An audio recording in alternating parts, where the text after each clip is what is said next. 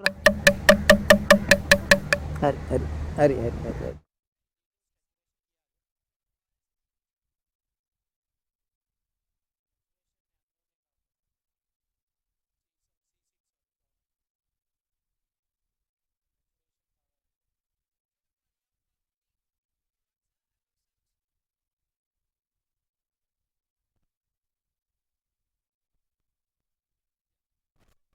Also, the two captains of South Africa and Bangladesh, Darnavir Nikak and Rumana.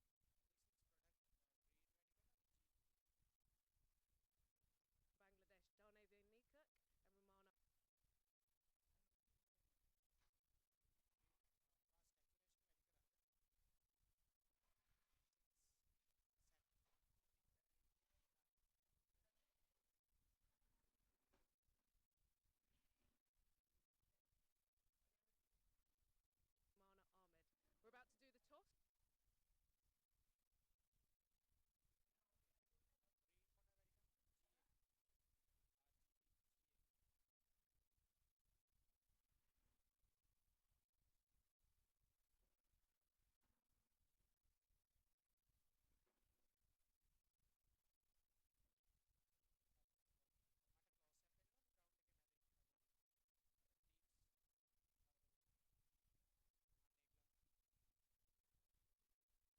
IAP Chandigarh chapter, Dr. Sudhanshu Grover.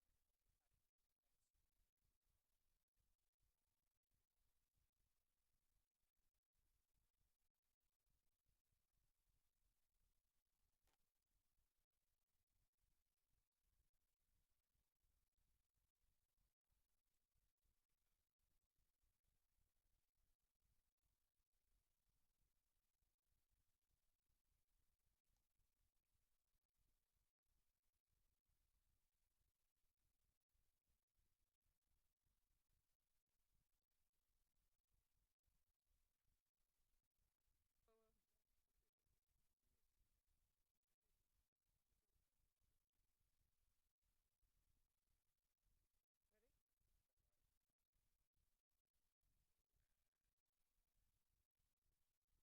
Hello and welcome to the Pisara Stadium at Colombo. Again, we have another Group B match for you in the ICC Women's World Cup qualifiers.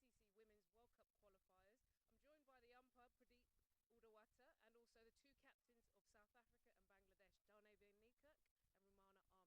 We're about to do the toss, so let's get started. Who's going to call? South Africa to call. Okay, South Africa to toss even. Rumana will call. The call is heads, and head it is. Brilliant.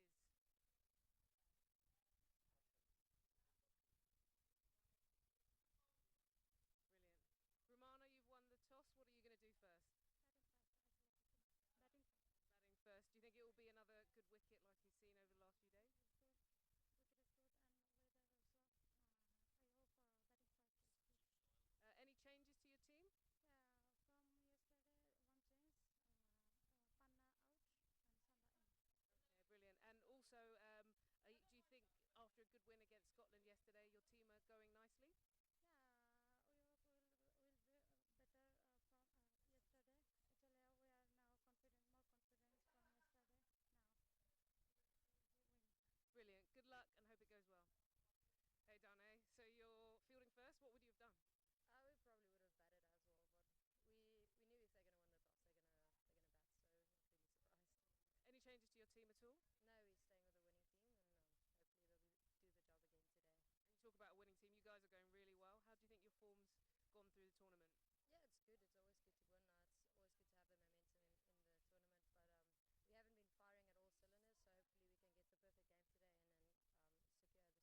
Brilliant. Well, good luck for today. Hope it goes well. Well, there we have confirmation. Bangladesh have won the toss and they're going to bat first.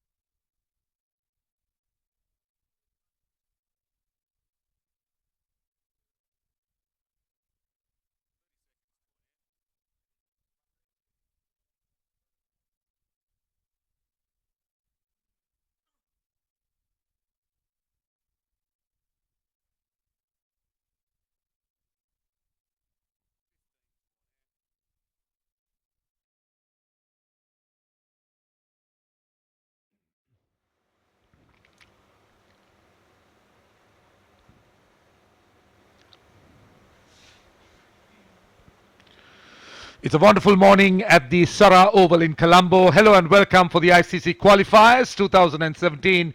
It's match 13, South Africa versus Bangladesh happening here.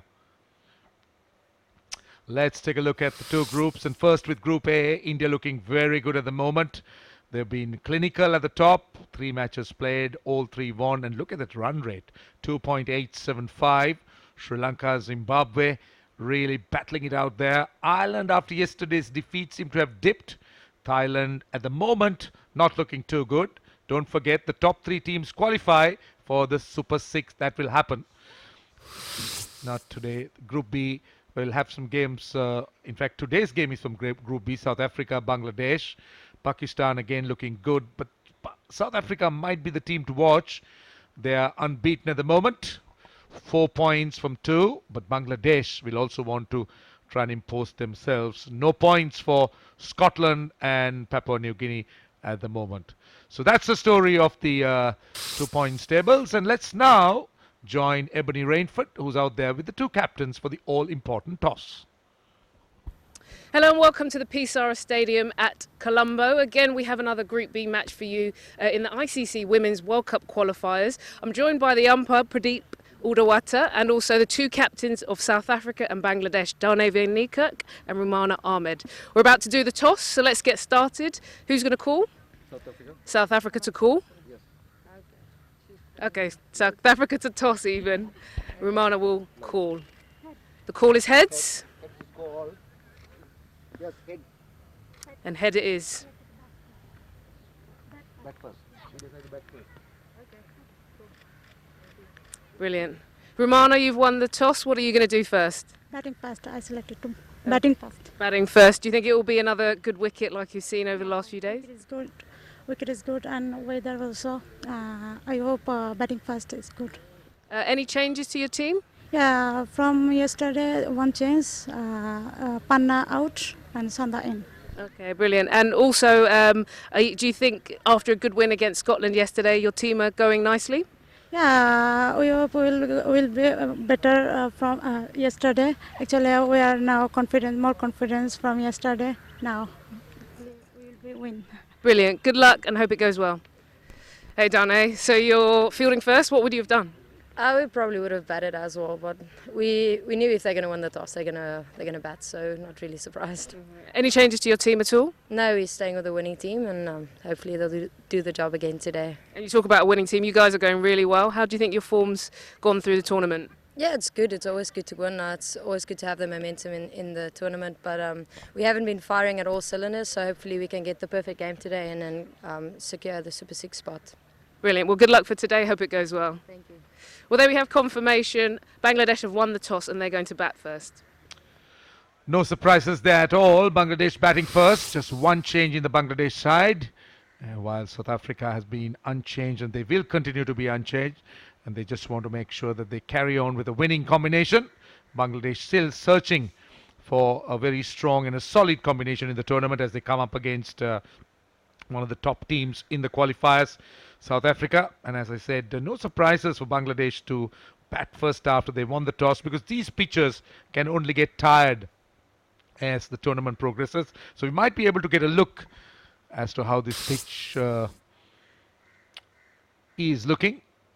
And there you are. That's how it is. Quite a few bare patches, and these are dry days in Sri Lanka, so it will be quite dry, and you wouldn't have too much of green there. And they're certainly going to be turned. Pitchers could get a little bit slow as the game progresses. And that grass is not live. So it's been there, it's been rolled in quite nicely.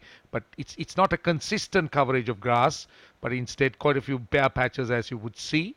And one thing is that the teams that have played so far, the girls haven't been heavy. So we haven't really seen too much of scruff-ups in terms of the follow-throughs and footmarks. But as the tournament progresses, as it's been played at the Sarah Oval, these pitchers will obviously get a little bit tired. So that's the Bangladesh huddle. And well, I got Anjum Chopra with me, the former Indian captain, and let's ask her what she thinks that Bangladesh needs to do to try and beat South Africa today. Morning to you, Anjum. Morning, Roshan. Morning to all the people tuning in to the ICCcricket.com and match number 13. Bangladesh needs to have that little hearty chat and a little encouragement going around.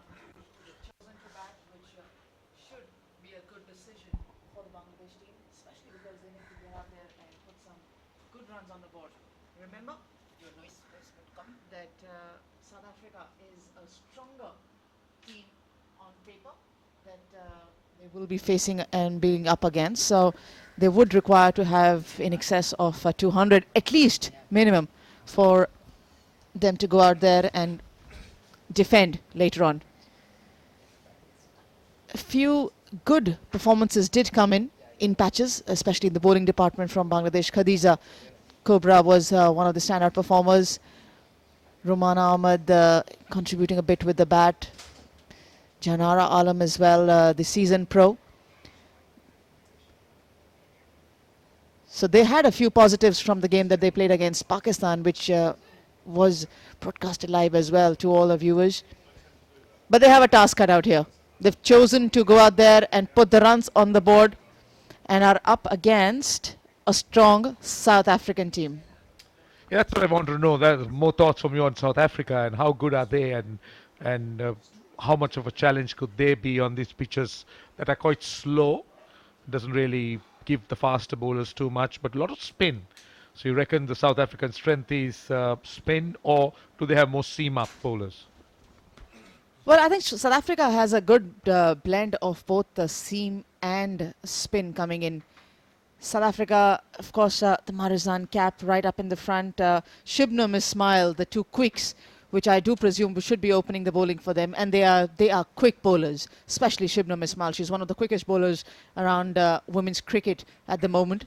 She's the main attacker. She's aggressive in her approach as well. So she should be there. But coming on after that, of course, the skipper, Danaiv Fanikak, the leg spinner. She is been one of the standout performers. Sunil Luce, a youngster who's been making waves in world cricket over the last few years. She's been one of the emerging players, also awarded by Cricket South Africa over the years. She's been one of the standout performers. So she's there as well. In terms of Chloe Tryon, there's another left arm quick that South Africa depends on, and she's an all-rounder. So I do feel that they've got a good blend, good mix of players. Ayabonga Kaka, another quick bowler. So they do have a lot of bowlers in their lineup, and these bowlers can actually go out there and bat as well. And that's why South Africa becomes a good, strong team. Talk about the qualifying round itself, Anjum. Of course, India has got through, and India looked the side as far as I've seen. But what do you reckon the next three sides would be? South Africa should get there. Pakistan look a good side. But then will it be a toss-up between Bangladesh, Sri Lanka and Zimbabwe, you think? I would think so as well, because they've not been consistent, especially Bangladesh has not been consistent in their performances. Pakistan, I think, should be an easy draft through the Super Sixes. But yes, Ireland, what we saw in the performances yesterday were a little patchy. The intent of hitting out and scoring. Again, I repeat the same thing, probably because it was against India that the intent was a little less. But I'm sure when they come and compete against Bangladesh or a Pakistan, their intent might be slightly more. But yeah, amongst these three teams will be definitely a call-up, and also an outside chance of maybe a Zimbabwe sneaking into the top six. Right, the two umpires are walking out there.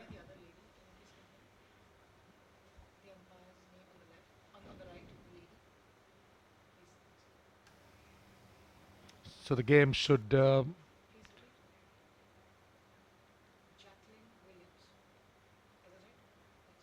the umpires coming out. We should have the teams coming out shortly. It's good to have some top umpires in the world officiating here. Yeah, absolutely. This is the first time that two lady umpires have been called for the ICC Women's Championship. Jacqueline Williams, the umpire, one of them in today's game. And the other umpire for today's game is Mr.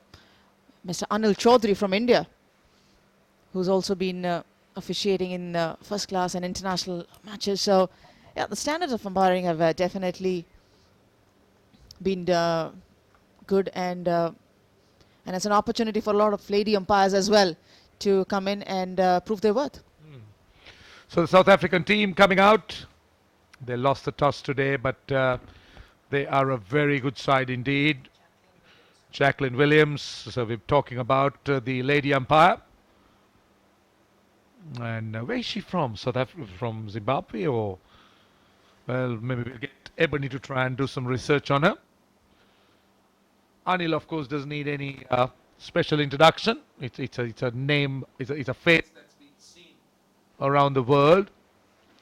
He's from India, and he's one of the top umpires in the world. I've seen him do a lot of international games, so it's good to have umpires like Anil coming over here and bringing in his experience.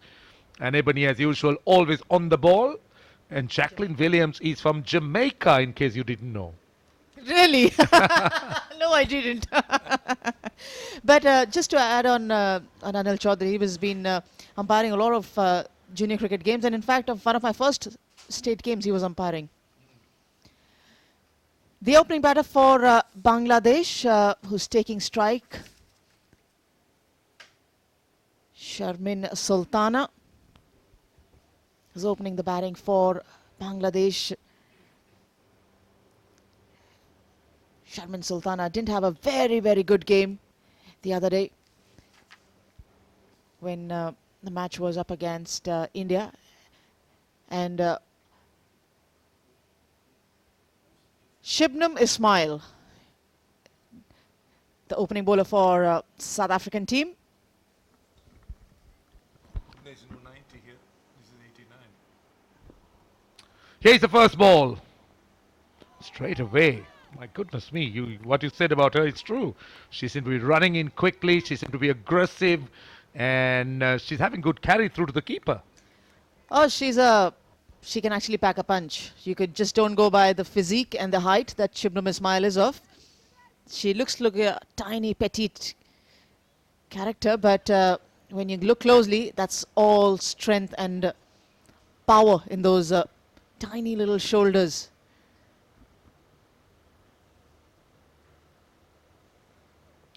She's quite wiry.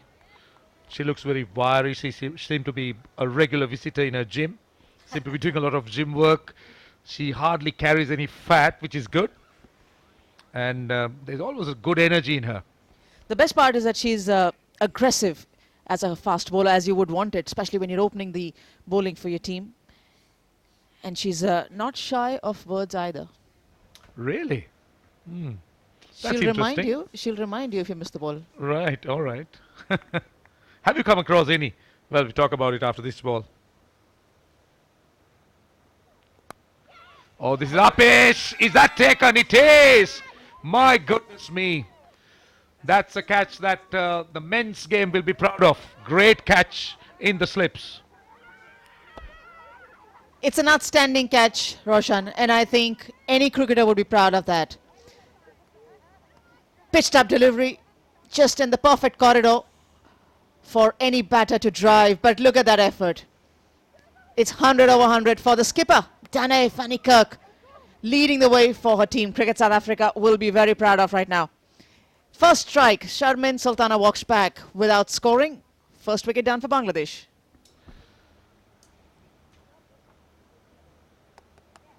It's a great start indeed for South Africa.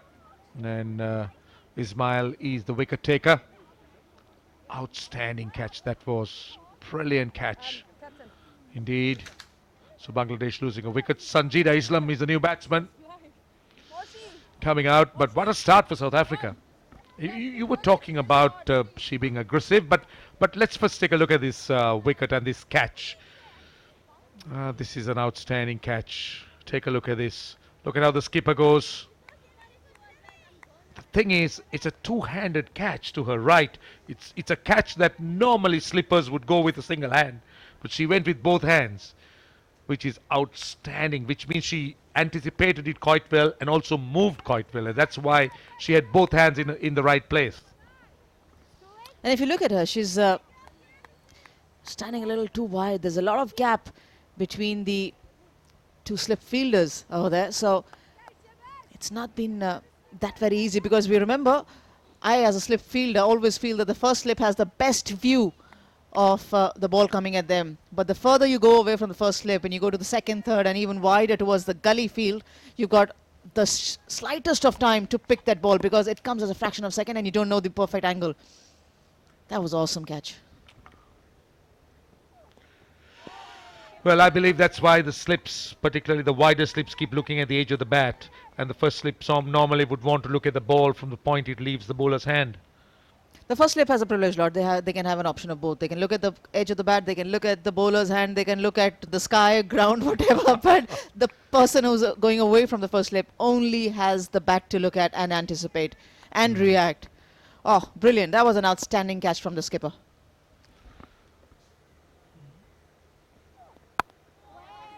Ismail has been running in quickly. And as you said, she looks aggressive, bends her back. Tends to be quite nippy, hits the bat hard, and also gets lovely away movement. Oh, you told me that she's not shy to tell you what she thinks, but have you come across, girls who sledge, particularly from Australia and England? Is that something common in the ladies' game? Maybe we'll talk about it after this ball. That's a good start for South Africa. Bangladesh not for one at the end of the first over. I always come across quick bowlers who have words to exchange. But I think it's largely to do with the nature of the player as well. Some players are aggressive. Some players like to show the aggression through their bowling. Shibnam is one of them. She likes to use that aggression.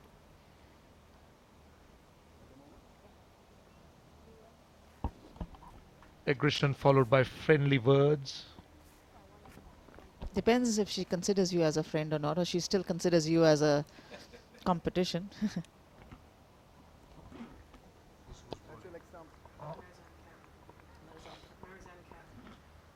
Marizan Cap coming in from the pavilion end, opening the bowling for South Africa.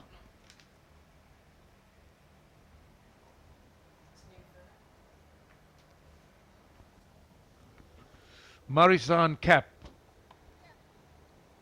You need to tell us a few things about her as well. Is she as aggressive as Ismail or different?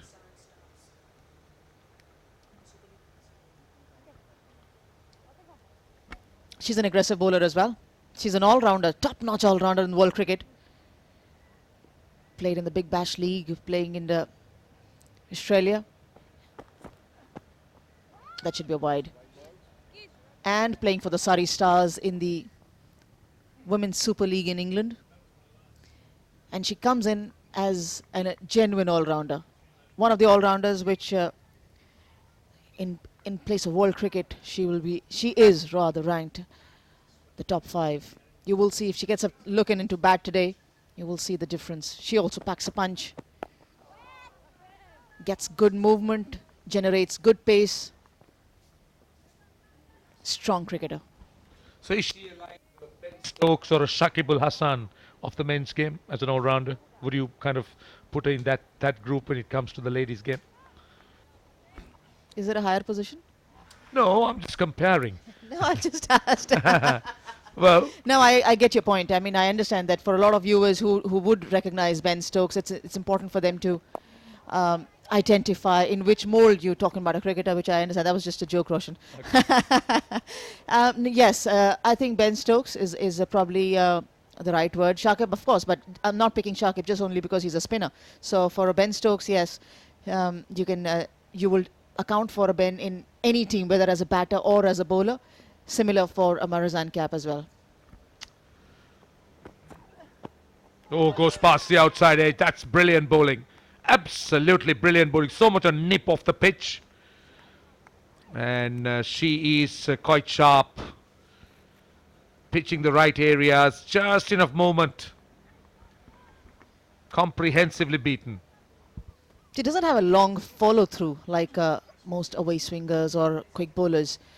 She's very strong in her delivery stride, and that's where she puts in all. Oh my goodness, what's going on here? Not now 1 for 2, and that catch was made to look easy. Just a slash, it went quite quickly. Very well caught at point. Take a look at this. Slashed outside off stump, straight to point. Leslie didn't have to move an inch. But just had to get her hands in the right area and complete the formalities. South Africa is on a roll here as Bangladesh have lost their second wicket. This time it's Akhtar who will have to make the walk back.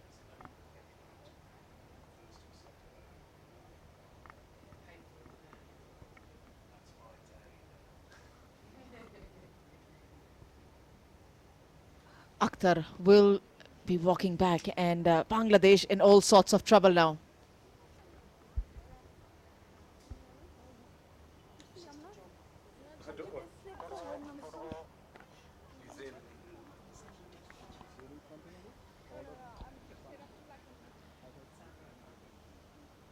So Pinky, that's the name we were talking about. She has nothing called Pinky. Fargana Hawk. I know that Ebony did do some research to find out what connection the name Pinky has to Fargana, but absolutely nothing. She just likes it probably. But her playing name is Fargana Haq, and she's out there with a mammoth task for Bangladesh to go on forward. They've lost two, just got one run in the form of an extra.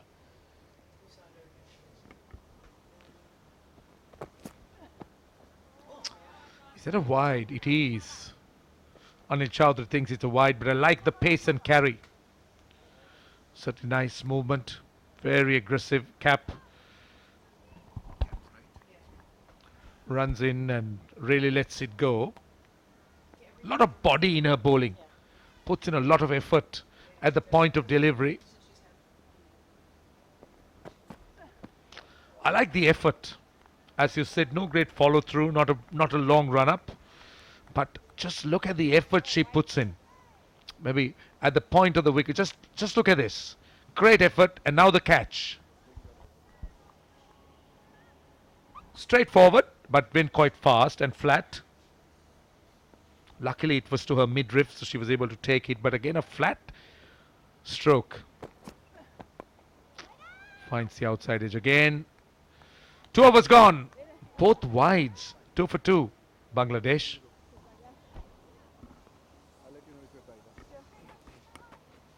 Didn't want to start like this after electing to bat first, Bangladesh.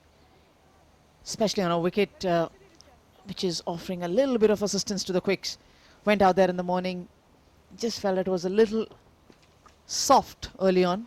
That may have been also because the groundsman must have watered the wicket, because the same one was used yesterday for the game between India and Ireland. But the fact is that by the time the day progresses, by the time the game starts, it's supposed to dry up a bit more, and it becomes easier to bat through. Sanjida on strike. One thing that we haven't still seen in the ladies' game in this tournament so far is the bouncer. We haven't really seen the lady quick bowlers coming in and banging it short, trying to intimidate. You see the lack of pace, but I think the South African quicks certainly have pace. They can do that if they want to. Yeah, Shibnam does deploy the bouncer as a surprise delivery. She does use it pretty well as well. I'm sure as the match progresses, if needed, she can use that pretty handy. But how much of a weapon is the bouncer in the ladies' game? Do they employ it a lot, or is it kind of considered a surprise? They do deploy, but I wouldn't say that every bowler can go out there and bowl a bouncer. It's probably a skill for just 1 or 2 bowlers in every team, or I'll say just 1 bowler in every team. Because I do feel that for a bouncer, you do require a kind of a skill, and also depends who's your opposition. Are they good enough to play the bouncer, or are they good enough to just miss it? Then there's no need for that kind of an effort ball. So, yeah, Shibnam Ismail, as I said, is one of those bowlers, and I'm sure as the match progresses later on, if required, she would not shy away from using it. That's why. Slipping down the leg side. So far, all the runs for Bangladesh has been extras. 3 wides, 2 from Cap and the 1 from Ismail. Good side, South Africa. At least the 2 opening bowlers look quite good. Like to see South Africa play India. Might be a good game. And at the moment, they won't be happy by those 3 wides that they've given. For the simple reason is that there's no intent showing from the batters.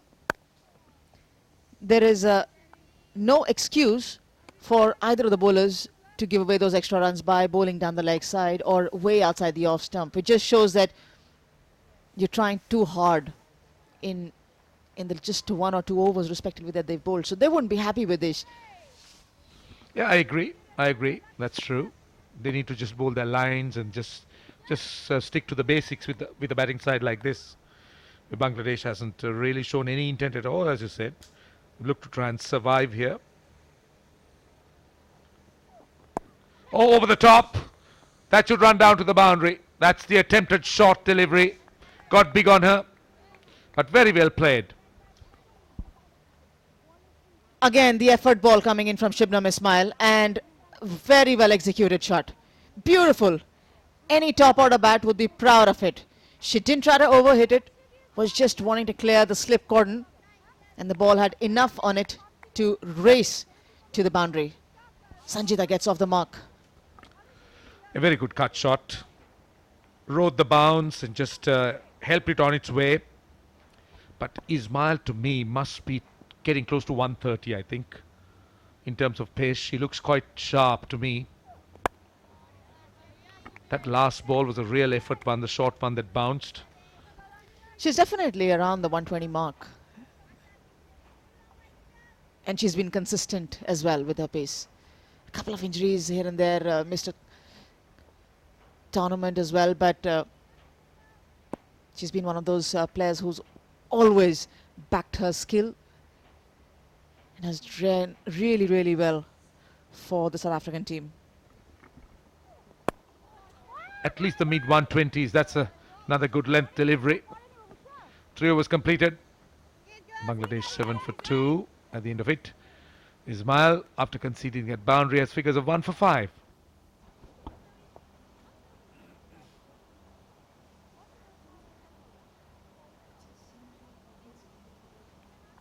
Oh yeah, I know. It's taking a long time. I agree.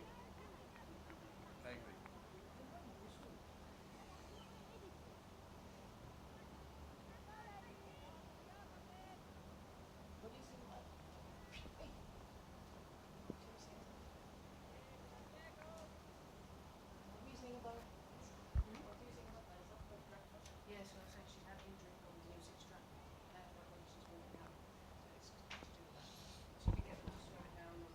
So cap will continue. Match number 13.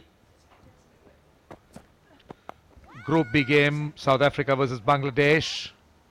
South Africa so far unbeaten side. And Bangladesh into their 4th game of the tournament.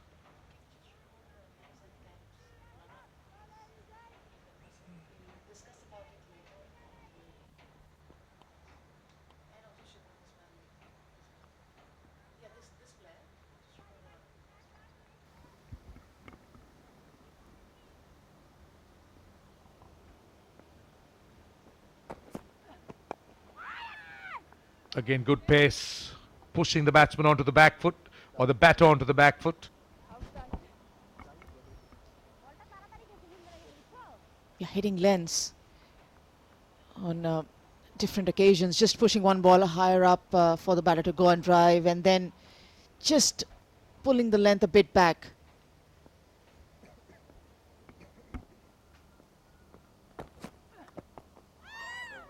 Very well bowled indeed. It's been a probing spell. She's been very good. Let's push the batter onto the back foot, and then looking to pitch the ball up.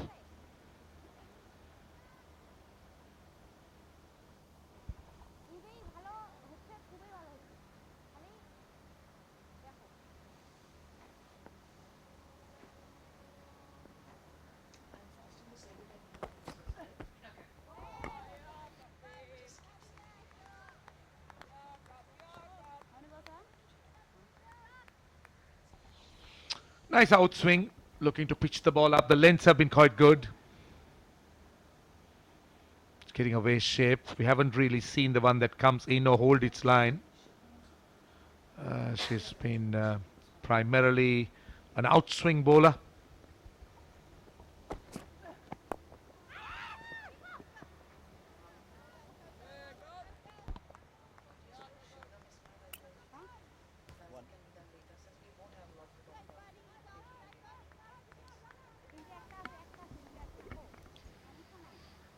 Just feel that she's just dropped her length a bit.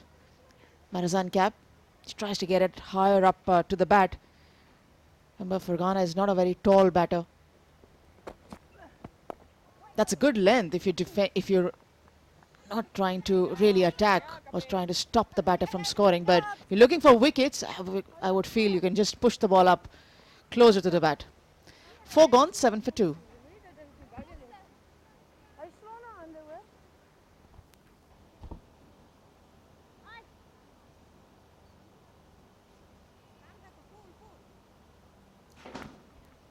Two wickets have been picked up by the South African bowlers. They would be keen on picking up more in the next couple of overs before the South African skipper even is prompted for a little change in bowling.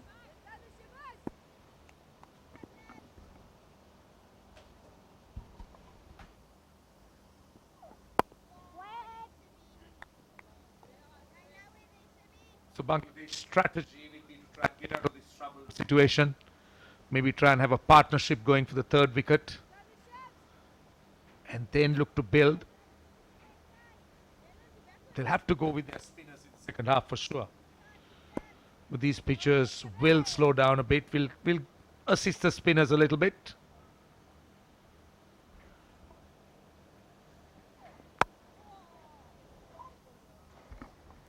Again comes to mind, when are the singles going to be taken? Now they've been driving straight to the fielders, both these batters. They haven't maneuvered the ball around the field. There are enough gaps. And because these bowlers are quick, the point and the cover fielder are right on the edge of the circle. The square leg fielder is starting from just outside the circle, which means that she's going to be finishing at the edge of the circle. So there's enough time to pick up those drop and run singles. This one. Survival seemed to be their main plan, though it's not going to help. Just dot balls aren't going to help. I agree, but sometimes the survival at the non-striker end can also be allowed. And I think, we've always grown up hearing and understanding that, cricket is always played from the non-striker's end. So with singles, I think it just eases that pressure off any batter, keeps the scoreboard also moving, and keeps the bowler interested. Well, there you are. You got your wish. She's finally got a single. She's changed the strike. I'm sure she's going to be breathing easy at the non-striker end much more. She'd faced 12 deliveries prior to that, Sanjida. So coming in a words of advice for her non-striker, Pinky or Fargana. Now what is Shibnam Ismail bowling? The angles. So 2 balls to go in the over for Ismail.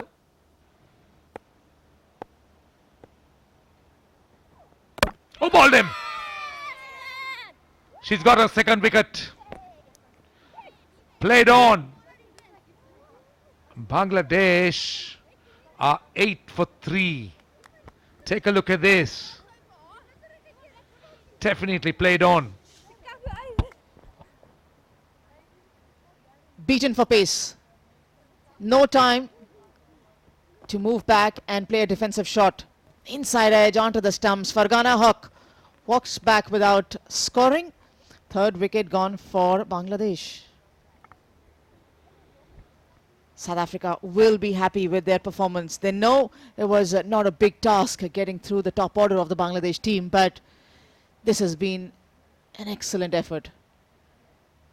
Strong performances coming in from both Shibnam Ismail and Marizan Cap. As the skipper, Rumana Ahmed, walks into bat for Bangladesh. So 1 ball to go in the over. Rumana Ahmed coming in at a difficult time. Bangladesh virtually on their knees at this stage. 8 for 3. Won the toss, decided to bat. It's not a pitch that has had too much for the faster bowlers. Just that the South African bowlers have run in and bowled with good pace. And also just making sure that they bowl the right lines. They've had a brilliant catch, caught at point, and now a bowled. So Romana, the captain on strike. Time for the captain to put her hand up. I can tell you that that's going to be easier than said for the Bangladesh batters. Last ball of the over. Oh, nothing shot there. 5 overs gone. Bangladesh in serious strife at the moment. 8 for 3 and Ismail has been good. 2 for 6 in 3 overs. Just to try and recap very quickly, South Africa has been very good. Just take a look at the first 3 wickets, or the 3 wickets of the Bangladesh innings. Take a look at this catch. Outstanding catch by the skipper at second slip. That was the first wicket. And then this one, another good sharp catch at point. And this is what happened in the last over. Done for pace. Just playing on to the stumps. So that has been the story of Bangladesh so far in the morning. It's over number 6 about to happen. Cap to continue. And in the box with me is Ebony Rainford. Morning to you, Ebony. Good morning. South Africa on fire at the moment.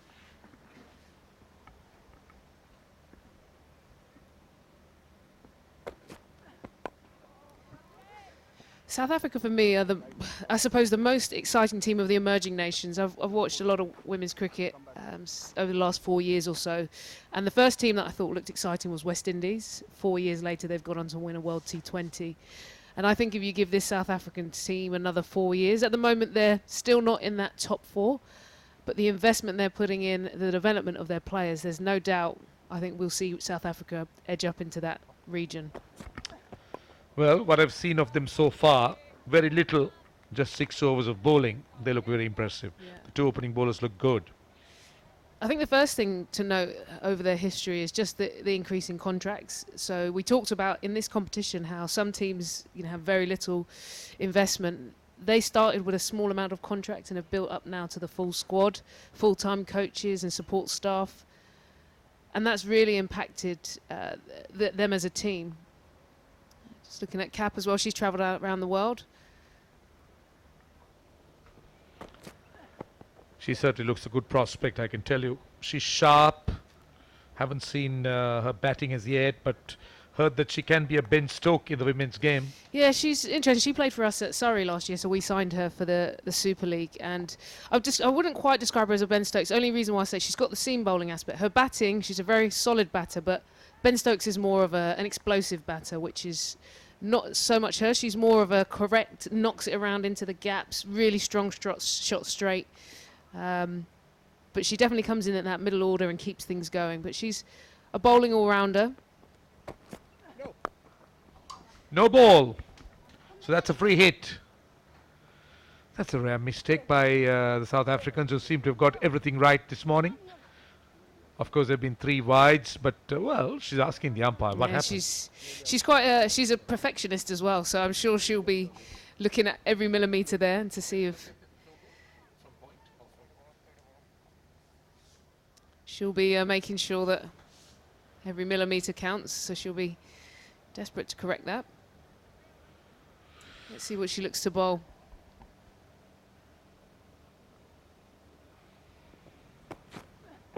Giving herself room. Down to third man. So useful runs of a free hit. Just a single. Let's take a look at that no ball from sideways. Did she really go over the line? It's hard to see, but I do think it would have been pretty tight to the line.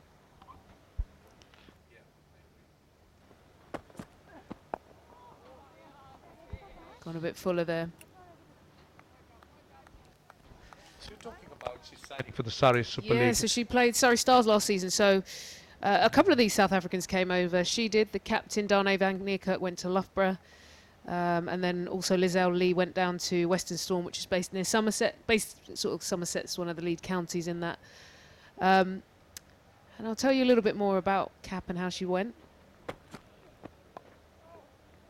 So another single down to deep point ends the over. It's 12 for 3 at the end of 6. Just a question for you, a quick one.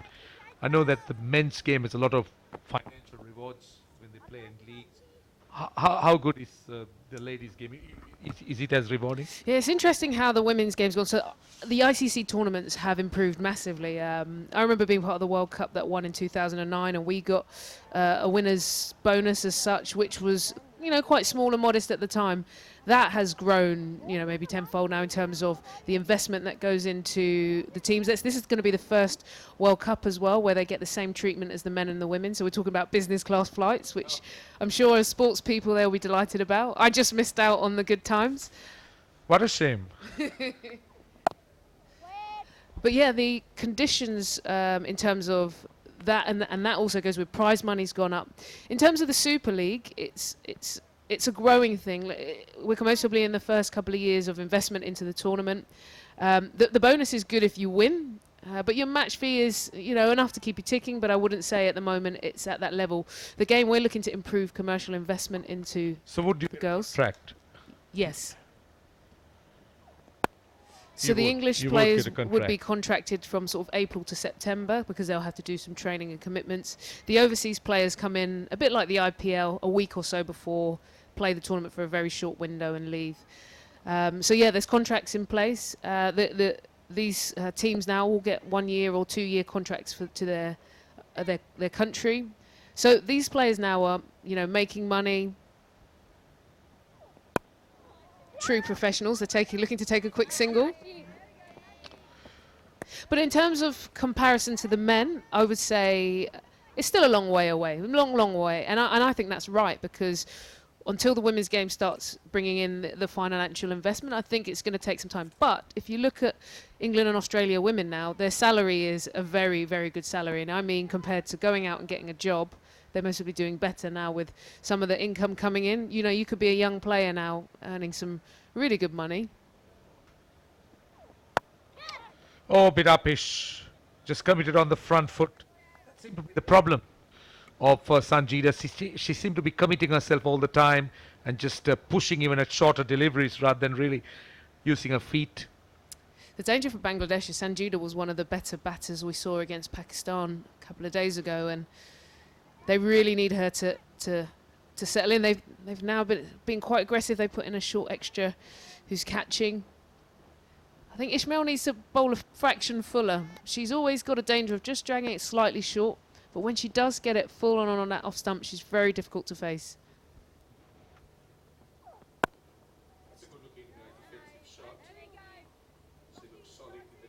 And also now in the men's game, of course, the wives have flown over, girlfriends have flown over, and sometimes the kids.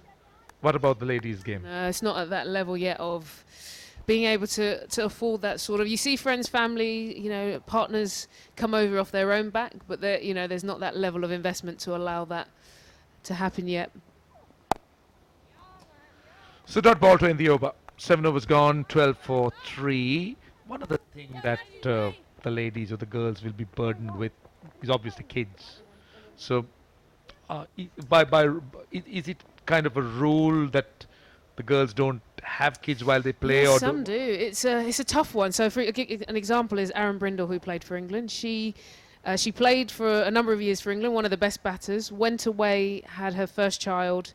Luckily, her husband was also into cricket and played club cricket with her. So there was like a love for the game in the family. So they agreed for her to come back after the first child. And then she played for another 2 years, again got to the top of the game. But then when they decided to have the second child, she just felt it was a bit much. She is still playing Super League, so she played last summer, but she's given up on the international level because it's a big burden to be a mum and playing. Nicely knocked into the leg side there. There's been a couple as well. Laura Newton was another England player, and I'm mostly talking more about the English because I know them well. There's been a couple of Aussies as well who've done it, but it is tough. And you know, anyone who has a family at home knows how managing work and travelling, you know, it's tough. And also to be the mum if you've got to do some of the early duties when your child's young, it's a challenge. So it does happen, but it is rare, and you tend to see a lot of players retiring a bit earlier because of that.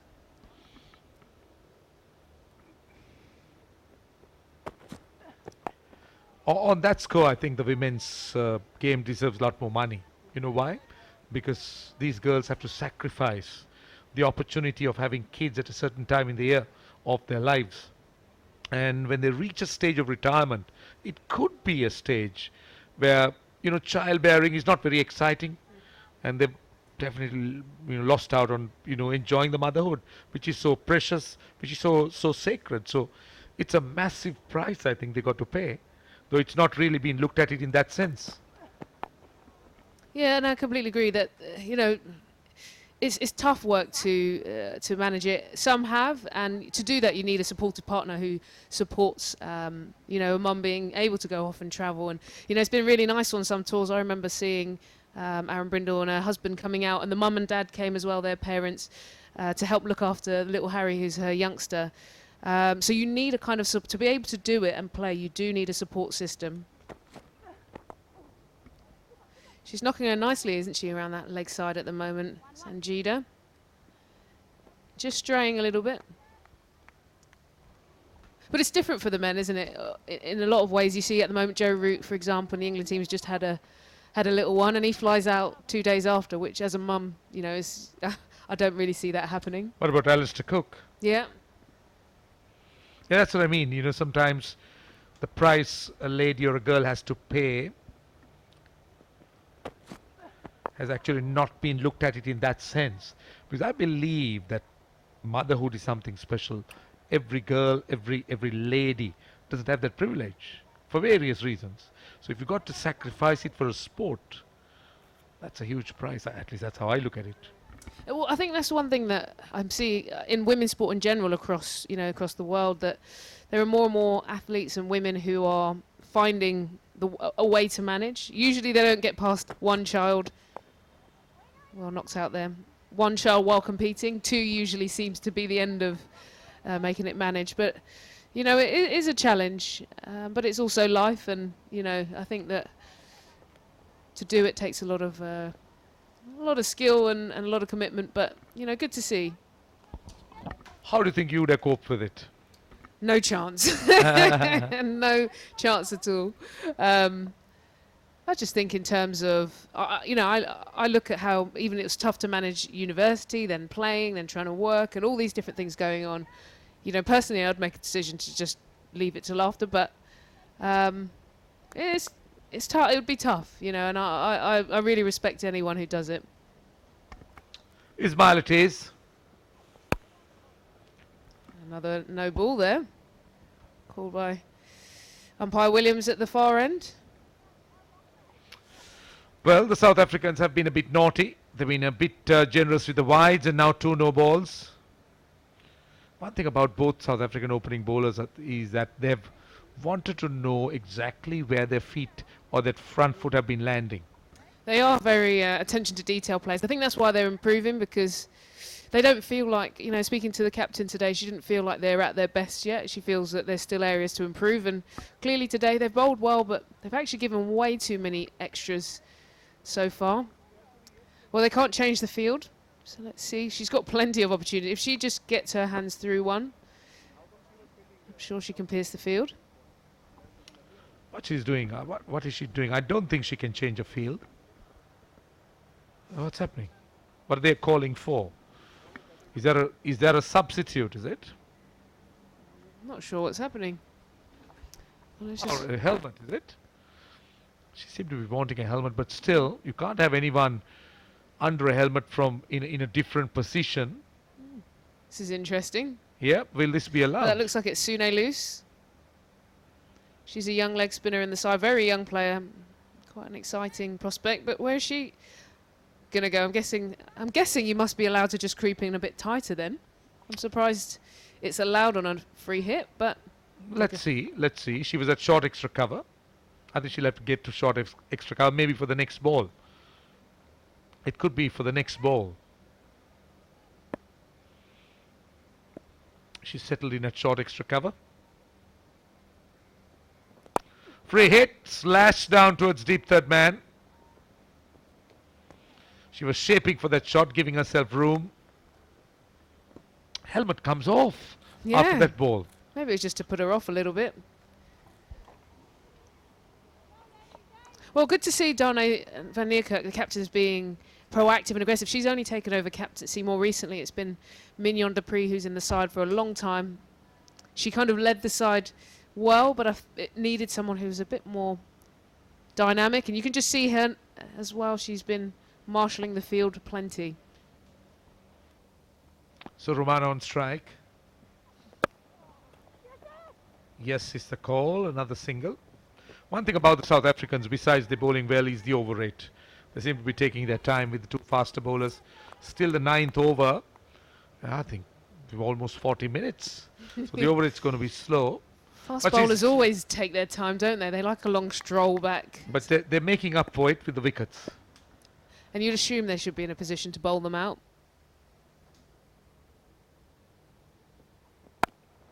How good is their batting, the South African batting? Good batting side? Yeah, good. They've got some really exciting players. One of them to focus on, Lizelle Lee, who's at point at the moment. Lizelle Lee's at point, and she's a really dynamic batter. She's very strong. She gets her hands through the ball. So 3 balls still to go in the over. Just going off the pad.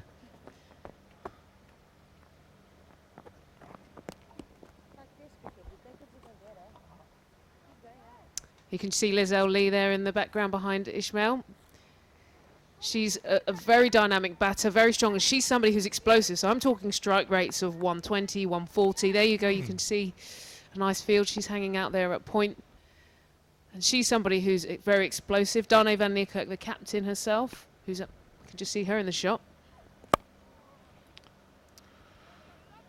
Straight to the fielder at extra cover again. We haven't seen the attacking shot still, apart from that cut which went over the slips of a shorter delivery from Ismail when she banged it short. Nothing in front of the wicket, just the singles.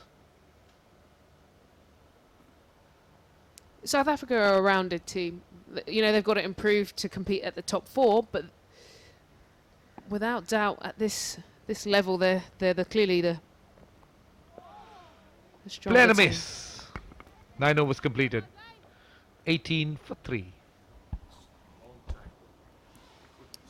One thing I've noticed here, and you can see even in this shot, lots of movement. The players are jogging. You can see the keepers moving, and a lot of other games so far, especially India, there's no movement between. I don't see the players running across at the end of the over. So South Africa have got a lot more movement, just energy, movement in the field, even though players are just going back to their mark.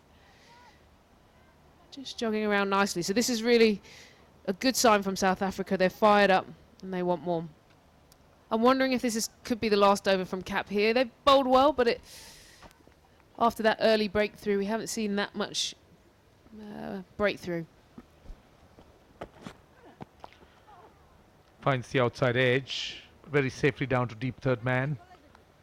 Well, it's also a very hot day. It's not an easy day for the fielders, particularly the faster bowlers, where it tends to take a lot out of them. So how good is the South African spin attack? Yeah, good. They've got Dana van Niekerk is a pretty decent leg spinner. She gets through with good energy through the crease. The captain. And also they've got Sune Loose, who's a young leg spinner as well. She's younger. She gives it a bit more flight. You know, maybe not as aggressive as Van Niekerk, but she's an exciting prospect, and they're developing quite nicely. So they've got a really good rounded attack.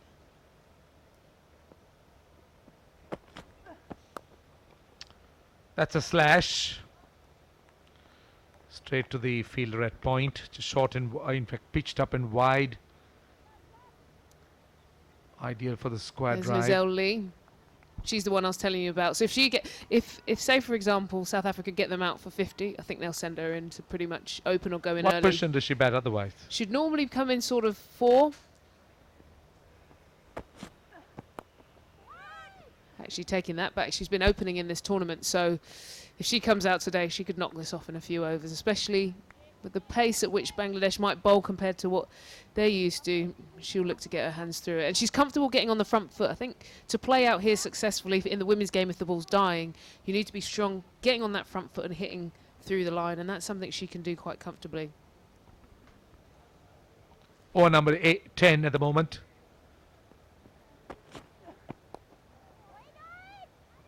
Good work, very good work at point. Giselle Lee always diving around. And this is commitment in the field, isn't it? You need to see that from the better teams.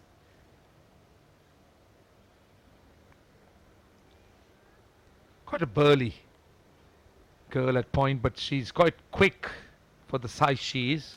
Yeah, she moves very well. Big structure. So it's a maiden, 19 for 3, 10 overs completed. Just having a look here. Nicely angled. You just see her moving nicely, full stretch. Just got the hands on it, but did enough to keep the ball just out in front of her. Good work there from Giselle Lee. It takes a lot to be at point and keep things tight, but so far South Africa massively ticking nicely. David, good to have you back. They've looked good, haven't they? They've looked good, and your Surrey girls bowl very well. She has. Good to see. She's a fabulous bowler. Like I say, she played over at Surrey. Here's Van Niekerk. She played over at the Loughborough Lightning team. Played very well, actually. The game against us, unfortunately, she got something like 80 and 3 wickets, something like that, and took us to the cleaners, really. So, and I say us being Surrey, I'll take that back. The game against Surrey Stars, whoever they are. But she's a fantastic leg spin bowler, so I'm sure we'll see a bit of turn from her today. Thanks, Ebony, who of course works for that south of the river team in London. She's moving out now. Now, this tall spinner.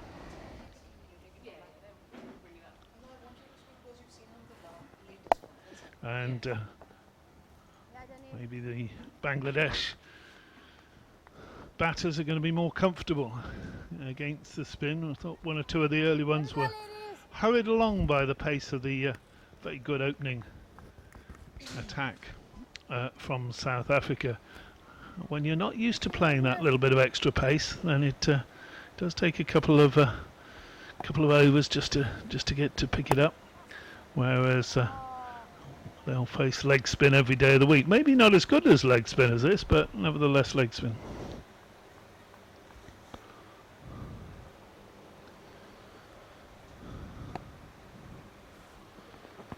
Oh, pitched that one nicely, but there was a little shout from the keeper. The keeper's in international cricket obliged to shout if the ball hits the pads. I think it's in most of their contracts, but that one was never going to be LBW. Again, nice bit of loop on that.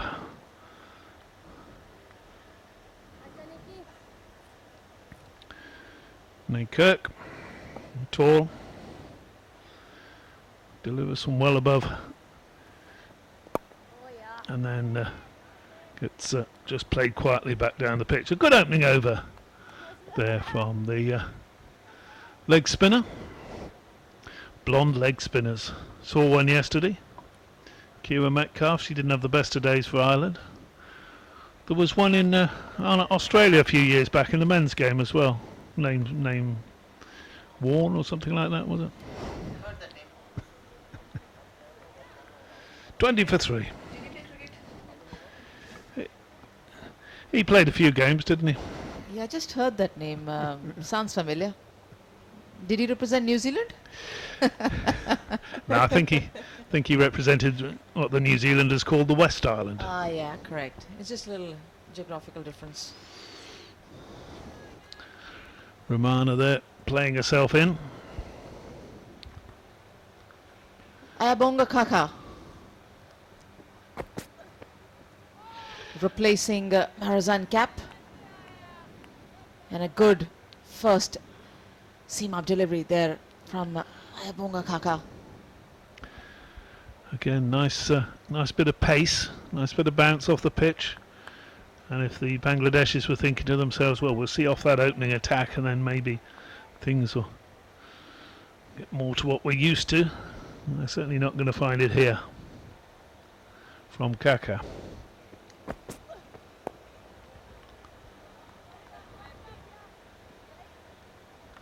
I think it's a nice mix of aggression and attacking bowling from the South Africans. By attack, I mean both the Marizan Cap and especially Shibnam Ismail were attacking bowlers, especially is Shibnam not shy of digging one in and not shy of shaping the ball away as well with some good, nice, genuine pace. And replacing them is Ayabog Ngakaka from one end, especially where Marizan Cap was bowling, who's a little more wicket to wicket, very limited in movement in terms of swing, on target, not letting one, especially any of the batters, get away, flash at it. Although she's got a slip in position, but it's good, simple bowling. They're the bowlers we've seen so far. Ismail taking a couple of wickets. I thought the Cap was the pick of the two of them, and then just the one over from the leg spinner.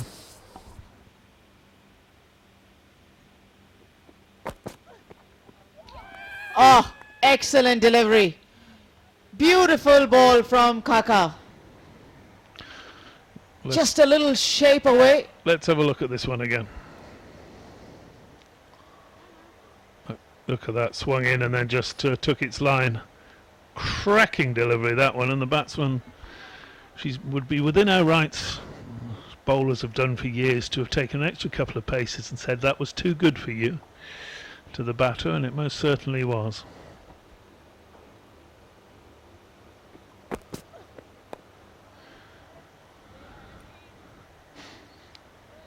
That one not coming out quite right. It was a slower delivery. Fighting though, Sanjida and her captain. Not giving this away, you wouldn't expect them to, of course, but certainly a challenge today.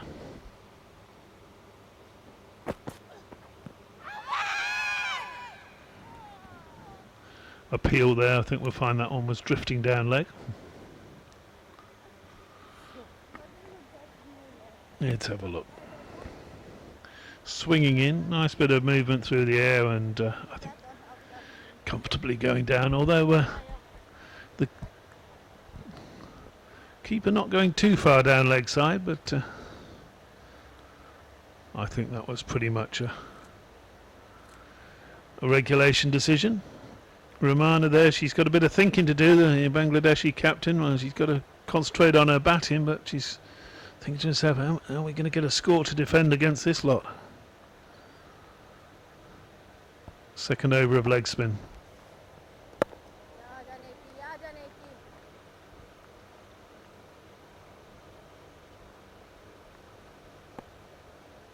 Feisty little cricketer there, Rumana Ahmed.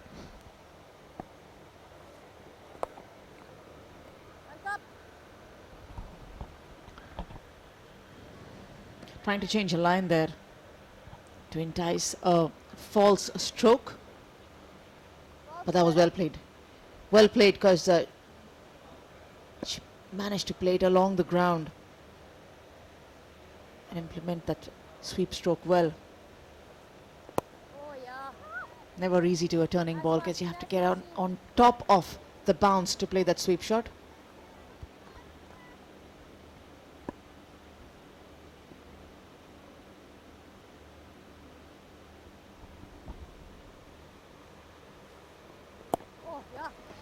Just get a feel of what she's trying to do here is release a bit of pressure for the Bangladesh batters by not deploying close-in fielders, not deploying any slip or forward short leg or even a silly mid-off. None catching the ball for the leg spinner Nikirk.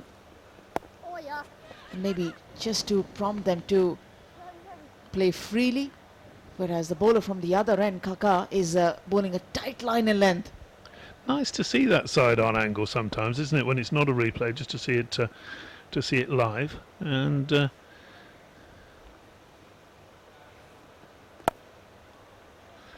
And because when you go to a cricket match and watch, not everybody sits behind the bowler's arm. Very often people like to sit side on. They have their favourite seats in the ground.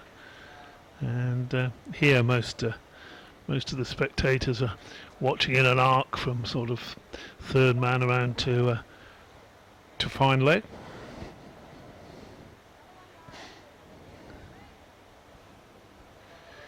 (13 for 21 for 3).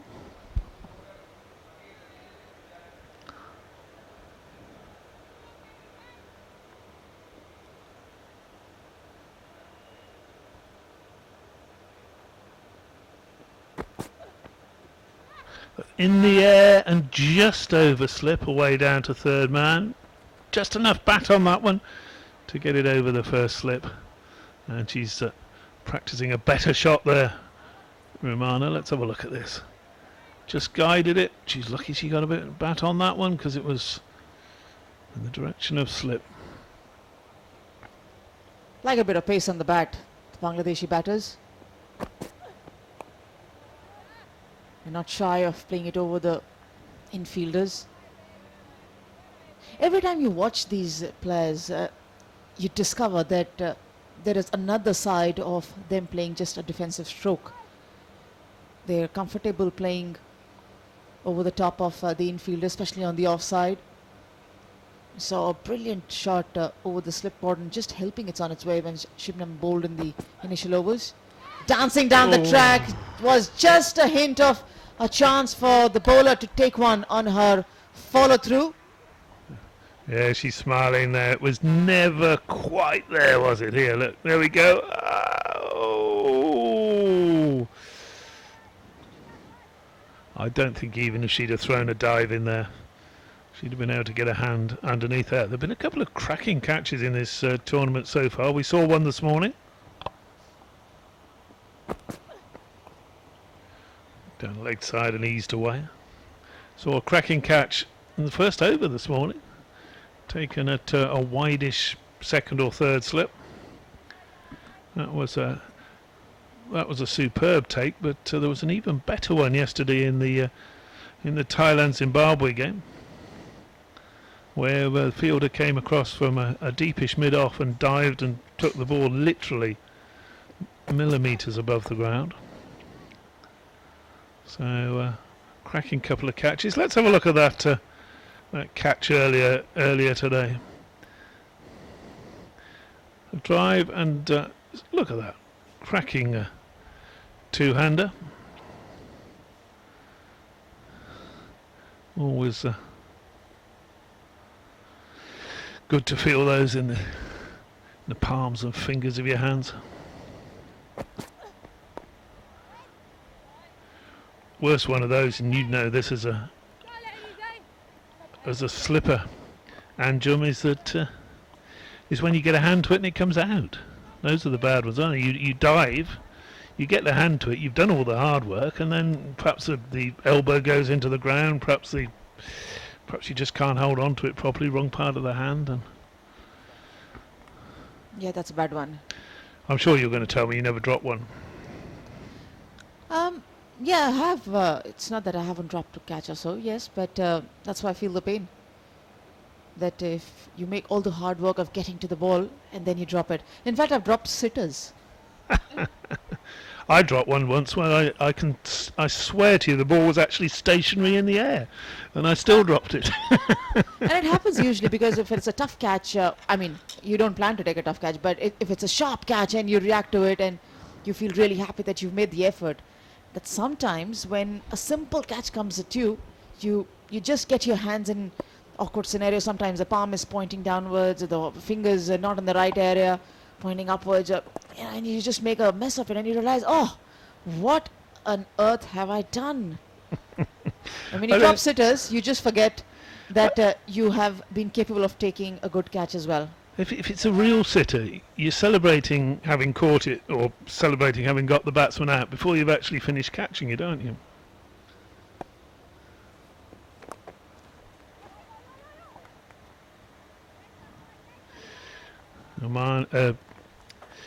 Romana thinking of a single there, but being sent back.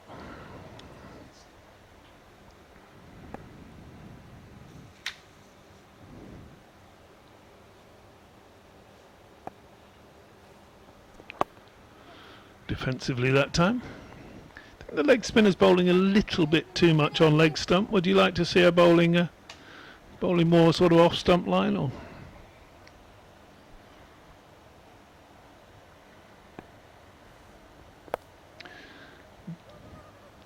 That one was more off stump. Whoa, good throw coming in from the deep there, my word. Good job that was backed up. Trisha Shetty, the wicket keeper.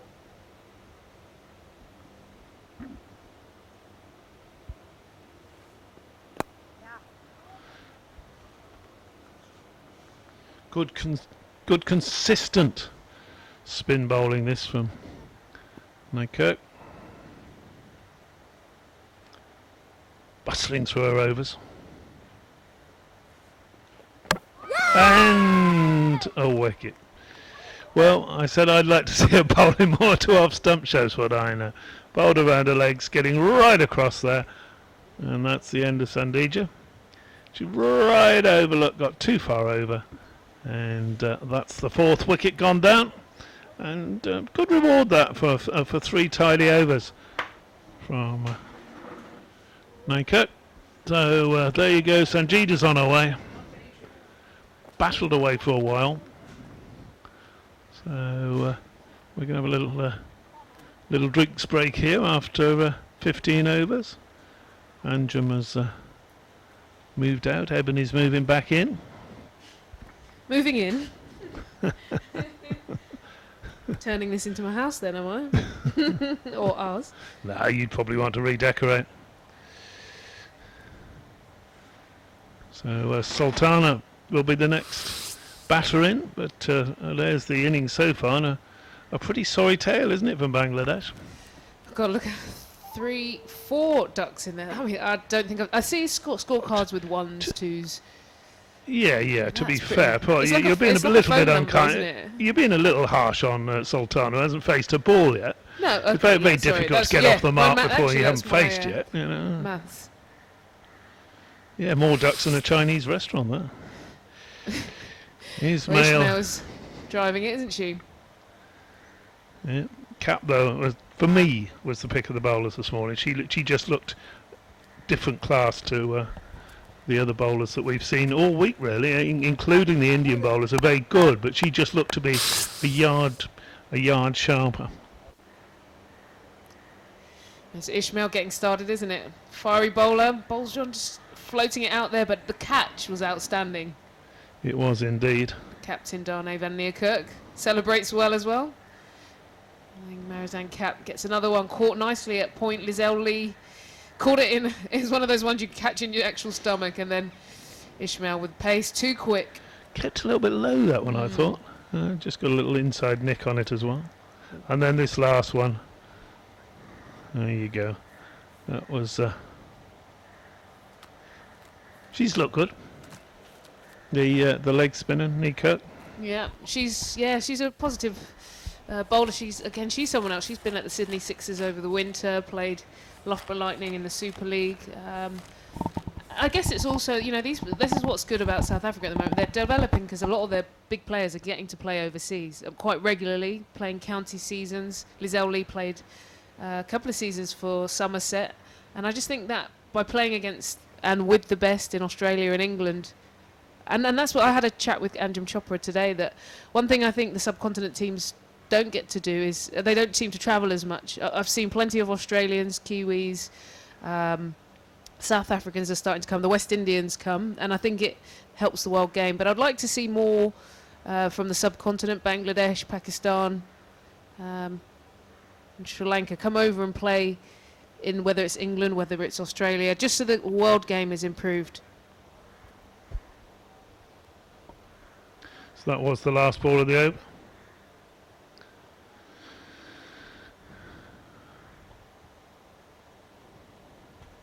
Naigar Sultana, she'll have a chance to maybe just to assess the pace of things from the non-striker's end, couple of deliveries before she begins.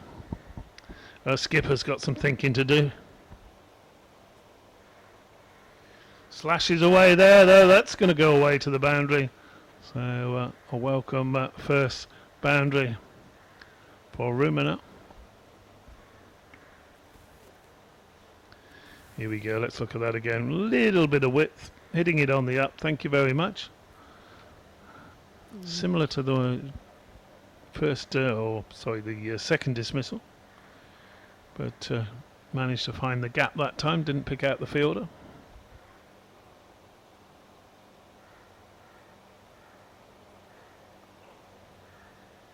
On the stumps that time. Kaka's been around a little while. Pretty solid bowler. I think it does help when you've got that medium pace, a change of pace. Obviously, you've got Ishmael and Kapu who are that bit quicker. I'd like to see her bowl in tandem with them because I think for the batsman it might be actually more of a challenge to adjust to the different paces. But hers is a bit more floaty.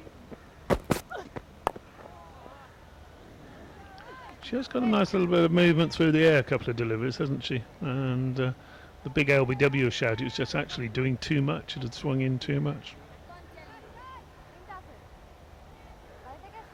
Getting a bit of advice there from the senior bowler, or certainly the quicker bowler, Ismail.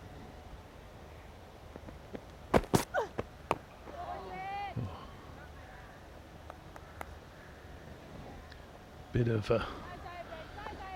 Nice bit of shadow batting there. bit of grunting going on when she delivered that one as well. That's a sort of tennis thing, isn't it? Yeah. So are there any that sort of regularly do that on the women's circuit with the when they deliver? Not regularly. Catherine Brunt's been known for, the English bowler's been known for making a bit of noise. There are different theories, of course, in tennis. One says that it's actually gamesmanship. It's you do it to actually put off your opponent. You let the grunt go at different times, and what happens is that you're trying to disturb the rhythm of the opponent because you grunt at different times during the serve. So sometimes you'll grunt just as you're hitting it, other times you just grunt a bit early and disrupt the rhythm. That takes some skill to be able to time your grunt. I thought it was quite funny. I watched the Australian Open final between both the Williams sisters, Serena and Venus, and the umpire at one point had said, "No more grunting, please," or "less grunting." And I was thinking, you've got two of the biggest ladies who will. How are you going to prevent this? This is, it's pointless saying that because you know who's playing. I think sometimes they have to try and introduce a bit of decorum, don't they? I think the ladies grunt a bit more than the men, to be fair. In tennis. It does sort of indicate you're putting a bit of effort in, though, doesn't it?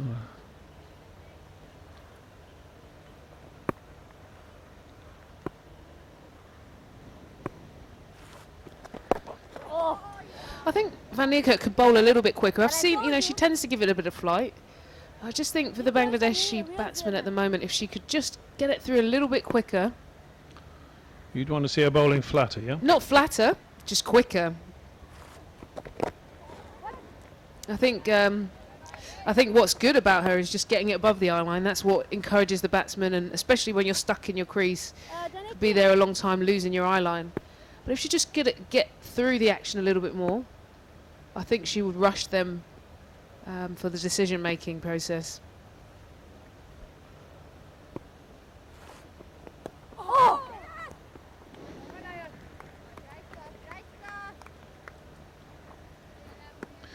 Kaka doing the fielding now.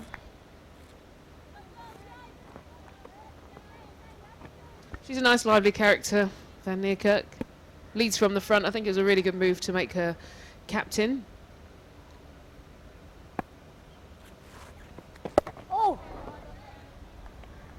Took over from Mignon Dupree maybe nearly a year ago now. Tough decision. Mignon had really led the side well. She'd kind of seen them through the ascendancy, but it just needed that bit of extra edge. How did that miss? I don't know. Romana had no clue. Let's have a look. Well, it knocked the fourth stump out, didn't it? Oh yeah. Well bowled. Another good over by the skipper, Van Niekerk. She's now bowled 4 of her allocation of 10 overs. 5 overs each from the opening bowlers. I wonder what their bowling options will they'll go to. They've got a couple. They've got Sune Luce, who's a young leg spinner, very young but exciting prospect. Gives it a little bit more air.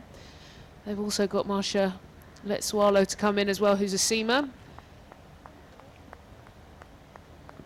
Just be interesting to see their tactics. They've got to be ruthless. They're keeping the field pretty aggressive. Still a slip, catching extra cover.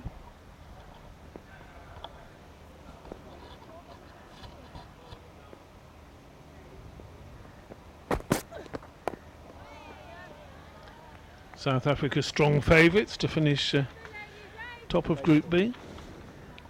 India, of course, almost assured of finishing top of Group A. Wonder whether those two will be in the final. The final here on the 21st of February after the Super Sixes next week. Of course, India and South Africa will be meeting each other in those Super Sixes. They're both guaranteed a place in the Super Sixes already. So that'll be perhaps a warm-up for the final. Or will Sri Lanka or Pakistan gate crash the party? Couple of runs there.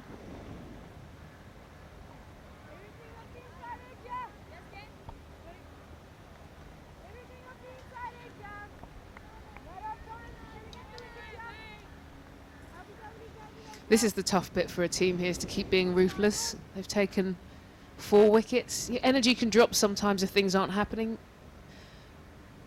South Africa got to find a way to stay on top here. Well bowled.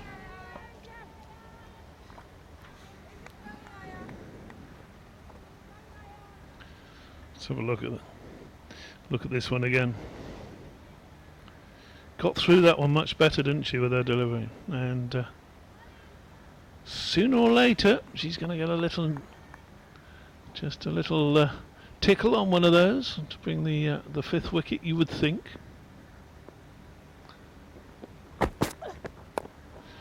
And then again, that one just a little bit more floaty. Whoa! Throws. Oh, no, not quite.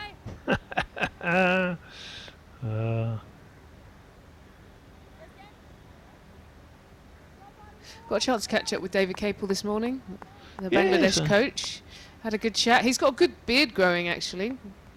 Nice coverage. I think he's been spending about 4 months or so out in Bangladesh. He was appointed recently for the new head coach role.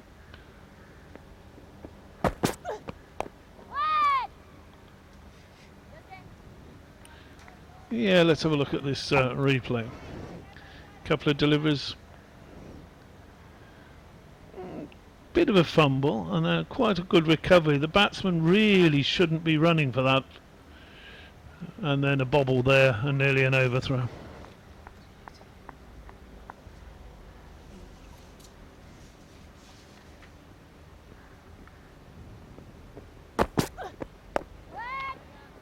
On the money again.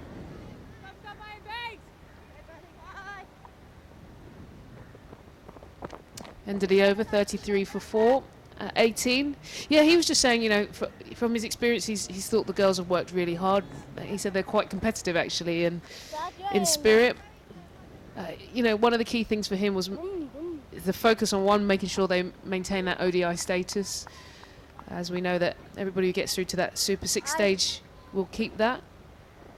And then obviously from there it's about qualification. But he was really key because that impacts so much going forward.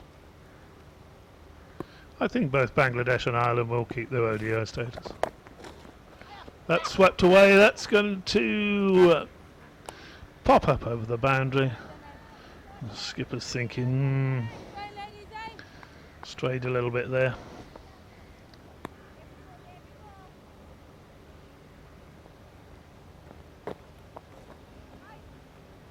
Best shot we've seen in a while there. They're nice from Sultana. Just drifted down that leg side. We'll have a look shortly.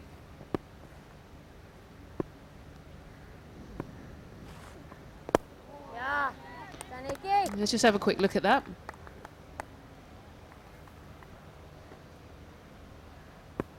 Yeah, just got too far down leg. Well picked up and helped round the corner.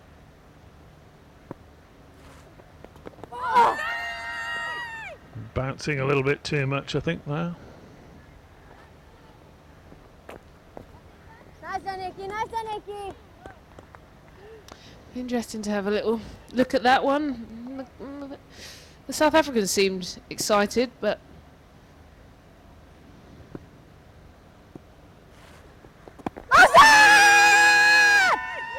and here And they gone. The ball before had just popped a little bit too much, and that time another shout, another straightish delivery. Pitching in line, straightening. Let's have a look at this.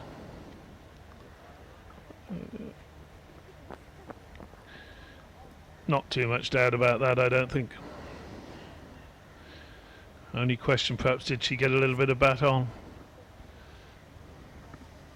Sultana gone for 8 off 11. It's tough going, that. She hung around for a little while, but it was always a challenge. Lots of hands, shakes for the captain, as it should be. She seems to lead from the front, actually. Every huddle there's been a lot of chat, but in comes a new batsman with a lot of work to do when your side's 37 for 5. New batsman coming in is Katoon, who David Capel, he rated her very highly. He thought she was a talented player, in particular bowler. She bowls a bit of spin. But coming in at 37 for 5, I don't think it matters how good you are, it's going to be tough going. Well, this is the problem, isn't it? You know, the Bangladesh batters who were picked for their batting have had problems with this South Africa attack, and now you're asking 7 down to try and sort of drag you up to some sort of score that you might think to yourself, well, you know, 130, 140, maybe we'd have a slither of a chance.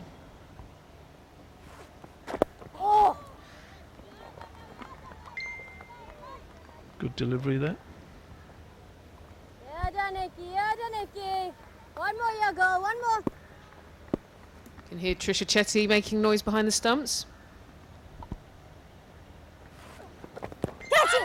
That's got to be close. Maybe just drifting down the leg side. Skipper wasn't having any of it. Maybe a bit of bat on it. Another good over though. Van Niekerk 2 for 9 now. She's bowled 5 overs. Look, I think she's a brilliant player. She's taken over. She's led this team.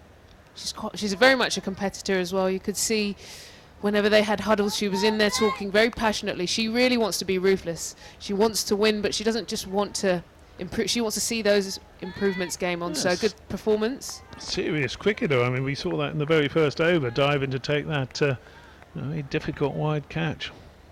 Tough for Bangladesh at the moment. Panagosh, you can see in the middle with the sunnies on.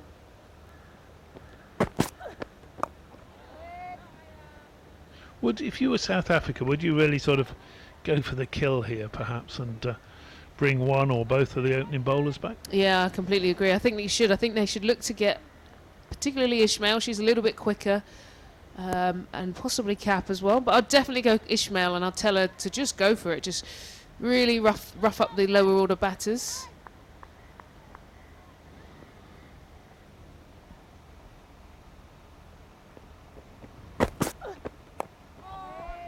Because at the moment, good as Kako is, she's a couple of yards behind the 2 opening bowlers, isn't she?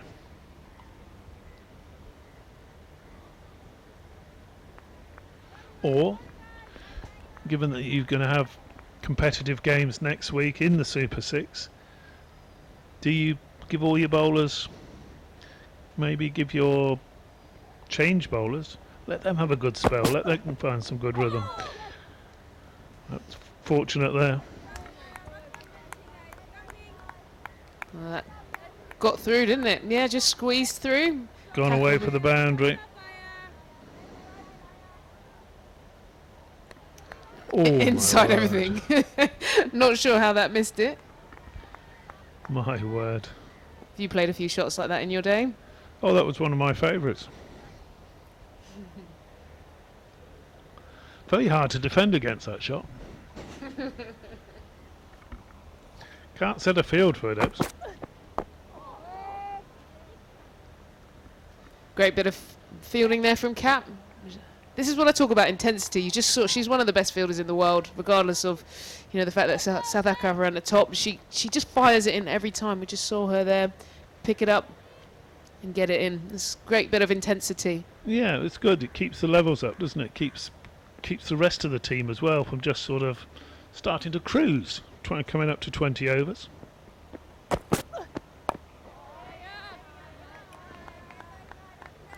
Defending easily enough against Kaka, but where are the runs coming from? 41 for 5, barely 2 and over. I think the most exciting thing for South Africa here could be if they can get Bangladesh out for a very low total and knock it off quickly, they can have almost a half a day rest, which in these tournament competitions is massive. Players would take anything just to have an afternoon off in the pool. I would have thought that was worth an appeal, maybe a little bit of bat on it. She didn't turn and ask the umpire. Let's just have a look at that one then. It's going well down, isn't it? It looked a lot straighter from where we were looking at it live.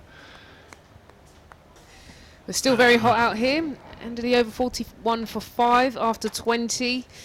Temperature's 31 degrees, it says on my which has been quite consistent actually. I think we're going to have Roshan come in, but every day it's been around that 30-31 mark. Sweltering heat, but beautiful. It's beautiful weather here as Van Niekerk continues. What's her name? Dani Van Niekerk. She's been a very interesting leg spinner, Van Niekerk. One thing that I haven't really understood is she's got a short leg in, but where is the slip with the leg spinner bowling? Why don't you have the slip for the outside edge? Well, that's something that I really find difficult to understand unless she's bowling to a 5 fielders leg side field, so she's looking to bowl midland leg. But I still would like to have a slip with a leg spinner on. What do you reckon, Anju? I agree. 200%, if that's allowed. Yes. In the air, but lands in safe. The only reason probably, Roshan, that she has not deployed a slip for herself is maybe a couple of overs she wanted to get her line and length going, and she came on in the 11th over itself to bowl, so that could have been one of the reasons that she was not very confident where the ball is going to be landing in. And the other reason is that if you see, she's pitching largely on the middle and off, on the middle and leg, and the ball is not turning that much, whereby she's not allowing the batter to nick the ball and get the ball towards the slip cordon. That's another full toss.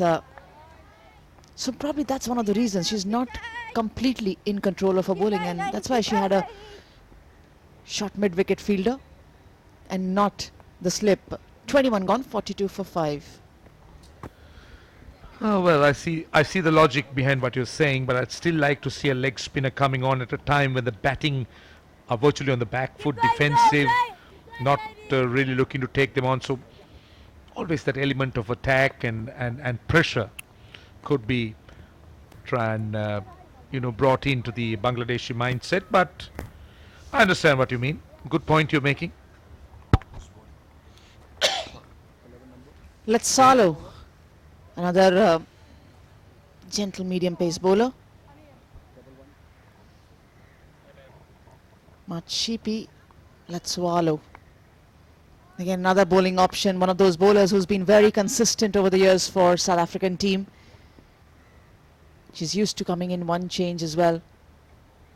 Today brought back much later. Starts off with a good line, but I get the feeling that the length is a little bit too full. See, when Sri Lankans were playing and when we had visiting commentators coming over, I always thought that pronouncing the Sri Lankan name was difficult. But I found how difficult some of the South African names are. Not Lesotho, but there are some really tough ones.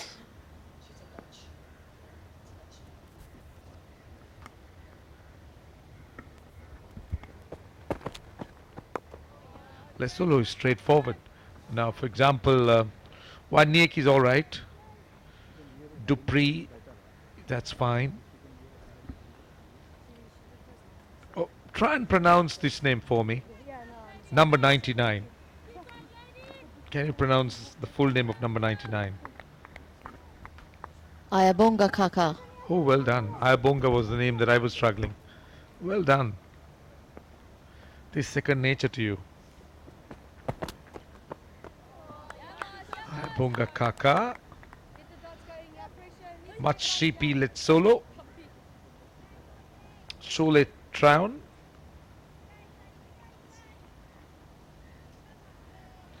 Some of the names in the South African squad, that is.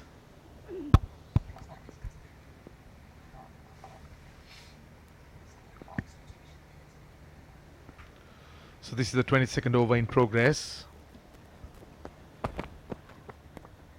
Bit too wide, that's a wide. Anil Chowdhury had no hesitation in calling that a wide from Letsolo. Already 4 wides and 2 no balls. They bowled 1 extra over.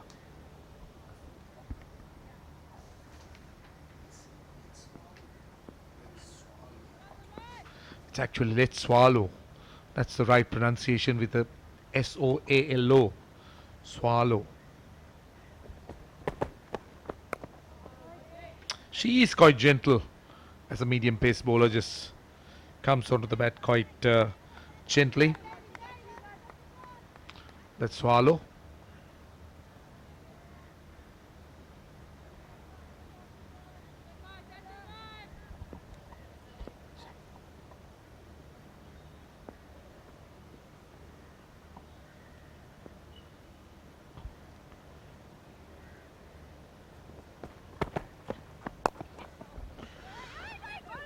Oh, they don't get a single there. That's poor running. That's poor running, agree. That was a single for the taking. Again, if you play so many dot balls, you just miss the art of picking up a genuine single, an opportunity of rotating strike.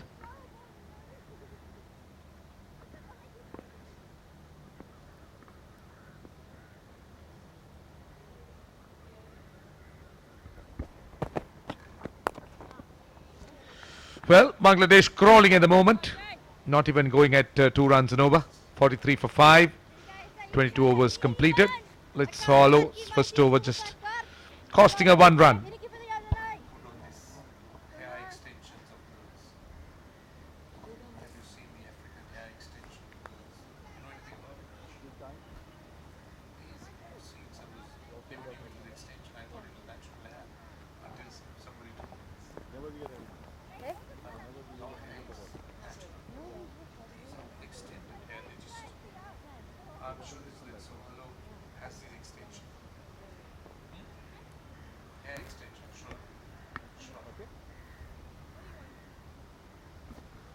Same place.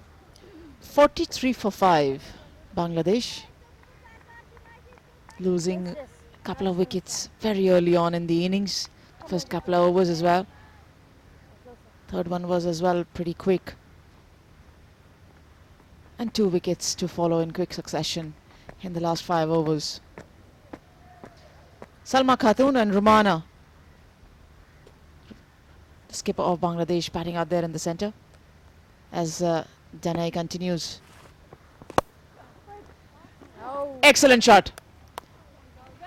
Didn't try to overhit it, Romana.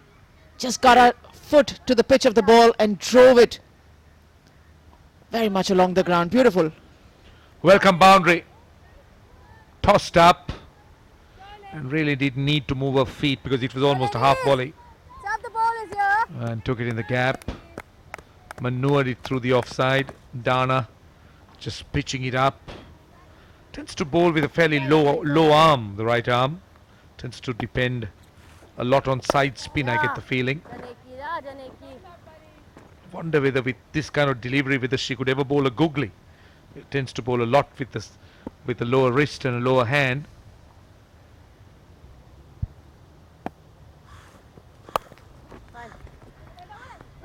Cannot bisect that field. She's got a deep square and a deep mid-wicket. That's why two fielders patrolling the ball that can be played in that region. Again, just drifting down the middle and leg side, just limiting her chances of picking up a wicket. See, this fielder Chloe Tryon is there stationed at a short extra cover, beg your pardon, a short mid-wicket field. Just this there for an uppish on drive, which means the bowler expects the ball to be landing more in that area. Surely that's not an area where a turning leg spinner would be expecting herself to be picking a wicket up from. So that's definitely a different approach to leg spin bowling.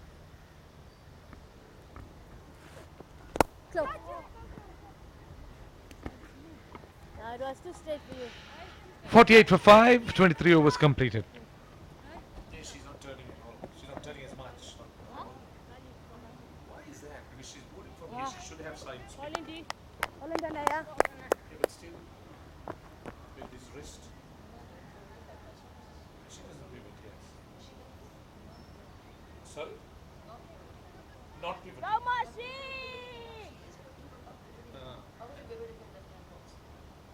many?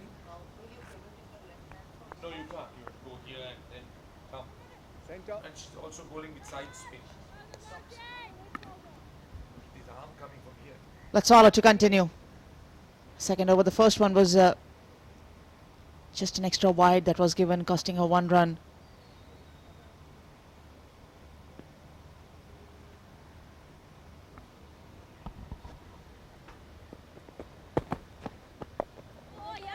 South Africa have been good. They've been penetrative.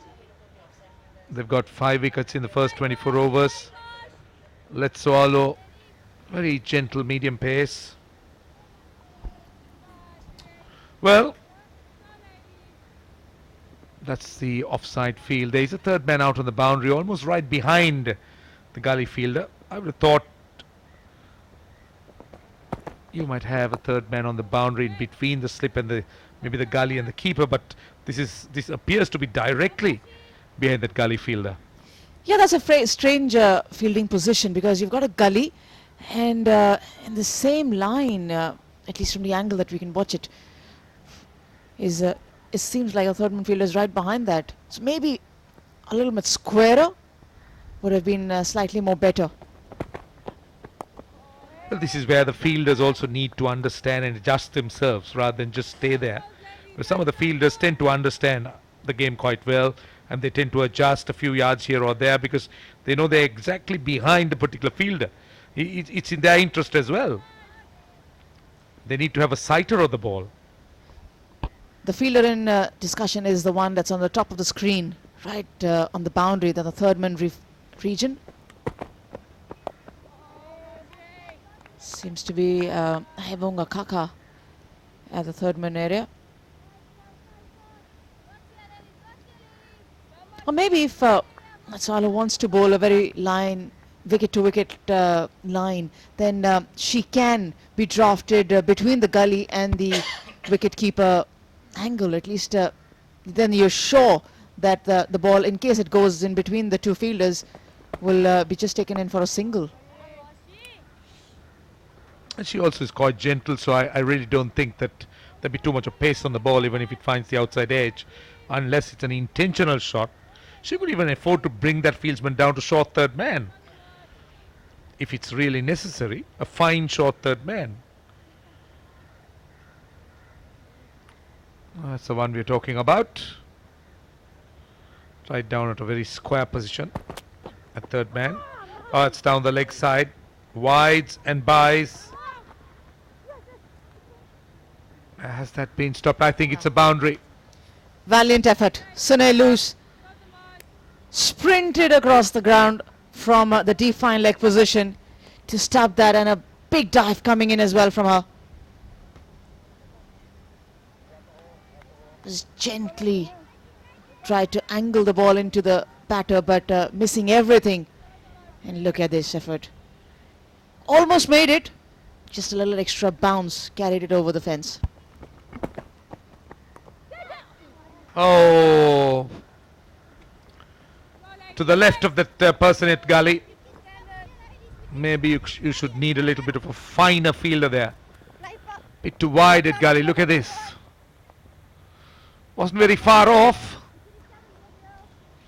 So into the over. Definitely an opportunity for a wicket. So 54 for 5, 24 overs completed.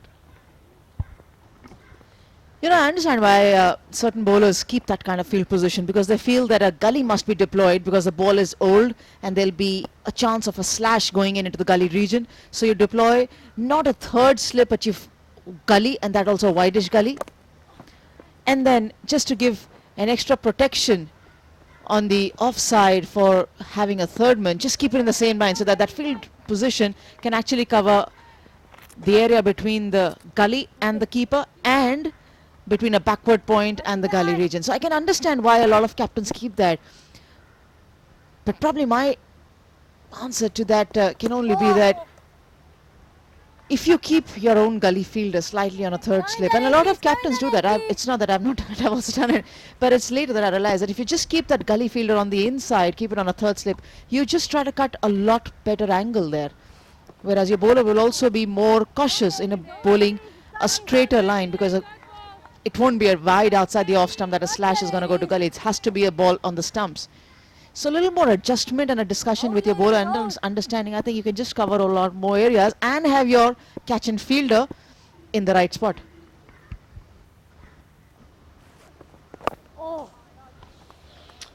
You need the leg spinner to turn the ball. She hasn't turned at all, or very little turn.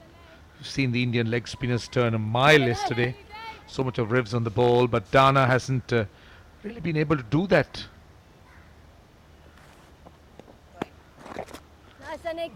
The deliveries that are pitching outside the off stump also doesn't spin that much.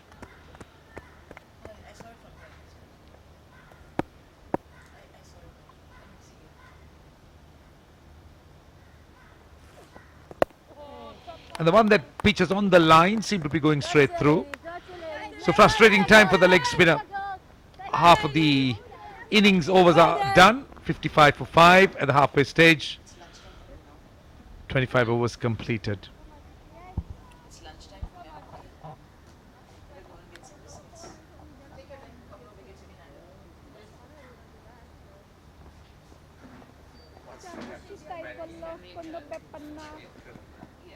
So when your Kirk has 2 wickets, let's swallow, none for 7. So it's been slow progress for Bangladesh. The batters have struggled, never really allowed to get on top of the Proteas bowling. This is Let's pitching the ball up, as I say. Still a good morning to Ebony. Good morning. Yeah, sun shining. I'm loving Sri Lanka. Been able to get out to the temple. I hope I say it right, Gangaramaya. Yeah, the Gangaramaya temple, a very historic, yeah, there's been special place. celebrations, haven't there? Yeah, there is a pageant. Mm-hmm. That's an annual thing. I saw they brought down elephants. I think Oh, from yeah. Kandy, was it? Oh no, they come from different places. Different parts. But the pageants are very big in this country, and the elephants are very integral part of all pageants in Sri Lanka, the Buddhist pageants in particular. There is a very special one of the Temple of the Tooth Relic, which happens in August, and that's very special, historic.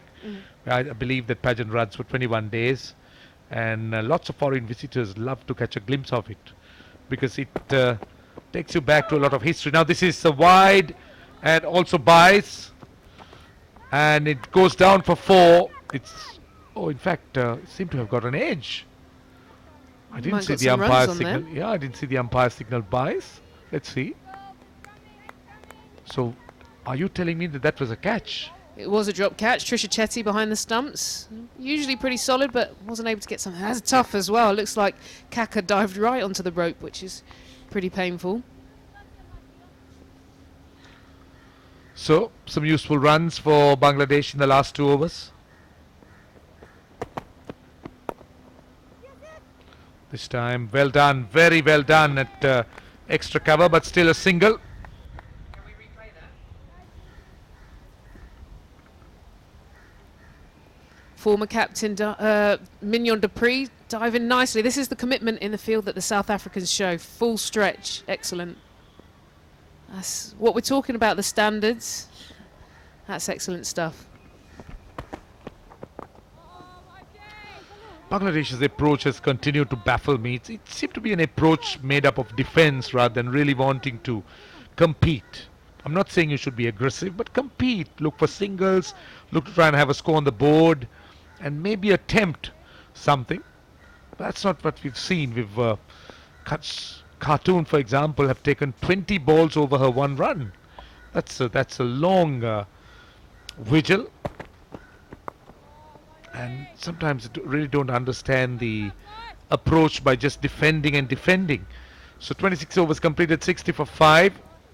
Romana at least trying to make a game out of it, but I don't understand that the way Khartoum is really looking to bat.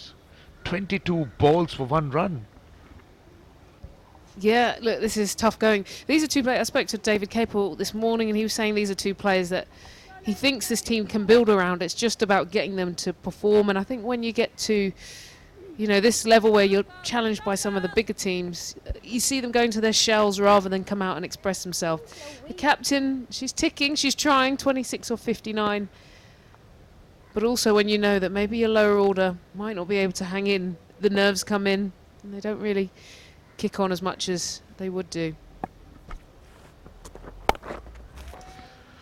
One Kirk bowling her leg breaks, but I've been disappointed with her. She hasn't turned the ball at all. For someone who seemed to be bowling with a lower arm, I would have thought some side spin definitely possible.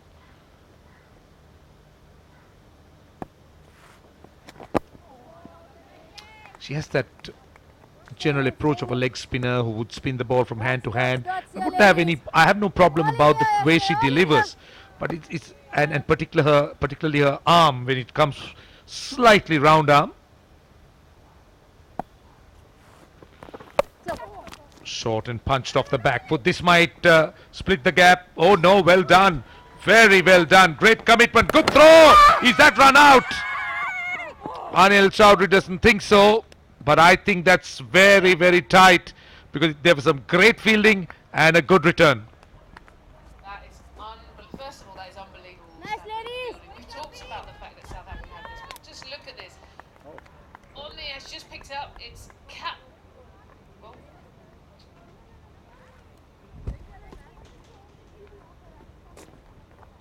Sorry, my button's stuck.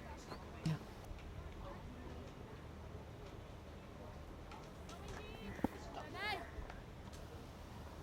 This is stuck now. Yes. Ladies. So great work, great work. Tremendous pickup, tremendous pickup. Maybe we'll show you again. Another shot in that direction.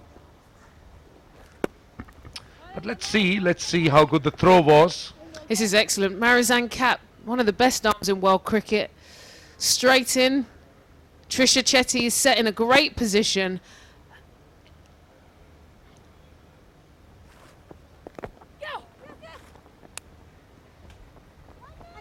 Oh, that was excellent fielding here. Now some more. Mignon Dupree in the outfield. Trying to keep things tight. Maybe we can show you that replay again. Well, it's the end of the over. We might be able to show it to you now. 64 for 5, 27 overs. But that was very tight, I thought. Let's take a look. Let's take a look. There's Trisha Chetty. Oh, that's out. Gone. That's out. I always thought that. Umpire's not in the best of positions himself, though, is he? Looks like he's moving around, and I suppose, obviously there's no replays in this at all, or, not going to the third umpire, but that was clearly gone. I really thought that was out, honestly. I didn't want to be strong on the umpire. I felt that Anil Chowdhury got it wrong because it was a perfect throw over the bails and the wicketkeeper had very little distance to go. Yeah, look, Shabnam Ismail's about to come in and bowl, but I think he wasn't in the right position. Even on the replay there, you could see he was off to the right slightly. He was off the balance, and I wonder if, you know, you need to get round as an umpire and get square onto the wicket, and he wasn't quite there. So it looks like they've gone to Ismail, the quicker bowler, who opened up. A change of ends, and there. I'm guessing she's going to go for an aggressive attack, quick. I'd like to see her go full and quick. Just in front of slip. Just a nudge to that wide slip. Straight away finding the outside edge. Just looking to run it down. The ball going off the face of the bat.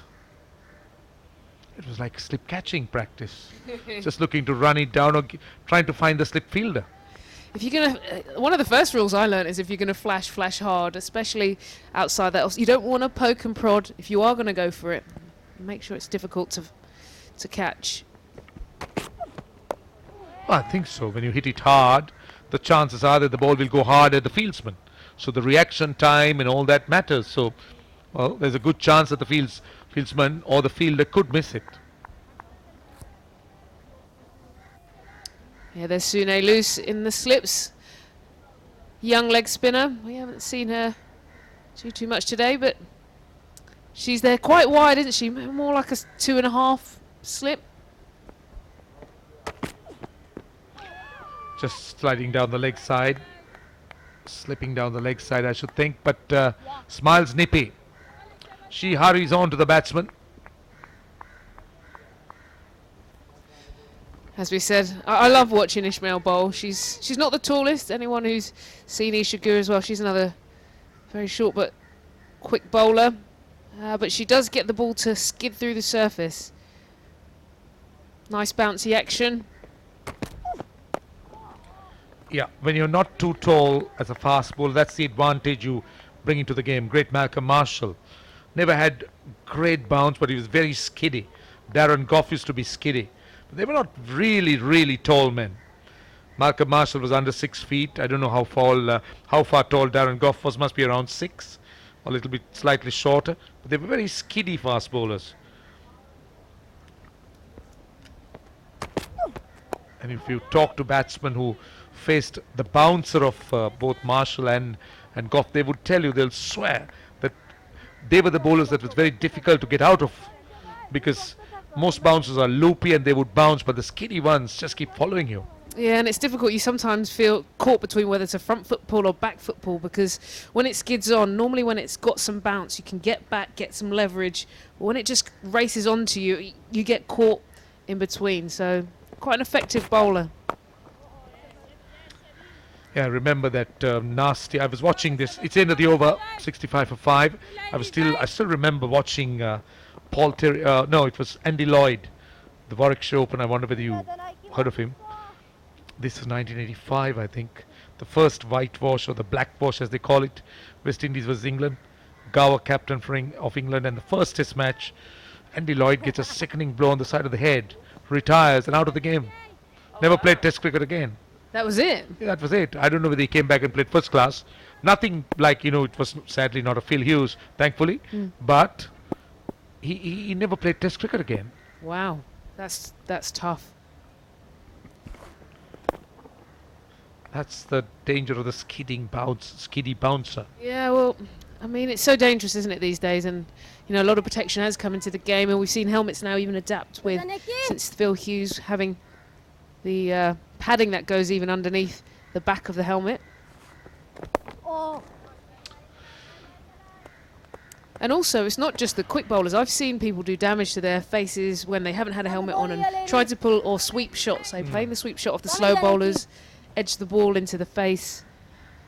So it is a game that needs that protection. Good shot. That's a slog. They'll come back for 2. Nicely looped in the slot for Khartoum to get away to deep mid-wicket. Chloe Tryon there in mid-wicket. Looked a little bit, she felt that she could have got that, and there was a look. She's moved slightly to her left-hand side. That's a bit of delivery.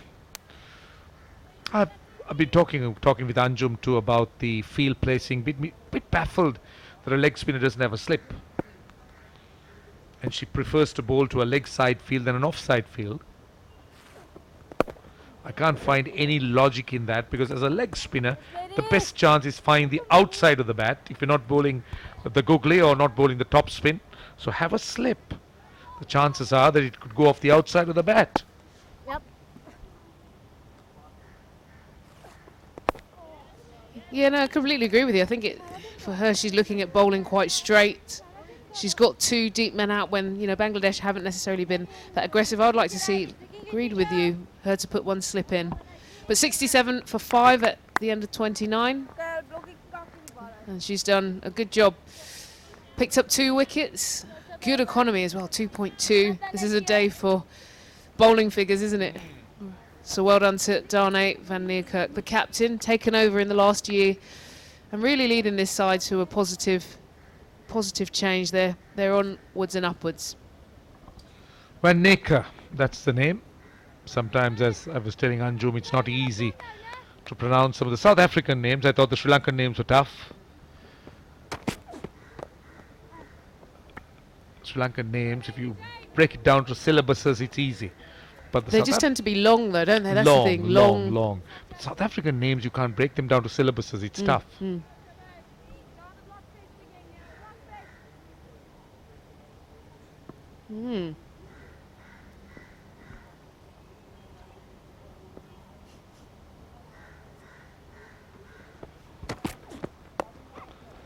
Straight to the fielder at mid-wicket.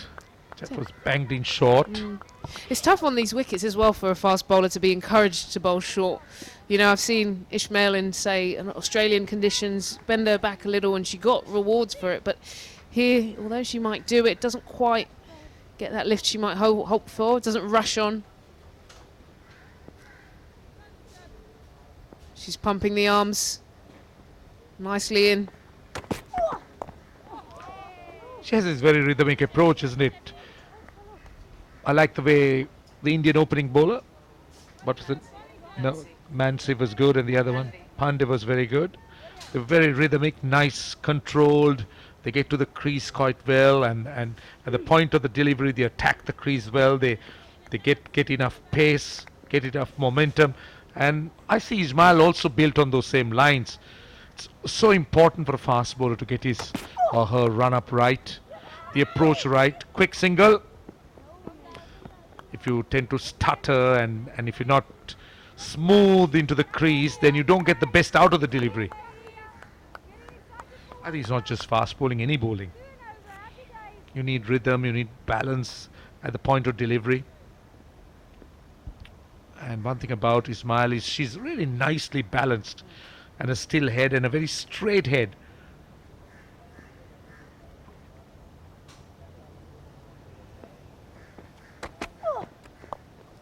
Slow ball there.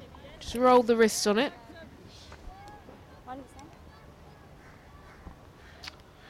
You reckon Bangladesh should bat out the 50 overs? It's a tough call, isn't it? I think we're seeing Romano and Khatoon, who I think this is the tough one. If these two hang around, I think they could get somewhere close. But once these two go, I think we're going to see the tail really come in, and then it will be tough going for them. So Yorker on the leg stump. 30 overs completed. Bangladesh crawling, if that's the right word. 69 for 5. Khatoon 6 and Romano 30. And time, I think, for change of voices. David's here. Just looking at that timeline there. 4 singles. Let's just have a look at the batting card and see how it's lined up for today. The only person, Ishlam, 14 off 50. I mean, that's slow going. I don't know what that strike rate calculates to, but it's not ideal. But it's the captain who's hanging around here, 30 off 72. So Bangladesh is tough going, 69 for 5.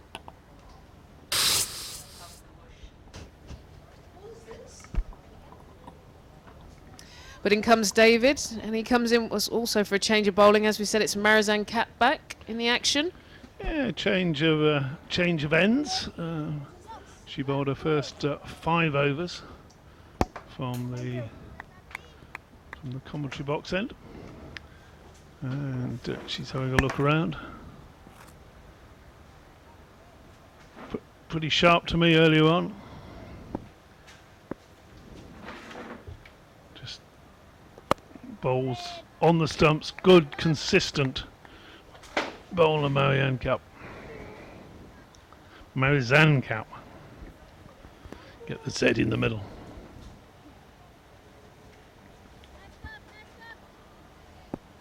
Have a look at the ball. A lot of dot balls. You look along the bottom of the screen there. That's again just pushed quietly to extra cover. Just the 4 scoring shots there in the last 3 overs.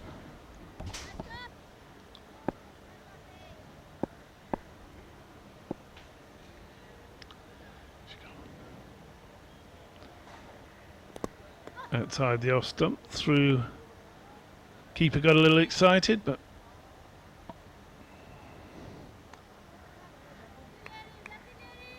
that's what the keepers have to do. Keep the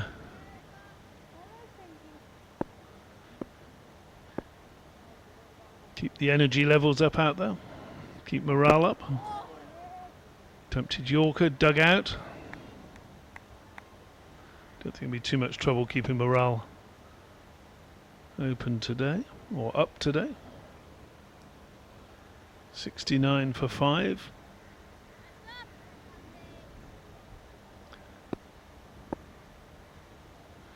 Bangladesh battling, but not making a lot of headway. Again, right on the money from Cap.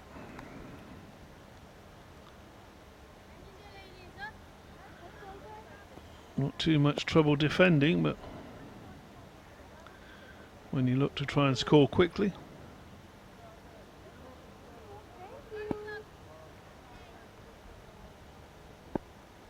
Continue at this pace, they'll get to 111, which won't be defendable.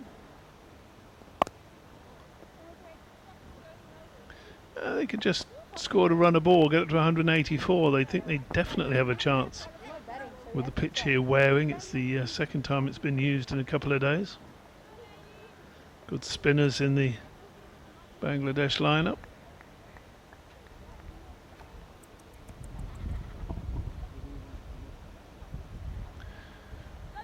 South Africa will be looking at that and think, nah, we'll even let them to get to 111. Couple of wickets, expose the tail. Get the job done.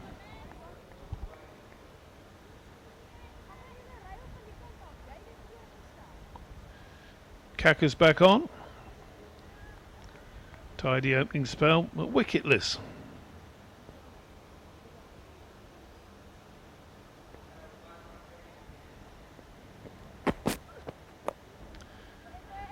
Just had the 2 overs of pace from Ismail.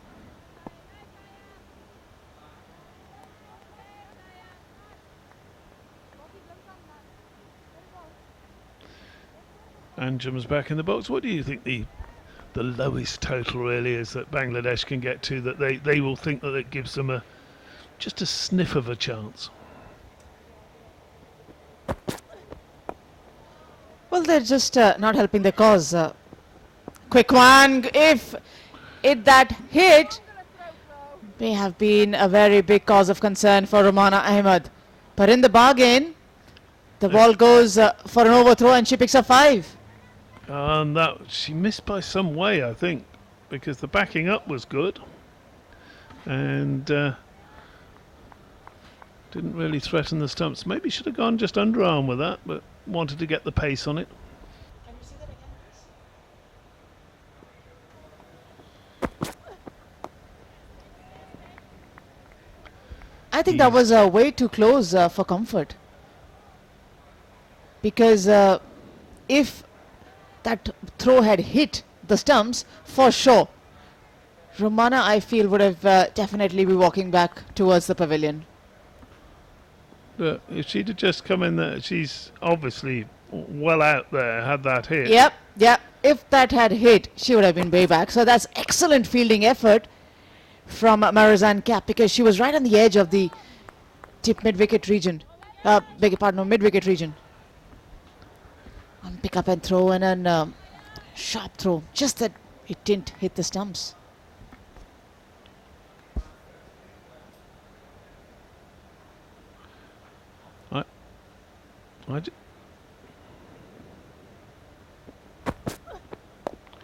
I just think she would have done better with that run out if she'd have come in and underarmed it. She would have got the ball away quicker, and it would have got the ball towards the stumps quicker. It would have saved a couple of yards on the batsman's running, just simply taking the hand back.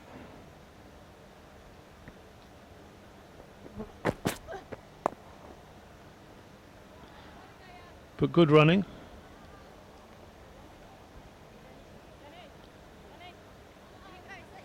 .74 for 5 then at the end of the 32nd over.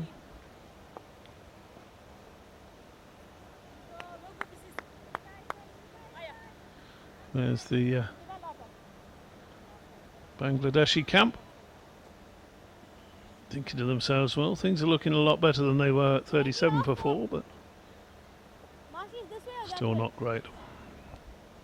Just the one over for Cap, and now we're seeing Louise Son, who Ebony was talking about earlier, having potential as spin bowler. Soon Louise loose.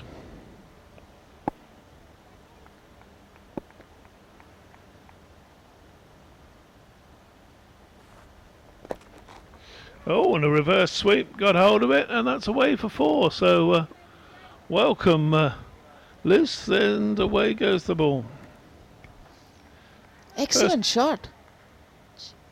Beautiful. The first ball that Sunil Lewis is bowled, which is very much on target, fuller length, full marks to Khatun there, because she swept on length and she was sure that she's going to make contact. See what we get this time, just a straightforward slap square of the wicket.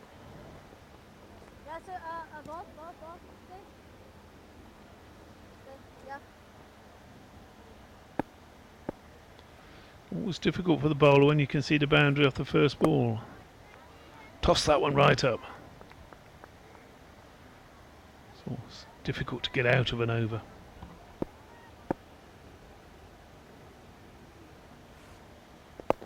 Again tossed up.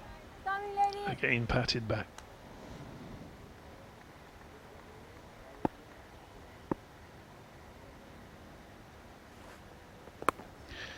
Swept away this time. Didn't quite get hold of that orthodox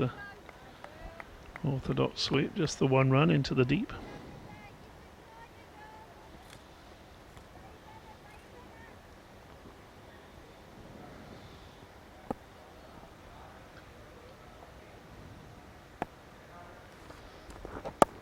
That one sort of said, oh dear, that's going to be an expensive miss. So we just keeping that one in. I think the batsman will be back for 3.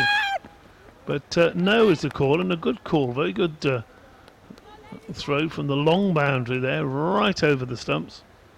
And a good batting call as well.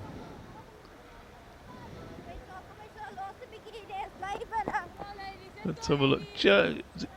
Oh, she's done well there to just keep that one back in. And then an excellent throw.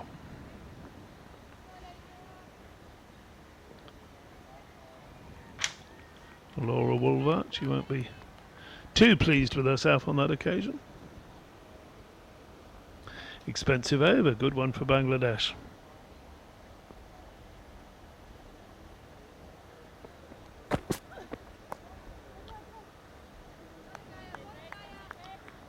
Kaka plugging away.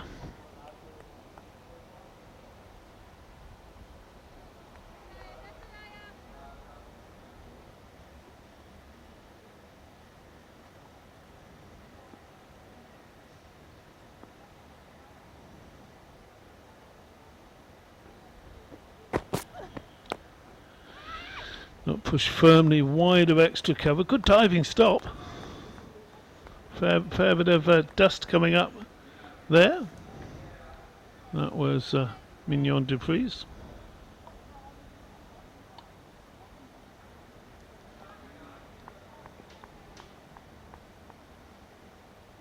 Always encouraging to your teammates to see that sort of commitment. And tidy there behind the stumps. I think that'll be a bye. Or was there a bottom edge on that? No signal from the umpire. So that one goes into the book as a run. Bottom edge.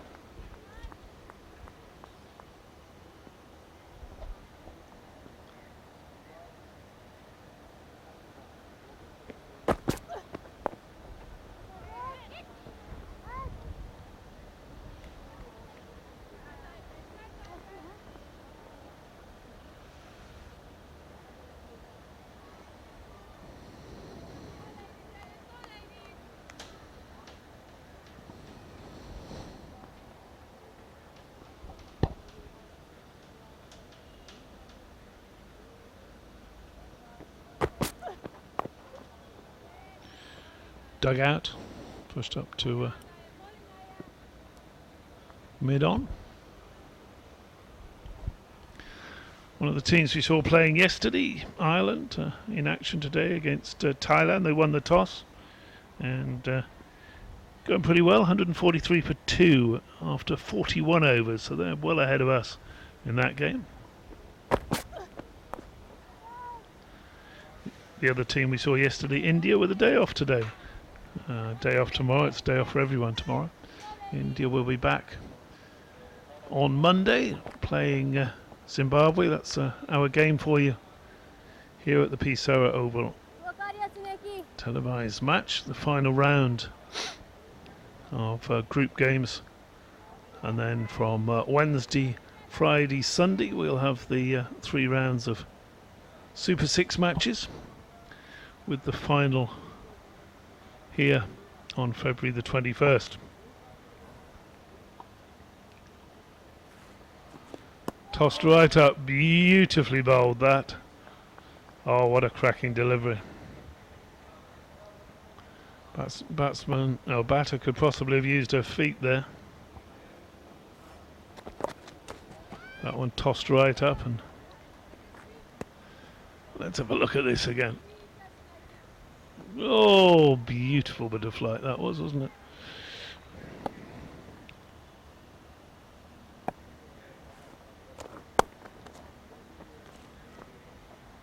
From the teams we've seen so far,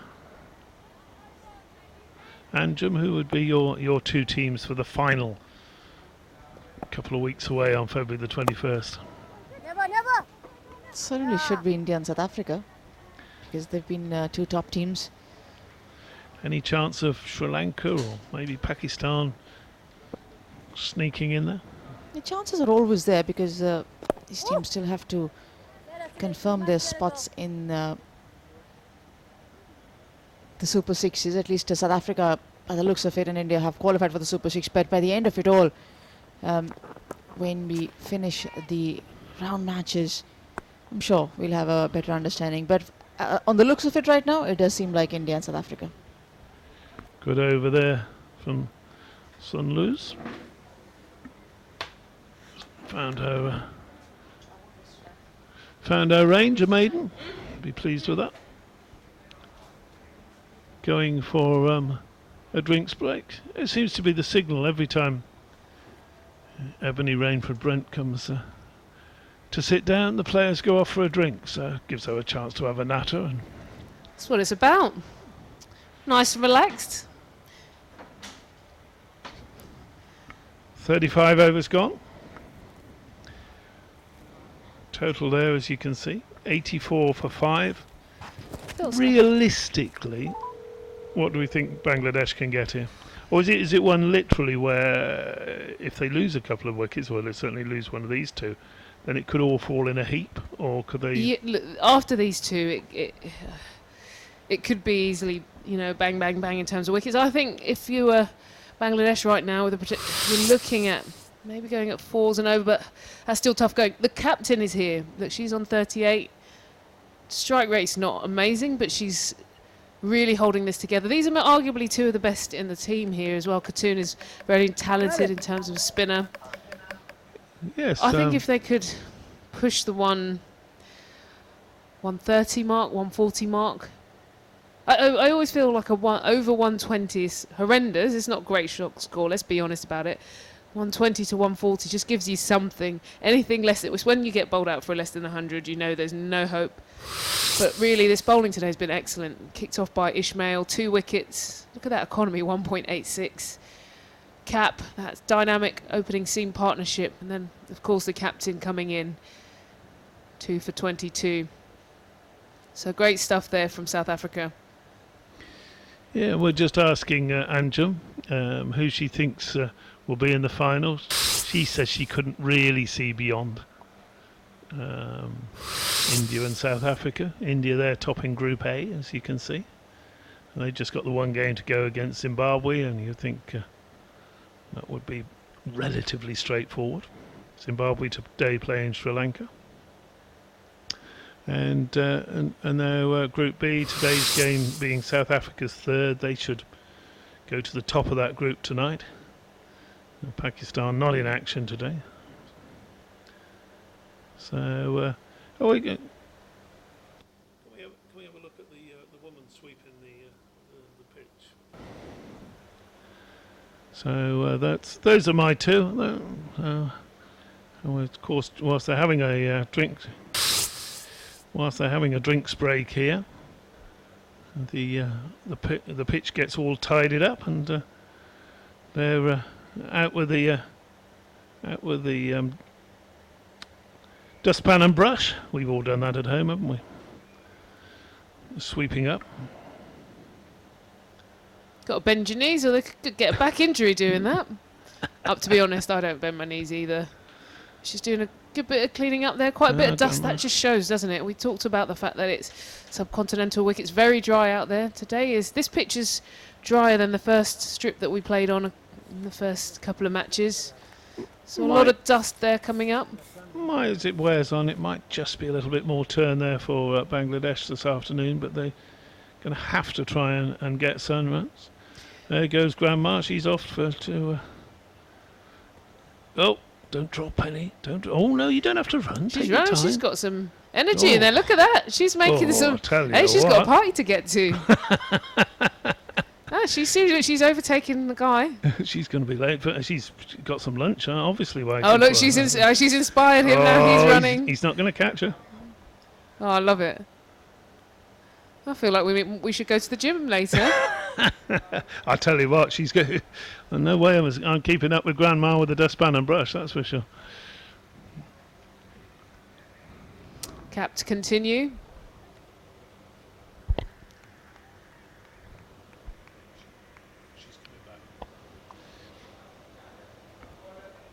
She bowled just the one over at the far end. Maybe she didn't like that.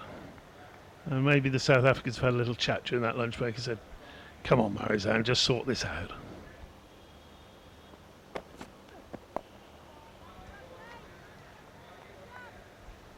Obviously I think South Africa are the standout team in this tournament. The only thing that I think could stop them winning is the fact that these wickets are going to degrade over time, and I think Indian spinners turn the ball and get more purchase than the South Africans. So as much as South Africa, while these wickets have still got a little bit of pace and carry is great, I just think as it wears, India might be more prepared. Just wide of the sort of fifth slip gully fielder there, down to third man.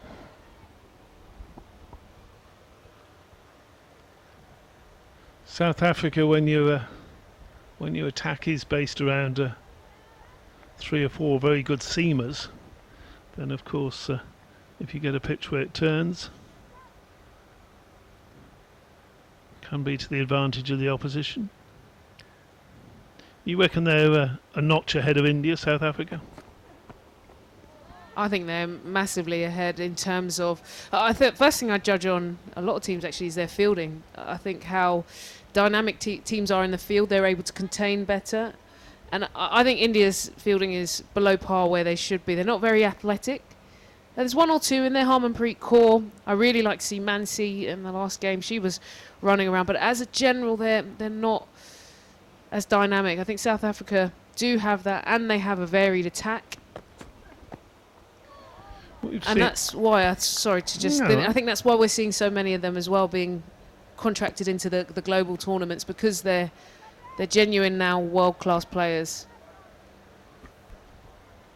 You're talking about the spinners. We've seen, obviously, the skipper with that tall leg spin, very classy action. But we've had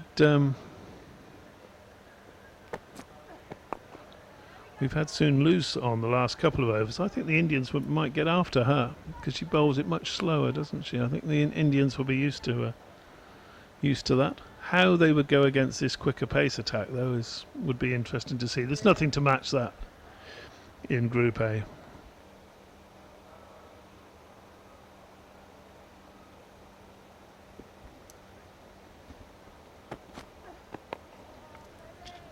Just trying to bowl in that full one, that full delivery.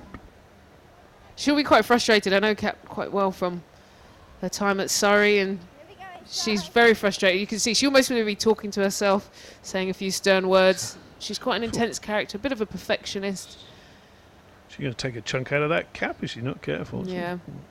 But she's an excellent professional. Down on it like I that. don't think I've met many in the world game who are as focused and disciplined in their preparation. Look, there you go, that frustration. I told you the words will be coming out.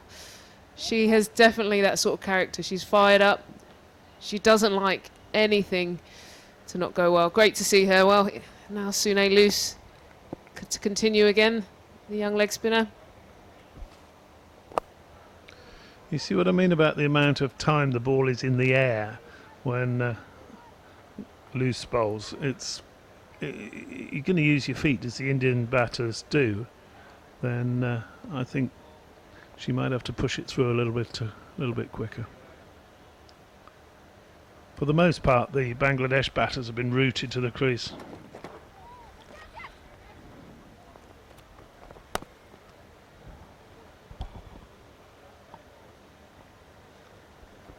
Strike rate is low. They've scored 49 runs off 107. That's what, about 45% strike rate? Still a useful partnership though. 37 for 5. These two have really rescued that.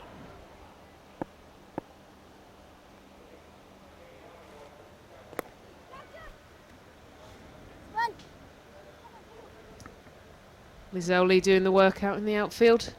Decent throw in.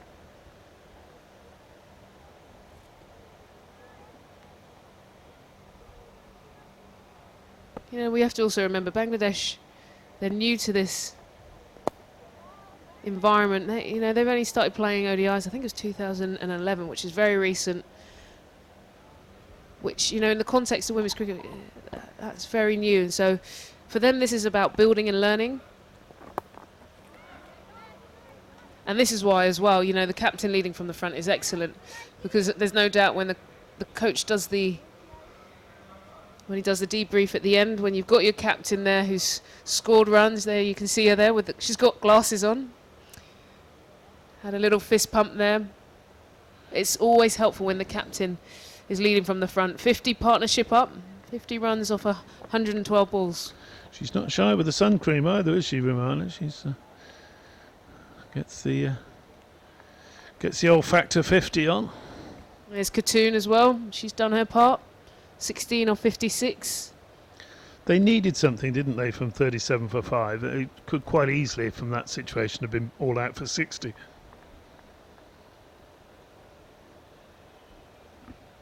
Ishmael back into the attack.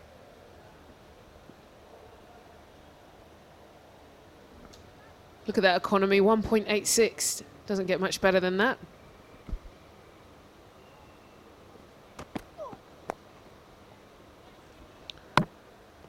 Would you reckon she's slightly quicker than Cap? Yeah, I think so, especially when she pitches it up. The only thing about, the only difference between if you look at Ishmael and Cap, worth replaying that replay we had a while back. If you were to compare the two of them, Ishmael is quicker when she's fuller, whereas Cap is gets a little bit more shape in the air, which makes her seem quicker at times because there's a bit more going on. And a wicket. Chopped on, and that's a disappointing end because Khartoum had battled away there, and she just sort of waved at that one a little bit, hasn't she, and dragged it into her stumps. And she could have been more positive, I'd have thought. Off she goes. Well, it's tough going there for Khartoum. She did the hard work. She really put in the time, but it's one of those partnerships that the South African team have done the damage there. Well, let's see if we can get a little look back at that wicket. Lights have gone out on Khartoum's innings. Here we go. Nice ball there. It's just too wide. That wasn't really a batsman error. She didn't move that front foot, very rooted to the crease. If she was able to have got slightly across it, she might have been able to angle it down. Nice fiery finish there from Ishmael. Yeah, Ishmael not really celebrating that, and I think as a bowler you know that's a bit of a gimme, isn't it? Where the ball's a foot and a half outside off stump and the batsman does the work for you. Goes into the book as bowled. Well, here we come. This is one of my favourite cricketers of the whole tournament. Shayla Sharmin. Miss Ambidextrous. Well, bats right-handed, but as we've seen... Well, I'd like to see her change round with the batting as well. That would be really ambidextrous, wouldn't it? Well, she's got a lot of work to do here. It's going to be tough starting against Ishmael. Bit of pace. This lower order might struggle, but... Would you ever slip in at this stage?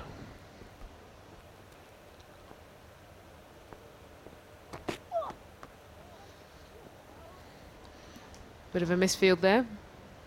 Got Sharmin off strike. Those are the highest strike rate. 1 off 1. Be tempted to ever slip in? Yeah, I would actually. That's a good call. New batsman in. They've got a very sort of a short catching gully, haven't they?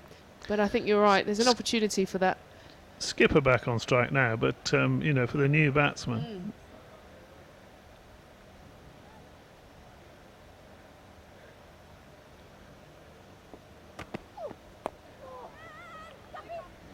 Caps in, and it's gone. It's excellent fielding by Marizan Cap. She was on it like so quickly. Excellent fielder at mid-wicket. The ball. This is tough going for Bangladesh. She just took that tiny fraction of a second. Look at this. Just swooped there, in. just poised herself, didn't she? And once it was a direct hit, that was out. And the skipper's gone. They've both gone in the same over. Goes Romana for 39. She's battled. She's fought hard. And she maybe can count herself a little bit unlucky there because super bit of fielding. And a direct hit, well, a direct hit is a direct hit. But this is where this is why I said to you, I think that South Africa definitely pipped India. I don't think there's many fielders out there you would see dive around and pick up the ball so quickly, hit pretty much on that angle where you can only see one stump. South Africa, for me, are just a team that have that all-round performance. But in comes Jahanara Alam, the seam bowler. But now she's got a bit of work to do with the bat. She's not on strike at the moment. You'd think maybe a couple of Yorkers here and could be having an early lunch. Lunch has arrived, Ebony, actually. Yeah, they've been looking after us, haven't they? Some nice Sri Lankan chicken. I had black pork curry a couple of nights ago. It was unbelievable. Yes, I knew how good it was that when you offered me a taste, it was barely half a fork. Yeah, you got lucky as well. Let's just have a quick look at this again. Look at that. Great view here. Cap swoops in mid-wicket, straight in, and look how quick that release has gone. Very tight. That's what happens when you get a direct hit in. Excellent work. Umpire in good position to make that decision. And superb bit of fielding, but there was just you could just see her setting herself for the throw. It was fluent. I'm not saying she wasted any time, she didn't, but you could just see her. I'm there. I'm not just going to whoosh hit the stumps. Excellent. I think you're perfectly right, Ebony. There isn't a player on the Indian side I think would be able to produce anything like that, and the Indian fielding. I think the key is the pride that they take in fielding. There's very talented Indian players, but not.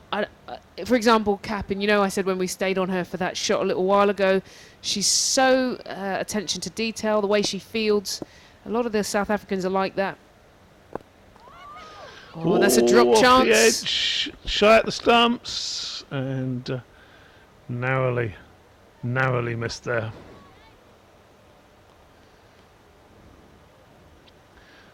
Off the mark, could quite easily not have been. I think there was a half chance.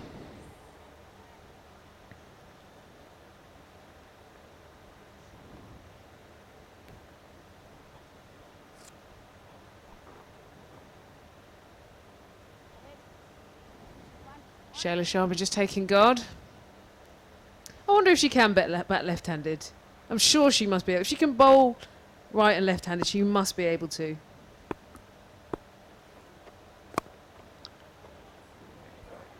One of the highlights, as you said, of the tournament for us, wasn't it? It was, and you spotted it before anybody. It was like, oh, what's going on here? Why is she practicing her bowling halfway through an over? Hold on, she started off left arm.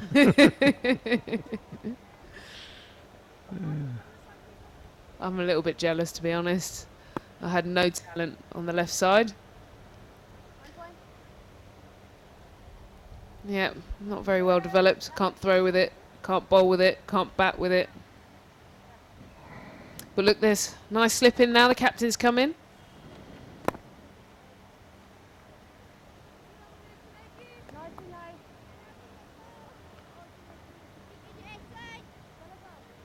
Another tidy over, but wicketless. Looking at the overs, 90 for 7 off the end of 39, but I just feel that Bangladesh actually did quite well to hang in. There was a point when they were 18 for 3. Yeah, so, we of course, as you do in white ball cricket, you talk about strike rates, you talk about getting on with it, but you don't score any runs sitting in the dressing room, do you? You've got to get on and dig it out, and that's what they did, and given themselves something of a score. Yes, it's probably not going to be enough, but it isn't 65 all out. Here's Cap, who did that bit of fielding, now with the ball in her hand. Yeah, she's a serious cricketer, isn't she? You can see the frustration on her face. I'm not sure we'll see frustration quite like that anywhere else here today at the Pisara Oval. A real perfectionist. Jahanara. Oh, you can see what she's trying to do, trying to get that Yorker in there. Just manages to squeeze it out. You've seen more of Cap. Has she got a short ball? Maybe batsman's now waiting for that Yorker. Yeah, she does. I don't think she would bowl it too much on this, just because of the fact that the subcontinental wickets don't bounce so much. She likes to be quite economical. She'd prefer to pitch it up like that, try and get a little bit of movement. If Bangladesh were attacking her, she would pull out the slower ball.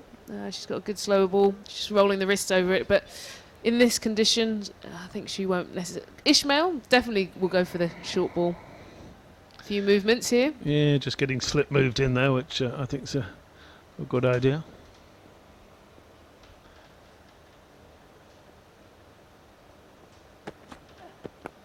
I just thinking she's bowling this Yorker very well, but the batsman's set for the Yorker.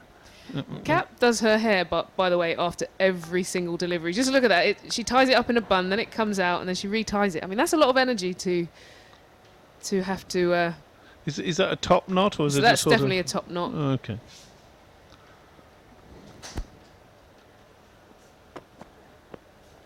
There's the slower ball you were talking about.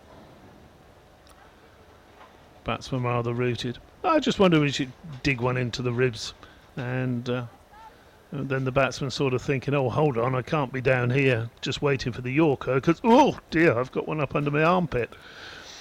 Sounded like you've faced a few short deliveries in your time there, David. Never let the batsman get comfortable. And she's right there on the money, but the batsman pretty comfortable during that over. So the end of another cap over, the end of the 40th over, we'll get Roshan to move back in, and I'm sure Anjum's on her way. And the hair gets done again. 90 for 7 at the end of 40, and Marizanne Kapp is undoing and doing and undoing the hair. She's not put it up in a knot this time because it's about to put the cap on. I'm guessing you never had to worry about that when you played, Roshan. You didn't worry about your hair? Never. I never had long hair. I only worried about the helmet. This is driven through extra cover. That's a welcome boundary. And let's go up to 94 for 7. And Ebony taking a break. Anjum's back. Nicely looped up. Down the pitch she comes. And driving quite beautifully through extra cover. Very nicely executed drive. Takes Bangladesh now into the 41st over. 94 for 7. This is Shaila. Dot ball. One thing, Anjum, is that Bangladesh might take comfort of the fact that they have batted again a sizable number of overs in their innings, because that appears to be most teams' objective. That is, try and bat out the 50 overs, and I get the feeling they may get close to the 50 over mark. Other than that, haven't seen the real competitive spirit. 25 runs in last 10 overs and lost 2 wickets. Yes, that's okay. The approach, I understand that every team likes to bat out 50 overs. But the only concern is that this approach has been persistent or existent with a lot of teams for quite a lot of time in world cricket. Remember, this is international cricket. It's not about just winning and losing. It's also about how good you as a team are improving every time you come out to represent your nation. 41 gone, 94 for 7. And the reason why I say that is an intent of playing 50 overs starts with the time that you start playing club cricket or just list A cricket. Then in case you're a youngster, you get into a habit of batting out there for 50 overs, even if your side is lost quick early wickets. You don't throw your bat and come around. And that's the time that a lot of the batters realize their potentials. If you're a number 3 or a number 4, you're expected to play 50 overs. But when you're a number 7 or an 8, everybody from the dressing room just keeps shouting and saying, okay, just play out 50 overs. Albonga Kaka bowls medium pace. Will bowl with a slip and a field on the drive with short extra cover. One thing about the South African bowlers, their length have been full, particularly the faster bowlers. Maybe Ismail was a little bit back of a length, but both Cap and now Kaka seem to be looking to pitch the ball up, which is a good thing. We're talking about the surprise short ball, but maybe the pitch, the lack of pace, really not letting bowlers of the caliber of Kaka bowl the short delivery. And the bowler needs to surprise the batters also, because the batters are just offering a defensive shot. And just to come back to that point of playing our 50 overs, it's important to play 50 overs when you're in junior cricket, because, as I said, you have to get into that habit also of playing 50, and also you realize your potential, that it's not just because as a under 15 or under 17 player your coach has sent you to bat at number 6 or 7. It's also because that you can bat higher up the order and you develop yourself as a good batter. But coming into international cricket, if it keeps happening day in and day out to lot many teams, that's the time of concern, that you go back to the dressing room and you go back to your own countries and say, what is it that we need to do more to compete better with the other most established teams? I believe Bangladesh will be asking that question a lot, not just Bangladesh, but we've seen a few teams. Ireland will have to work on that. Sri Lanka, because they just seem to be quite content playing their own brand and just their own plan. Don't seem to be wanting to deteriorate, or what should I say, deviate. Yeah, that's exactly, playing in your own backyard and not worrying about what's happening outside into the world. And it's not very easy for a lot many cricketers if they're not employed by different corporates just to support the sport. It's not easy. It's not easy at any level. I think irrespective of what sport you're playing in whichever country, it's not ever easy for anyone. But at the end of the day, if you've decided to play a professional sport and get an opportunity to represent your nation, it's the effort that an individual or as a nation will have to put in. Dot ball to end the over, 95 for 7.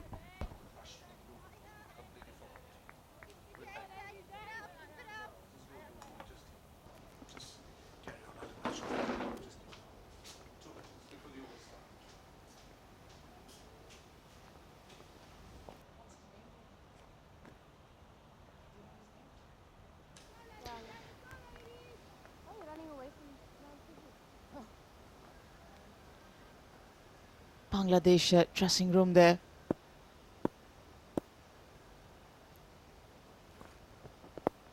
Well, Sunaluz continues.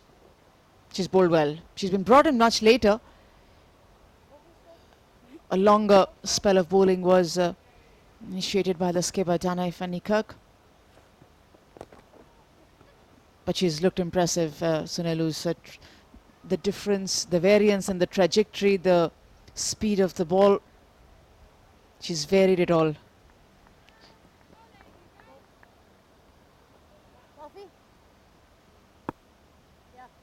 She's got a slip in the form of a skipper.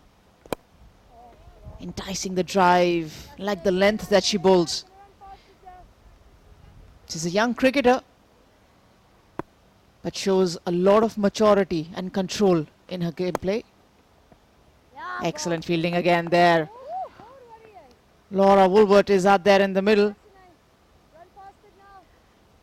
She's making sure that one casual mistake that had happened much earlier, she's much alert to everything else. Seems a good fielder, that's why I say the line that that was just a mistake. Very alert, very athletic. And an important fielder, especially when the leg spinner Sunil loses an operation.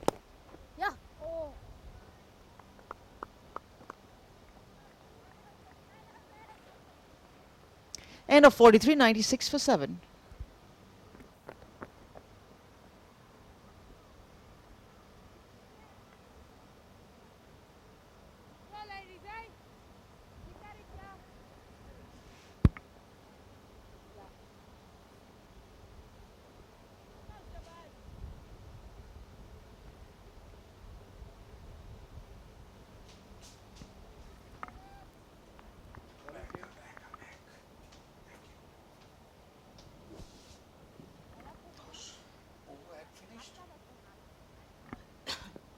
Shibnam Ismail has been brought back. 8 overs, 2 maidens. And those 3 big wickets, 2 of those coming in the first 4 overs of hers. And comes back aggressively. Digs one in into the wicket. Good surprise ball. Watch out for the one that follows from Shibnam. Like the aggression. That's what I like to see. If you have the pace, use it. Just don't let the batsman predict you.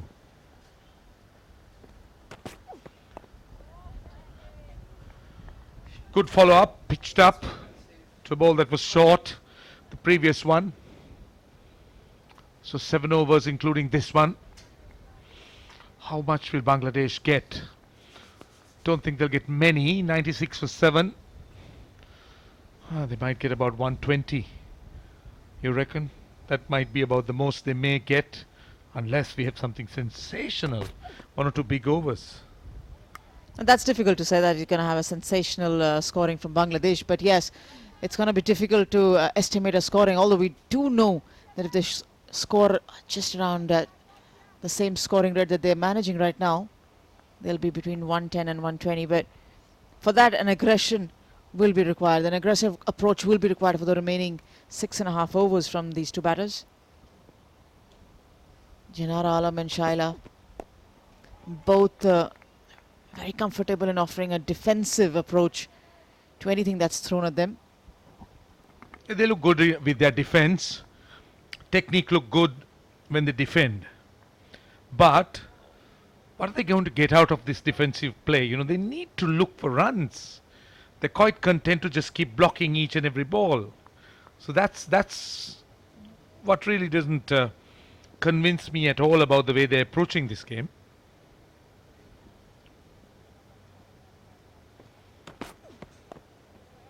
That's what she's doing quite well. She's just coming forward. Pat and Pat closer together. She appears to be fighting a test match here. Let's not forget that this is the 44th over of a 50-over match.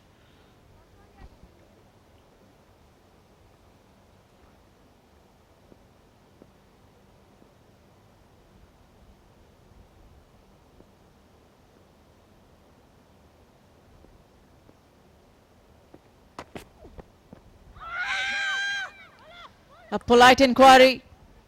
Umpire not interested.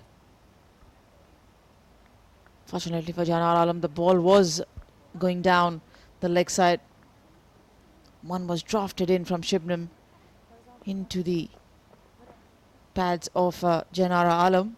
Just did a little more extra. Koshabib. 97 for 7. Bangladesh approaching the last 6 overs.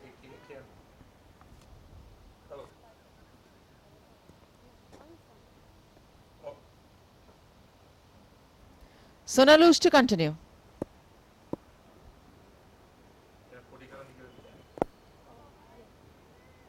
That's a Neki.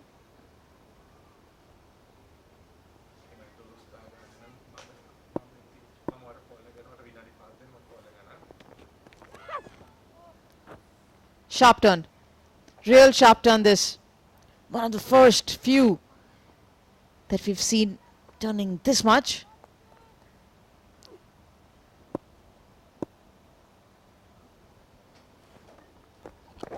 That should be close. That should really be close. Yes, the umpire, Anil Chaudhary, declares that the batter was not safely back into her ground. And Jahanara Alam will have to depart back. Nicely looped. Oh, well, just head up, wild swing, no chance. Absolutely no chance. Handled it rather badly, and that was a straightforward stumping. So Bangladesh lose. Jahanara Alam stump for 2. She took a long time. A strike rate under 10. 8.3. Stumped Shetty of loose. It's 97 for 8 Bangladesh in the 45th over. A nice loopy delivery. I like the way that she entices the batter. Just thrown a bit up higher to make sure that Jahanara Alam was tempted enough to come down the track and dipping just in time and getting that turn as well.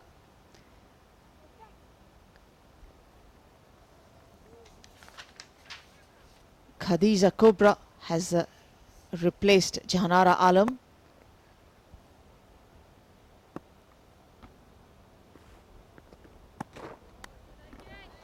Nice turn again. Pushing one through this time. Keep at it, jump. Oh, she's getting bounced. She's also getting turn. Very different to what her captain got. She was bowling more leg side-ish, hardly any turn. Again, nicely looped. The reluctancy of the Bangladesh batsman to come down the pitch is seen. 45 overs completed, 97 for 8. Another look at that stump from a square position. That's alarm. Very wild swing. Oh yes, oh yes. The wicketkeeper was just a bit quicker. Whip the bails off. The decision making even from the umpire has to be so spot on. They're used to the TV umpires making these kind of question mark decisions. But when they come to events like this, where is that kind of facility not available, you have to be so very alert. And he was spot on there. He was correct, Anil Chaudhary. As Marizan Cap comes in replacing Shibnam Ismail. She's sharp. And she really bends her back. Looks to try and pitch the ball up at good pace. Like her approach. Very strongly built. Cap. Marizan Cap.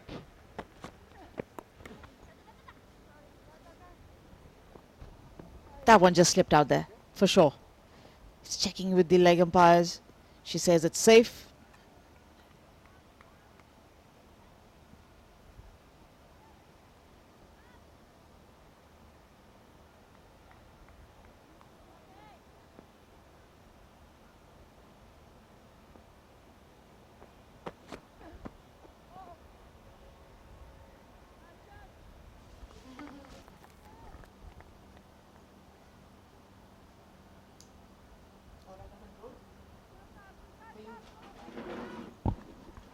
So 4 overs to go, including this over. It's been tough going for the Bangladesh batters.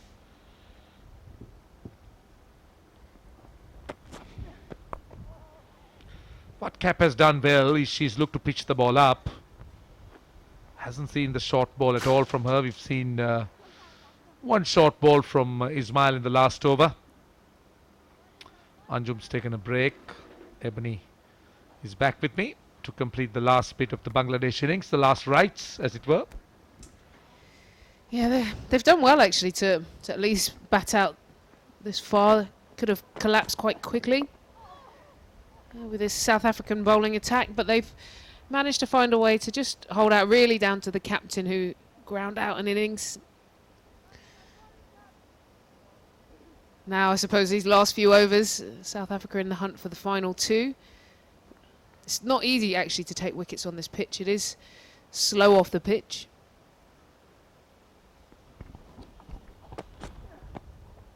Taken, oh no, dropped. I thought that was a catch.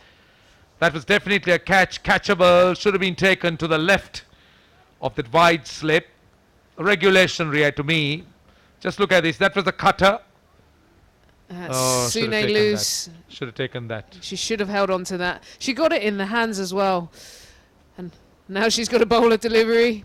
Cap won't be very happy. I'm sure that will be one of those moments when you apologise to your seam. But she's going to have to do the damage herself now. I always feel if you drop a catch and you get the ball in your hands, you got to pull it together and try and find a way to get that breakthrough. Well, that should have been taken. I mean, when Nice you look at the standard of the South African fielding, one thing about Loose, she's been turning the ball more than her skipper, where she's got more flight, bounce, while Dana, the captain, was more round-armish. We've seen Loose bowling with a much straighter arm, and that could be the reason why she's getting a bit more bounce, and she's also getting turn, which is good. And the right thing to have a slip with the leg spinner on. The 100's up for Bangladesh.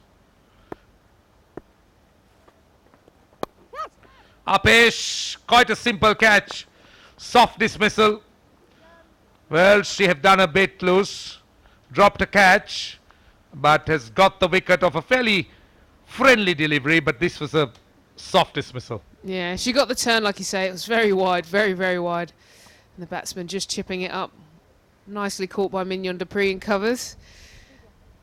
Just looking around. Marizan Cap hasn't come in to congratulate her, but it's one of those ones they know that this game could be wrapped up in the next couple of balls. New batsman on the way in had a little bit of a run. Azmin comes in. Soraya Azmin.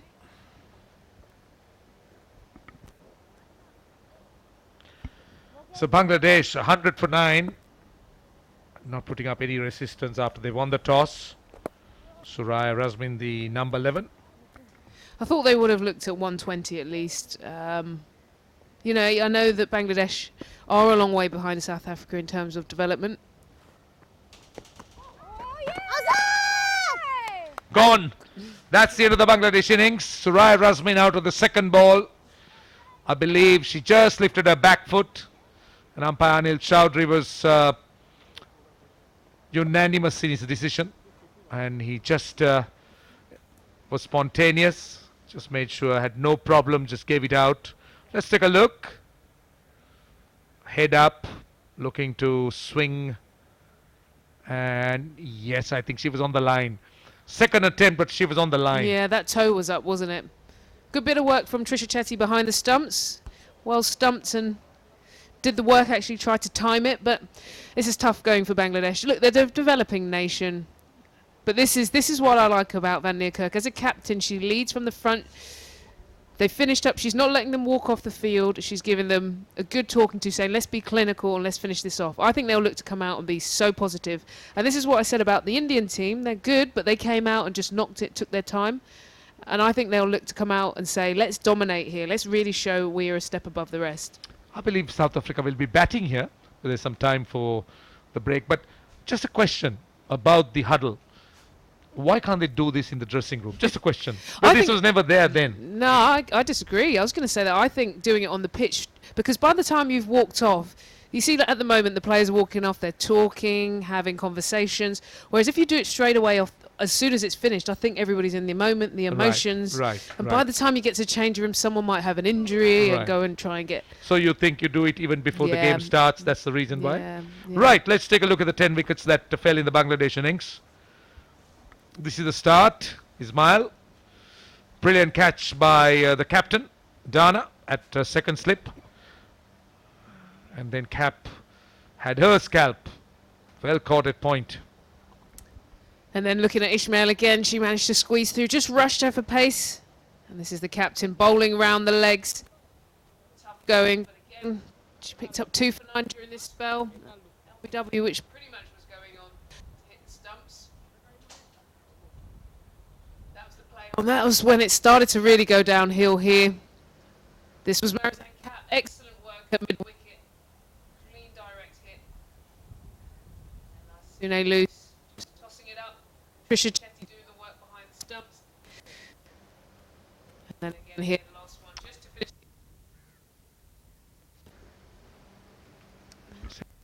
And then final wicket here, stumping Trisha Chetty doing the work. So clinical performance by South Africa, you'd say? Well, nothing really to be to write home about in terms of the Bangladesh batting. Just the skipper, 39, 2 other batsmen getting into double figures, but the rest single digit and struggling and labouring. And 13 extras adding up to that score of 100. 46 overs and 5 balls. And the bowling, excellent. Ismail, 3 for 14. Cap was very, very economical. And then the skipper Dana Van Niekerk, 2 for 22. And Loose finishing off with 3 for 17. So a very fine clinical performance by the South Africans. And this is the target, 101 runs or 50 overs, 2 runs per over, or a little bit more than 2 runs per over. So I think the players are going to have a quick break, quick lunch. We'll be back in about 35 minutes, which is about 13:30 local time. Join us then to watch South Africans trying to overhaul this rather modest Bangladesh score.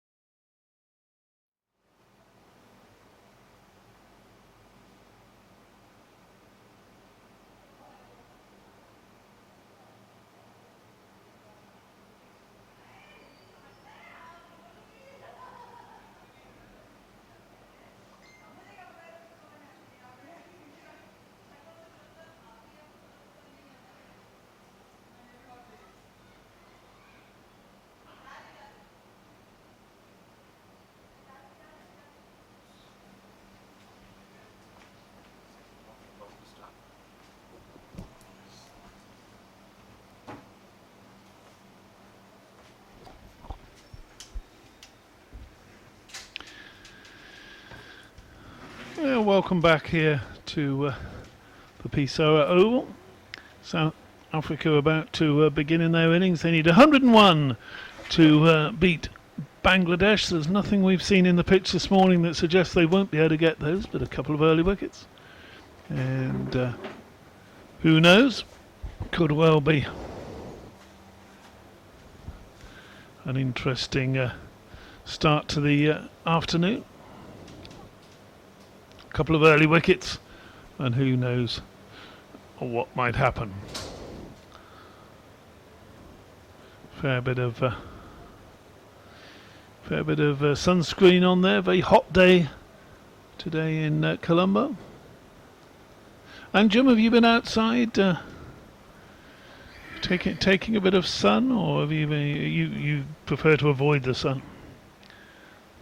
It's very hot, David, outside. It's extremely hot.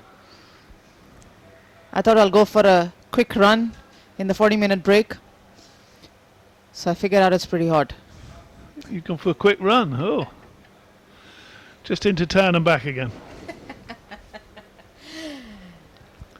So here we go. Lizelle Lee, the opening batter. And she's getting out there in the Laura Woolworth.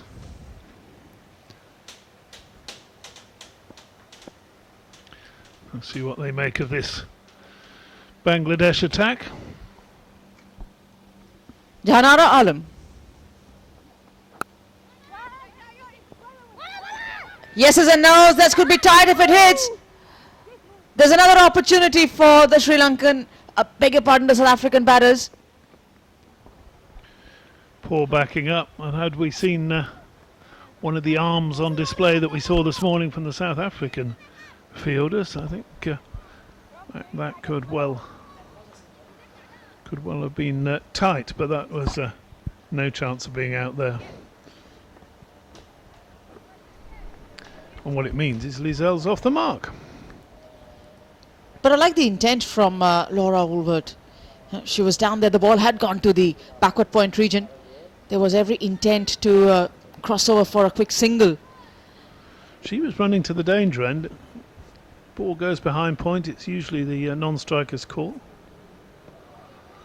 It's through outside off stump. But you do expect your opening pair to actually have good communication and good understanding between each other. Were you a good runner, Anjum? I mean, would your teammates say that you were? I was definitely a good runner. You always knew where where you could get home, did you? Whether it was behind you or in front of you? I have got run out a few times, more than a few times, but I still believe that I was a good runner. And the reason for that is I could only score better at singles. That one's hit away, backward a point, and that's the first boundary of the South African innings. She got Woolworth got a fair bit of bat on this one, and it's raced away, width outside the off stump, and a despairing attempt there on the boundary. Oh, and that's over the rope, and 4 runs. Would your teammates, if I asked them, say you were a good runner? Did you run out more than you were run out, or were you? No, I wouldn't say more. It's not that others haven't got run out while running with me, but yes, I will still say that I largely used to run on my call. So I always think that's the measure of whether someone's a good runner or not, whether they actually get run out more often than they run their partners out. So and I always like to believe that if you can check the angles before running. However, I have always believed that if the non-striker or the striker, either of the players, largely the batter, whenever the batter hits the ball, they know the pace and the angle better than the non-striker, irrespective where the ball is going. So I've always felt that if I'm a non-striker, I would depend on my striker's call, because she's the one who's hit it. And if she says it's a run, then you need to depend on them. Good point. I've, in my times of playing at a lower level, I have encountered 1 or 2 awful runners. It's usually players of nervous disposition, I find. On one occasion, one of my teammates ran past me shouting no. That must have been very interesting. So, yes. Please elaborate. This seems to be a lovely story, David. Come on, we've got time. Dear old John Lawrence, he was just a club mate of mine for a small side in Oxfordshire, and yes, called me for a sing. He was a yes/no wait, oh dear, sort of runner, but on one occasion he actually did run past me screaming no, and he often used to run waving his bat as well. So. Goes to show that he's trying to signify that I'm the one who's running and controlling the shots, as long as he wasn't banging into anyone. It's what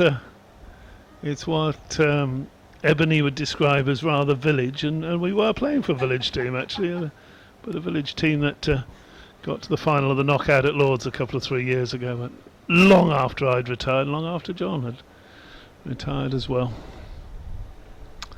Good memories there. Couple of slips in, they've got to do this, they need an early wicket.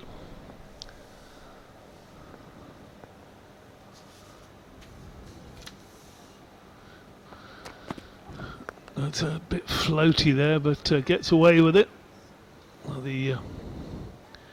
This is, of course, would you have played against her, Soraya? Now, Soraya Azmeen has come in place of Panna Ghosh, who's been consistent for the Bangladesh bowlers, but she's been given a rest and Azmeen has been preferred. I haven't played against her, but I do feel that if somebody has the capability of replacing Panna Ghosh, definitely must have a few positives in the armory. But this time Lizelli gets on top of the ball and cuts it to perfection to pick up her first boundary. Yeah, and that's a very good shot here, because she gets her hands up quickly and on top of this. Look at that. Hitting it down, no danger there. We saw the first Bangladesh wicket fall, of course, in fact the second wicket fall today, with a firm slap in that direction, but straight to the fielder. What wasn't going to be a repeat of that. Made sure she got on top of it. Very good cricket shot. And that's a very good response. Very good response. Excellent Yorker, dug out there by Lee, Lizelle Lee. She needs the slips to come in of any use. Azmeen will have to pitch the ball up. Because remember, they are very good cutters and pullers of the cricket ball, the South Africans.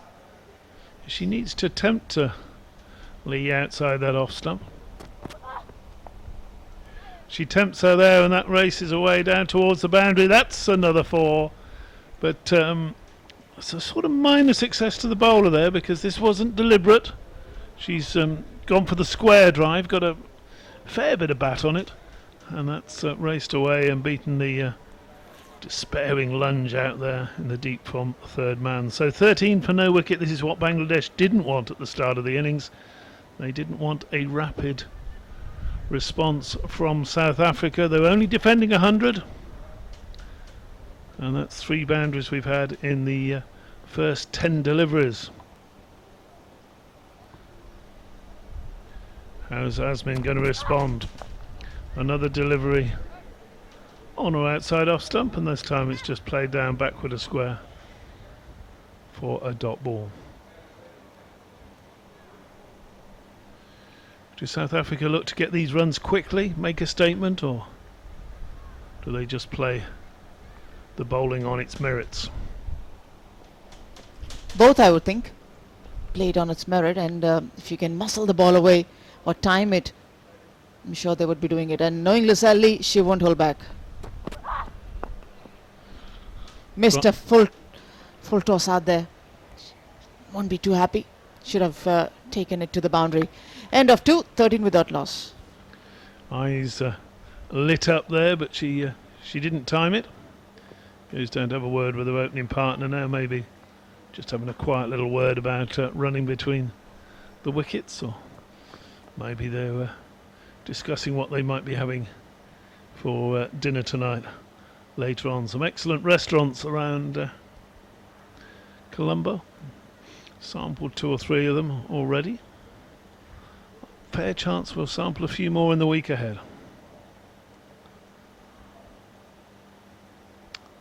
So Johanawa to continue. She was the pick of the bowlers against Pakistan here earlier in the week.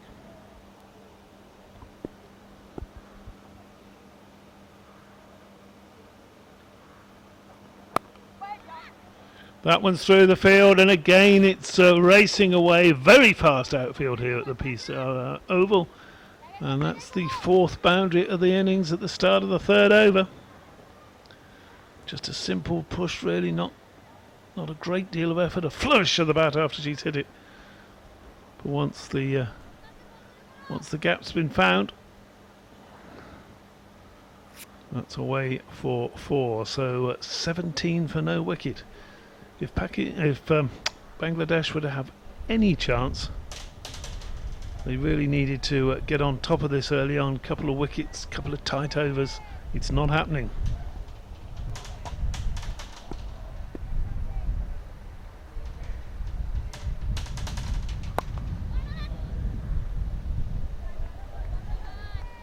Nice little variation there, a slower ball. And Wolvart not getting hold of that. Deceived a little bit. And of course there's no hiding place in this first 10 overs. Only 2 players outside the rings.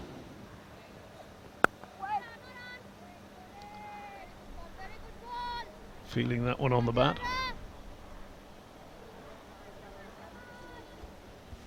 She looks a good, solid player, Laura. Very sure of her footwork. Looks powerful as well. That back foot punch through the backward point region that she played on the first ball of this over. Just felt that very much in control, front and back of the wicket. Allows that one to go through. Yes, very positive footwork. It's one thing I've certainly noticed this week with perhaps the teams below India and South Africa, that the footwork of the batsman tends to be a little leaden. Certainly don't get the front foot out towards the ball as much as they could.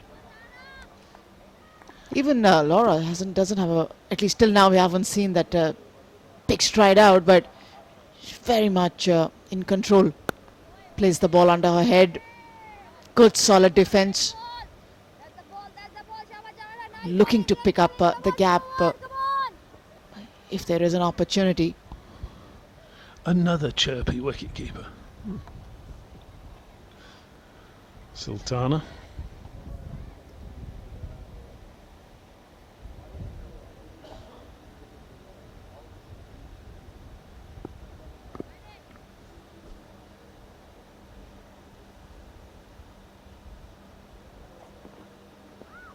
That'll be a wide.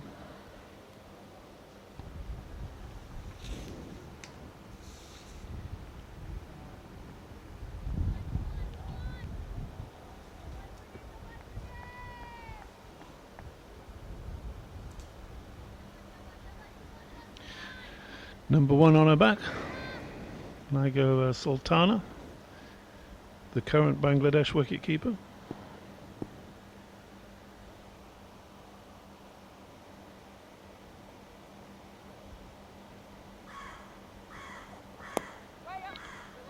Worked away through the onside this time. 1. Will they think about a second? They do think about it, but decide against. That's the end of the 3rd over. So still going along at better than a runner ball. 19 for no wicket, and Wolvart there pinching the strike. Batsman having a little chat. A lot of teams in this tournament wearing green. We had Ireland yesterday in green, Pakistan in green, of course. These two teams in green. A lot of green going on.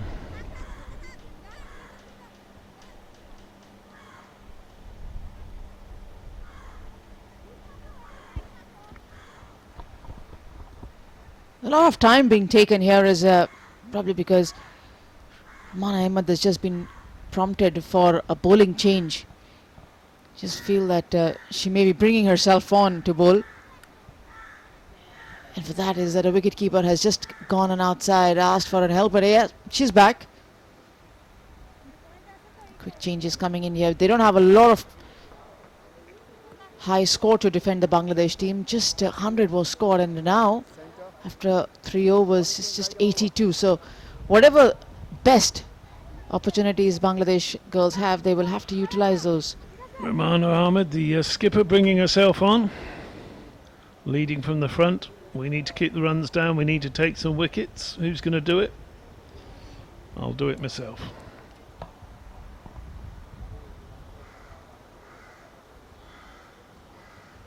She poses questions. Poses the questions, doesn't she? With her spin bowling, will this South African opening pair have an answer? Watchful first up.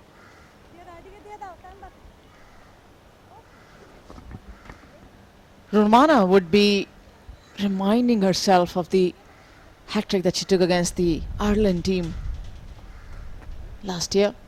If she can try to do that, she would be keen to replicate the same if she had to, at least in today's game, because they don't have a much bigger target to go out there and defend. And a leg spinner coming in bowling with a new, relatively new and a shiny white ball, and get one odd ball to stick around and just dart back. Will be interesting, and a loud appeal here, but the umpire not interested, just going down leg side. I think that was pretty close. If we have a look at it, maybe just she's gone very wide of the crease, hasn't she? And that would have been going down leg. But not worth a shout.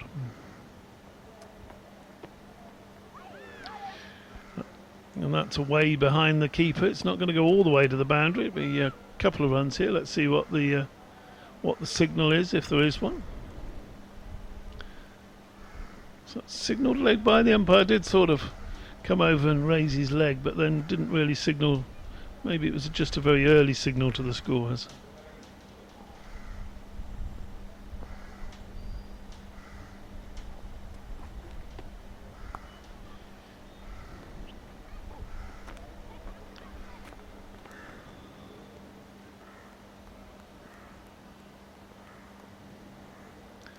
Liesl Lee, what's she going to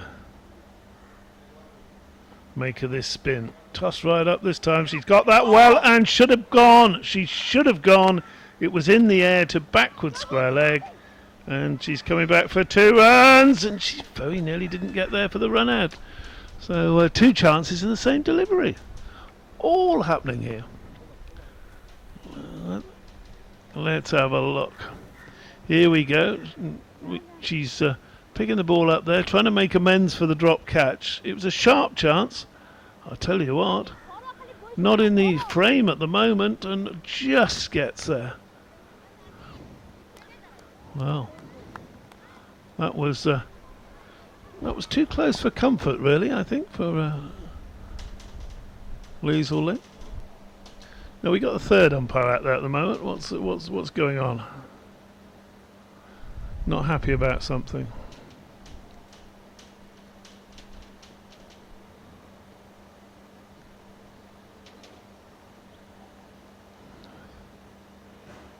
Trying to just sort of bash down the edges of the front foothold.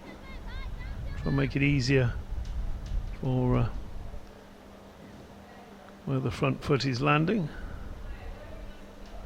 Or there might have been a bit of debris. We might have seen Granny come on again with her dustpan and brush.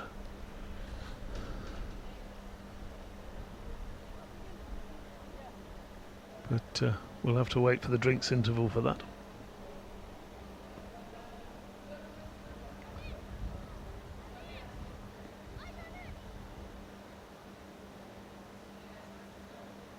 So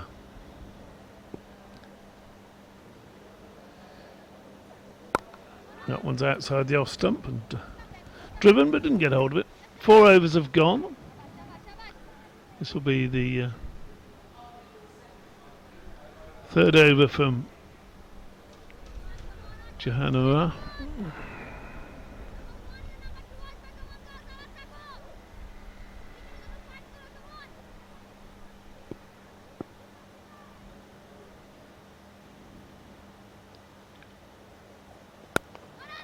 Well bowled, well played, and well fielded. So good bit of cricket all round though.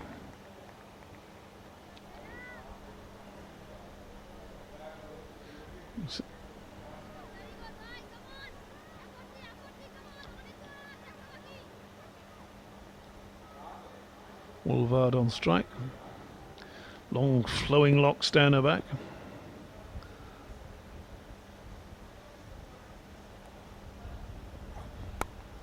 And that's a good delivery. She's a little bit late on that. Got a thickish edge away down to third man. Good over this.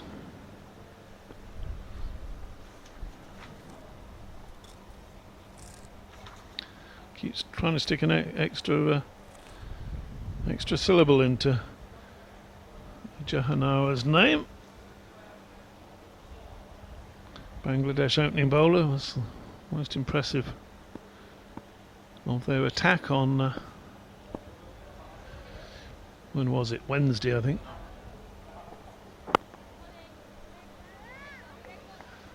Like Ireland, they're the Bangladesh have played on all 4 days so far. They won't be playing the final round of matches on Monday, and of course neither will Ireland. So when you have 5 teams in a group, one always has to miss out somewhere. India are not playing today. And in this group, I think Pakistan are having the day off. Eased away down to third man. Looking forward to next week. I think there's going to be some cracking cricket played there, including, of course, India against Pakistan, which is always, at any level of the game, is always a keenly fought contest.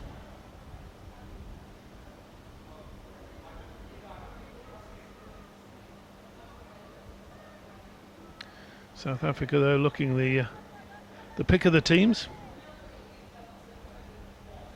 Certainly of those we've seen. That one's down the leg side. I think that'll be a leg bite. Just wait for the umpire. Yes, indeed. So that's the end of a tidy over. Jahanara. 5 overs gone, the scoring rate has dropped a little.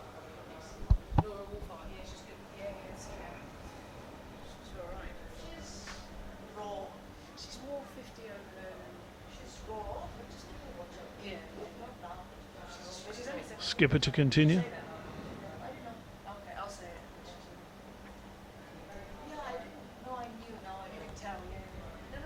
A few leggies early on.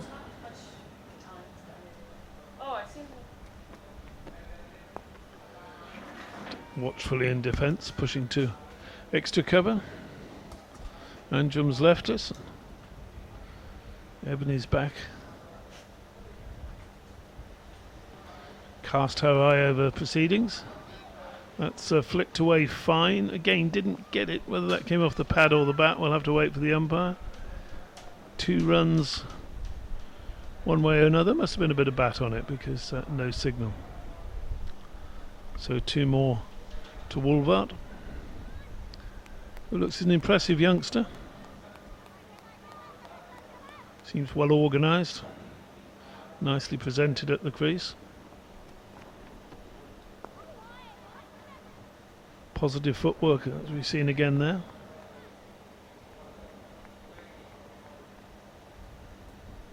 Have you seen much of her, Ebony? Yeah, I have. I saw her out in South Africa last year.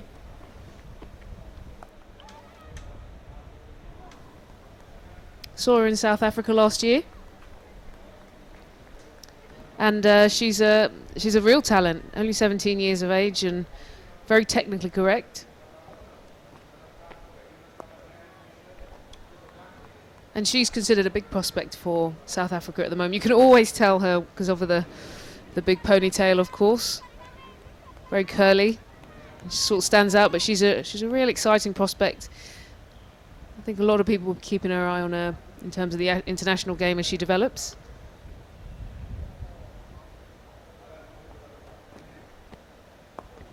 Opportunity to make a few runs here this afternoon. Yeah, she got 100 already. Got one against Ireland actually last summer. You know, when they travelled to Dublin, where, as we know, that that was a game where Ireland managed to squeeze out their first big victory. But she got 105, and I think she's one of those players who, like you say, if you're already 17, or should have been 16 at the time, and picking up that 100, that just shows. So she's out there with a slightly more experienced player, Lizelle Lee, who's travelled around. She's been playing in England plenty, lots in the county championships. She's a very dangerous player. You can tell at the moment she's just waiting for the bad ball and knocking it about, but she's somebody who can really take it out, hit it out the park. When she decides to hit sixes, it goes crazy. But it looks like a change of bowling.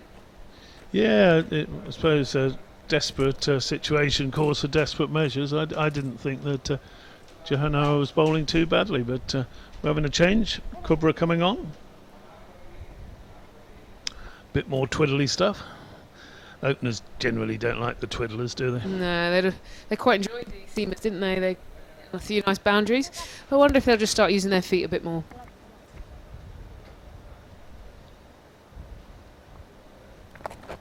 Well, don't need to use your feet there. 1-2 bounce over the ropes for 4. Let's just have a look at this. Got too full here. Really drifted down the leg side. That's meat and drink, really. It was in the air and there were 2 fielders around the corner there, so there was an element of risk about it. But you'd have to be unlucky to pick out one of the fielders.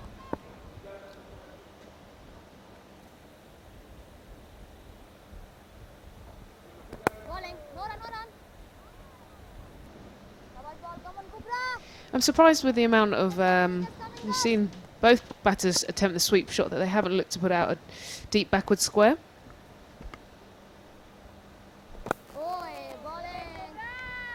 She's less sort of decisive in her footwork than her younger opening partner.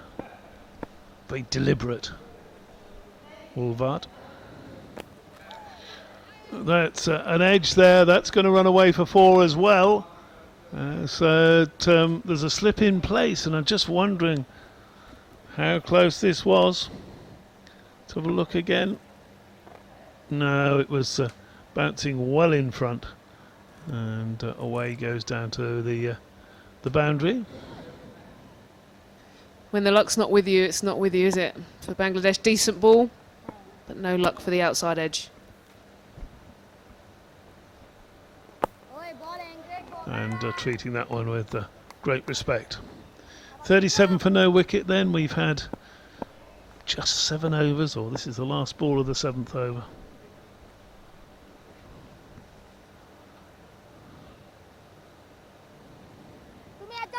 Bangladesh will be looking for a few little successes here. I don't imagine their wildest fans think they can win from this position. And we got a reverse sweep out there for the last ball of that over. Of course, only 2 allowed inside the circle because we're still inside the first 10 overs. 37 for no wicket. It's really tough as a spinner to bowl in the power play. Obviously, you're only allowed 2 out. At the moment, the option, they've had a long on and then a cow corner. I'd prefer to see them having more of a, yes, the long on, but also a kind of someone drifting in the middle which can get around to both. It's tough to bowl in that power play because you can get hit. But so far, Bangladesh doing reasonably well. But when you've got so few runs on the board, it's hard. Look at that. No one out there protecting the field. Well, the skipper's really putting the pressure on because she's got all 9 fielders inside the ring. No protection at all. Go for it, she's saying. Go on, see if you can hit me.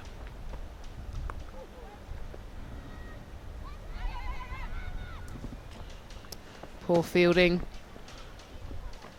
Again, noticing the obvious difference here between South Africa and Bangladesh. South Africa very well drilled in the field, and that would not have been a single if a South African had been fielding it. Couple dropping out for Liesel Lee though, the long on and long off.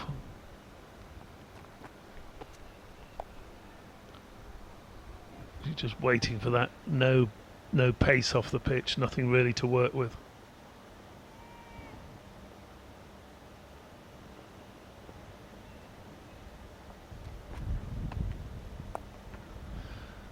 Was that a replay in real life?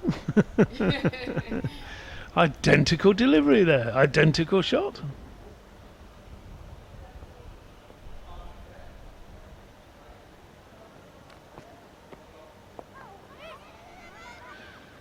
Good running.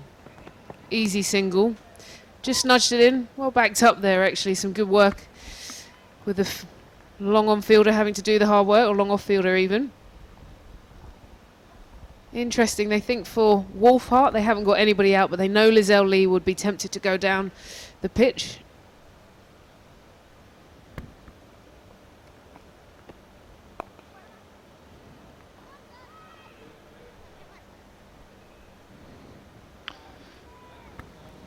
.39 for naught, end of 8. So is this the first time you've seen South Africa play? I believe it is, yes. And your thoughts of them as an outfit?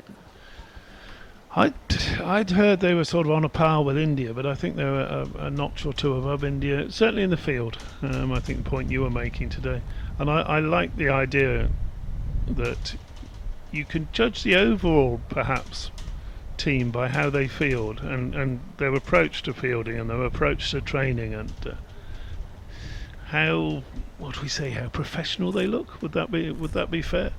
And the South African team certainly does look a very well drilled outfit. That doesn't mean they don't fumble the odd one or two. Everybody does that, but they just look, when they play India, they're immediately 20 runs ahead, aren't they? Just purely on the fielding. Purely on their fielding. That's a lot to make back.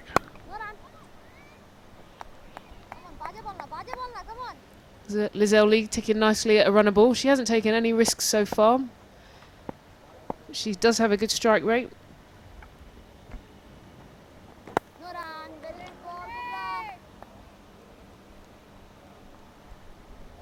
I wonder when she'll be tempted to use her feet. There are two out.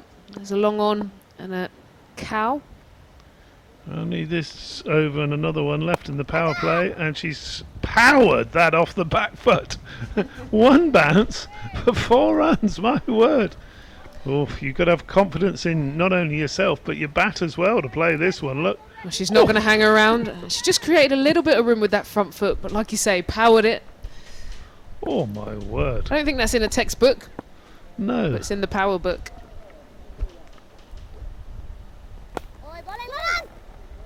Clever. Clever. Push the field back and then take a little cheeky single.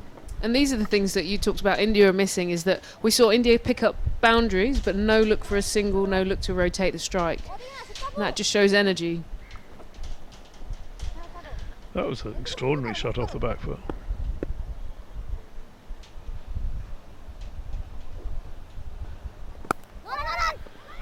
Pushed into the offside, but there's going to be no run there. It's what we were talking about earlier, wasn't it? That you were saying against a slow bowler like that, you'd often just stand back and thwack it, I think was your term.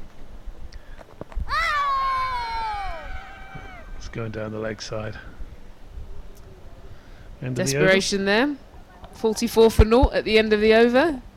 No, you're right. Yeah, I think in terms of batting early in my career, like I said, I kept getting on that front foot.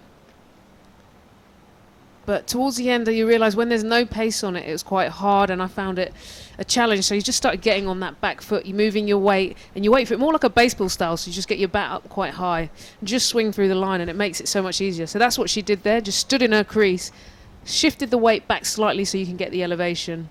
Really good batting.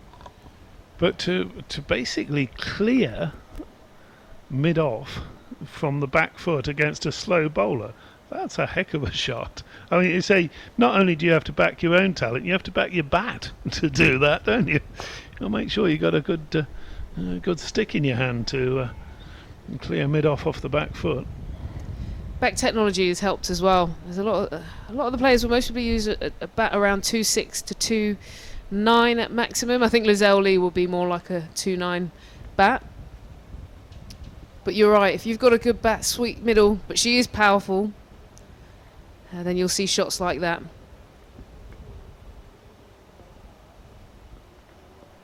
We might have to have a look at that again in a minute.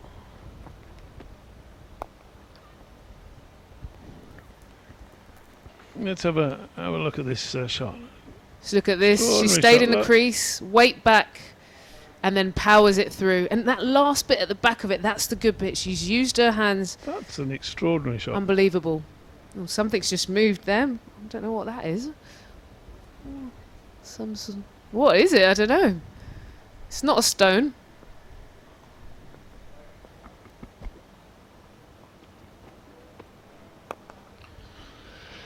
Has she got it? That is Lizelle Lee. As I told you, she won't hang about. Unbelievable. First 6 of the day. That brings the 50 up. Again, just clearing that front leg and giving it an almighty whack. For a minute, long on and long off were interested, but then they could only just crank their necks and watch that one as it went by. Let's have a look at this. This is a mighty hit. Tossed up. Again from the crease. It's so good. If you've got the power and you've got the ability to stay still, she's gone straight. That's perfection. Can't find that gap through the offside though. So 51 runs required. Are Bangladesh going to be able to separate this opening partnership?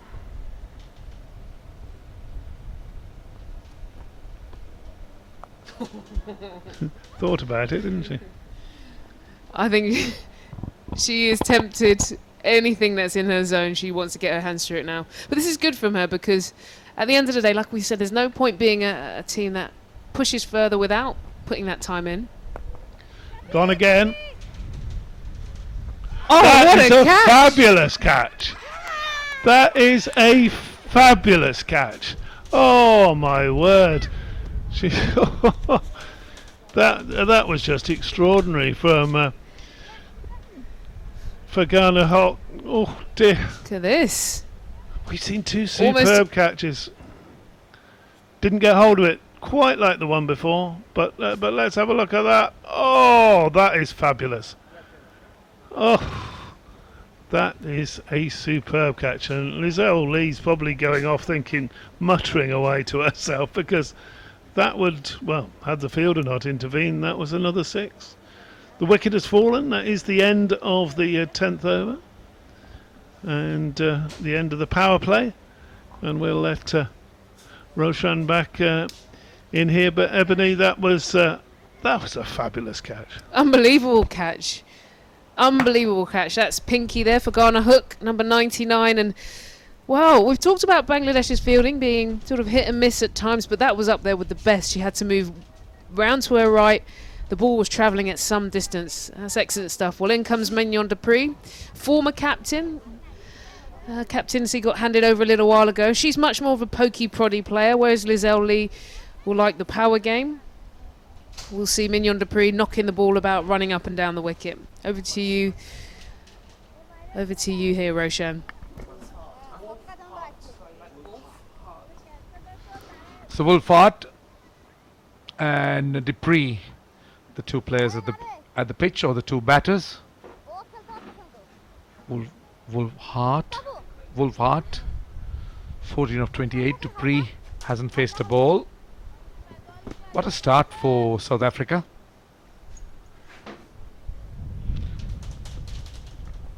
Off spin from Kadisa. The required run rate under 1.5 runs and over. This is a good effort by South Africa. I'm sure Anjum will appreciate that. They've looked busy. The South African, I don't know why I call them Sri Lankan, but the South African openers, they look busy and they look in control. I like Woolfard. I like the way she's taking on the spinners, the way she's playing. She looks a very correct player. Like that sound on Willow, you know, that real sweet spot sound most of the time when the ball hits the bat, or vice versa, the bat hits the ball. And very young as well, just 17 years in age. Made a debut last year in 2016 for the South African team.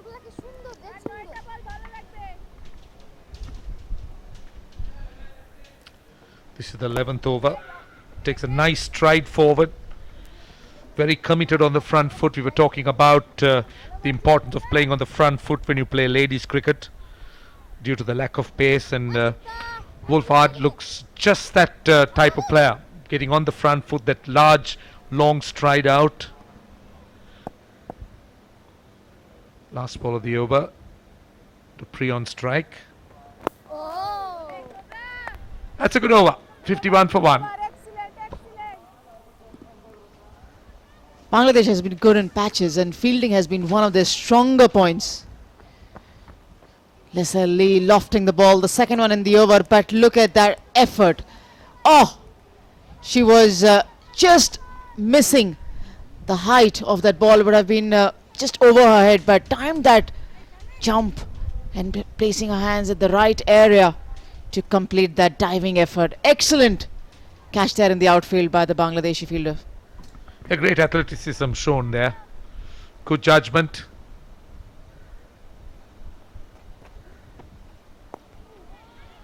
This is Rumana, the one who got the wicket, the Bangladeshi skipper. Woolfard, who is on 15. She's taken her time. Nicely driven in the gap at extra cover. At least a couple. Good running. I like this young batsman. I think they'll get an extra run here. Come on, Dupree. What's going on with you? There was an extra run there. I don't think she spotted it. There were a couple of fielders in line. Maybe she missed the angle of that ball. Mignon Dupree. And that's what probably she's saying, that she's explaining to her junior partner that she couldn't spot where the ball had gone. Again, how important it is as a batter to be aware where the throw has gone at all times.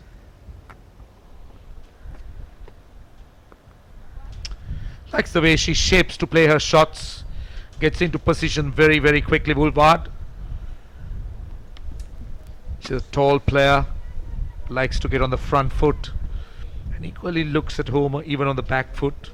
Nice balanced base. Down the leg side. So will that be a leg by or a by? I think it's a leg by. Yes, it is. Just drifting down the leg side.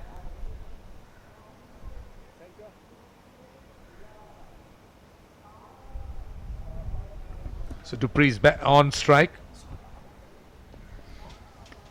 But I like the effort of Rumana as well to bring herself on. She removed the front line bowler with who she had started the bowling, Azmin. She went for, who had an expensive first over, and immediately brought herself back on.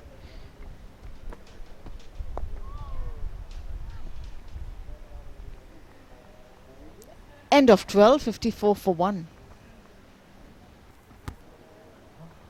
The start was excellent by the South African openers. Woolfard now there. She's taking her time, 17 of 37. Dupree yet to get off the mark, but this is a quick start by South Africa. And don't forget, their target is nothing frightening. The required rate, just take a look at the required rate on your screen. 1.24, and they look quite nice and relaxed. Obviously no pressure.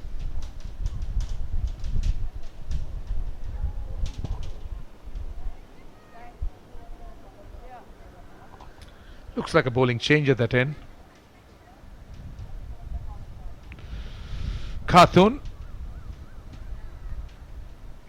She's coming on. Salma Khatun.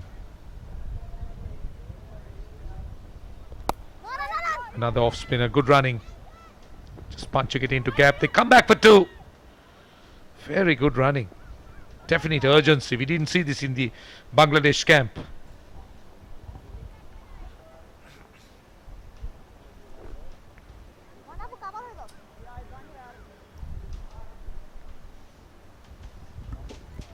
Salma Khatun is burdening herself. I think she's got a cap behind her back. And she's continuing to bowling with that burden behind her back. If you look at the bowler, Salma Khatun, she's probably helping one of her teammates, keeping their cap with her. But commendable. Usually you get distracted and it becomes uncomfortable. Is he the wicket keeper? Because she's wearing a helmet. The wicket keeper, so could be helping her, I don't know. 1 is the call, and good running, good running. Excellent work. Woolward and Dupree, I should say, running well. I like the flick of the wrist. Placed it well between the square leg and mid-wicket fielder.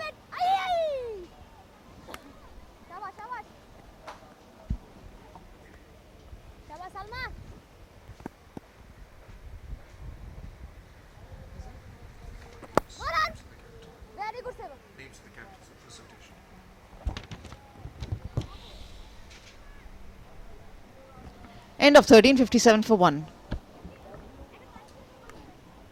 Things have slowed down a bit since Dupree came in. She's taken her time. Or let's say Lisselle Lee got out, because Dupree has barely faced 3 or 4 deliveries, but it was Lisselle Lee who was always looking in control of hitting the top shot, clearing the fence with ease. South Africa still requiring 44 in 37 overs, so they've got a lot of time. Depends how much time they take to complete the target of 101. That's a walk in the park for the South Africans. Really not challenged, lost the toss today. Asked to bat second. One would have thought that Bangladesh would try to get some advantage out of a goodish pitch. Khadisa. It's on the leg stump, spinning down the leg side. I think that's what umpire Anil Chowdhury tends to think.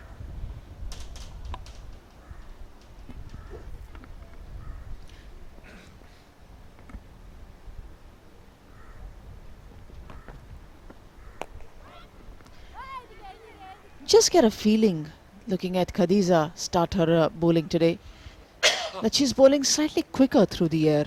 She's pushing the ball, not giving it enough flight, as one got to see it in the previous match, the game that Bangladesh played against India. Pakistan rather. Just felt that this time they don't want to give much time to the South African batters to get under the ball. It's just the trajectory has just gone slightly flatter. There's more pace behind that ball. She looks a decent off spinner to me. Like to see a bit more variety, like the straight ball or maybe the slider. But otherwise she bowls with good control. Nice action for an off spinner. Very easy, uncomplicated action.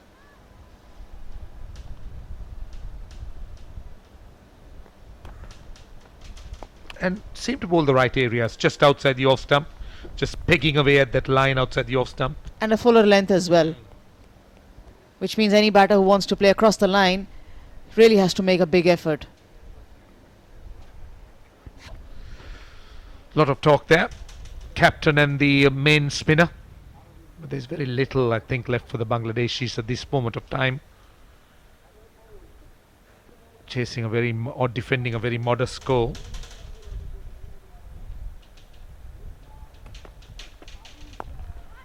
Still not off the mark to Pre. She's taken 7 deliveries. So 14 gone, it's 58 for 1.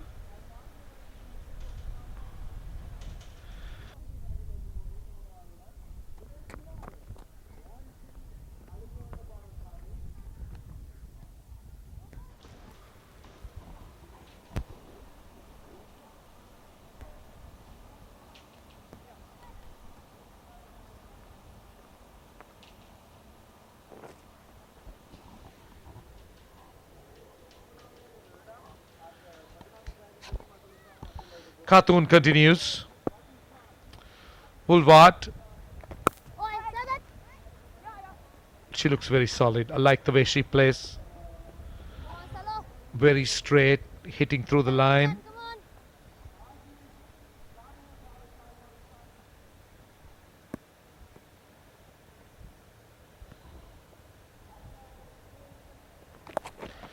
Oh, taken. Dupree took her time and still unable to open the account. Caught behind square leg. Khatun gets a wicket. South Africa have lost the second. Going for the attacking sweep shot.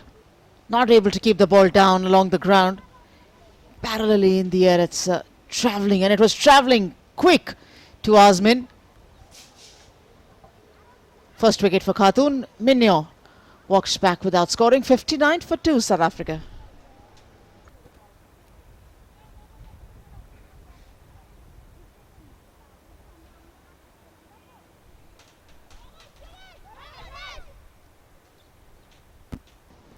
I like the positive approach from the Bangladeshi fielders.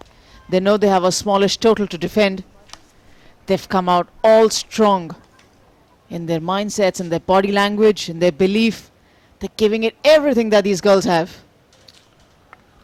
Trisha Chetty is the new batsman or the batter. New batsman. 59 for 2, no real danger for South Africa. So at this stage, Bangladesh were 24 for 5. Goodness me, that was terrible.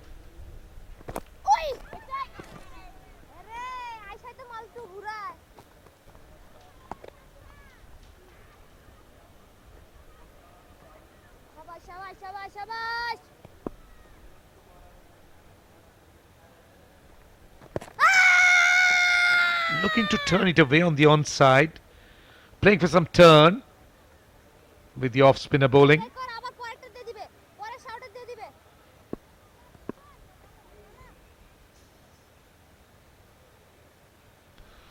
Two balls to go in the over. Oh, this is a good over. This is a very good over.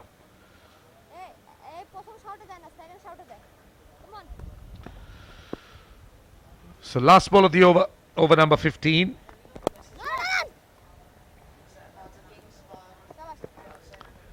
$60 for 2, 15 overs completed.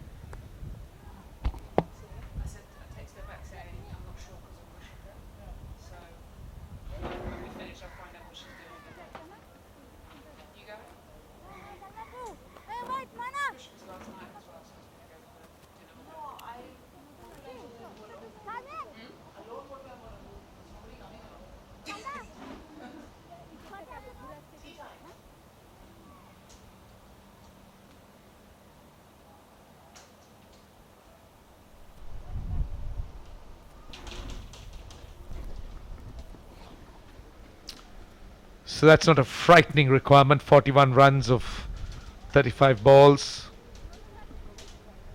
Shetty and Woolward at the wicket. Kadisa will continue. South Africa seem to have got more sedate after the loss of that opening wicket. They seem to be taking their time.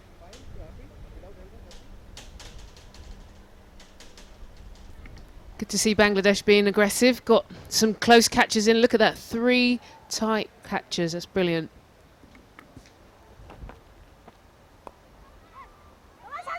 Trouble here. Trouble if it hits. Doesn't. So she gets off the mark. Well, I think she's questioning for obstruction, but I don't think so. It was well within the batsman's right, or the batter's right. Yeah, no, well, first of all, well done to Bangladesh for this aggressive field. Nice bit of fielding here. Square leg just coming in, getting it out very quickly. Good bit of fielding. I think she would have been home.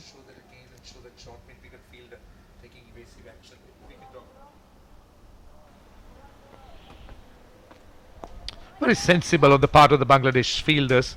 Just look at the short mid-wicket fielder. Maybe we will try and show you that. The short mid-wicket fielder, how she takes evasive action as she anticipates the throw. So they take another single. But let's try and get back to that tight run out. Now this is a good cricket sense. Look at the short mid-wicket. Look what she does here. Look. Oh, no, that's not the one. Oh yes, that's the one. Look at her. Look at her. There you are. She's just ducking, just making sure that she doesn't become an obstruction to a throw. That's very good sense, cricket sense. Great field here. At the end of the day, look, Bangladesh know it's a tough ask to win, but I like to see teams, at least if they're not going to win, they fight till the death. They're still looking at ways to be aggressive. Khadiza's bowling tightly as well. Thought she's been pretty tidy. She is, but the thing is, this should have been the approach even with bat in hand.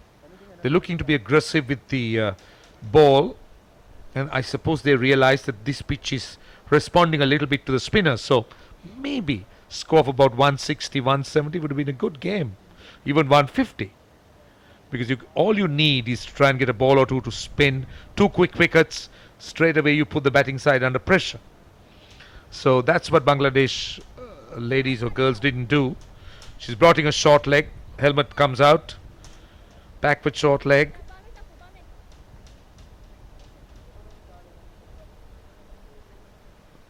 Khadisa has been good. One thing about Khadisa is she's a bit predictable. Second run on, because she only bowls the off break. She doesn't bowl the straight one. She doesn't do anything different. So that makes batting a little bit easy. Yeah, you could just line them up, can't you? And at the moment, they're just looking to knock. They're not doing anything too aggressive, but just knock the ball. So she's just got to look at whether it's the quick or even just a change of pace could help give her some variation.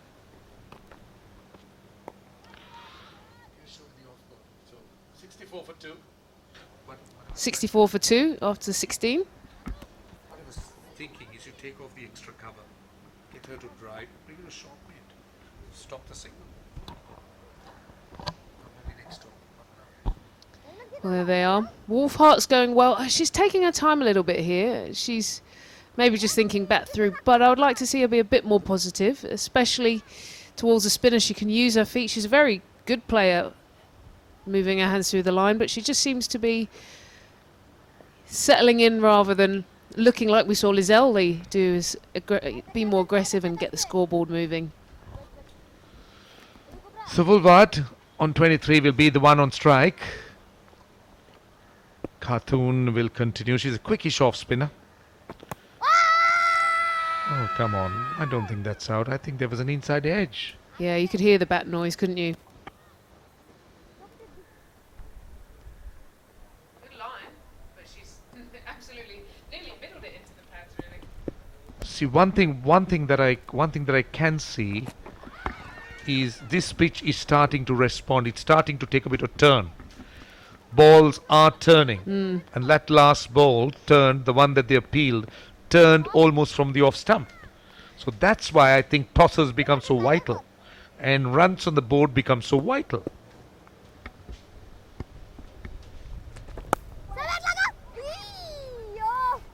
That's a good noise, that. That was a very good noise. Look at the keeper there in action, nice and low.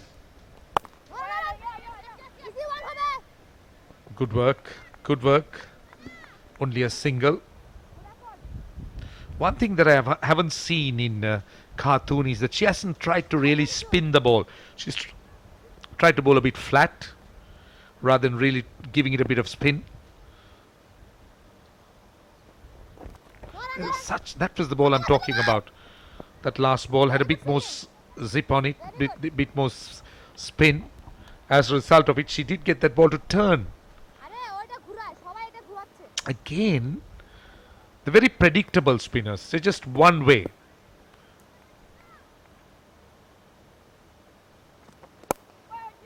Nicely driven, very nicely driven. I like the way she plays that drive. Woolward, what a beautiful shot. Not an easy shot to play against the off spinner that has a bit of turn, but take a look at this. Great use of feet. Oh, that is perfection, isn't it? Just punching it through the gap. Got to the pitch of the ball. Excellent stuff. End of the over. 70 for 2. 17 gone. She certainly has long levers, doesn't she? And she's making full use of it. I like the way she gets to the pitch of the ball. She looks so good on the drive. Yeah. Only 17 years old as well. So no doubt when she develops over the next 3 or 4 years, she could improve very far. Show me the offside field. I just want to make an observation. Show me the leg side field. And then the offside. I just want to say that there's no big wicket. And then I'm suggesting bring the extra cover. So Kadisa will continue. She's bowling off spin with 2 short legs. Short extra cover. And she's been continuously worked around on the leg side. Now let's take a look at the leg side field, if we can show you. There is this gap on the leg side, if you could see. There is that gap, but now that's been changed because the leg slip has gone across. But I would have liked to have seen that leg slip and that extra cover fielder. Maybe we'll show you the offside field also after this ball. Let's see. Let's look at the field again. When Chetty comes in, yes, the leg slip comes across. Now, the short leg is there. There is a gap, yawning gap on the leg side at mid-wicket, which is worked around with the spin. So why not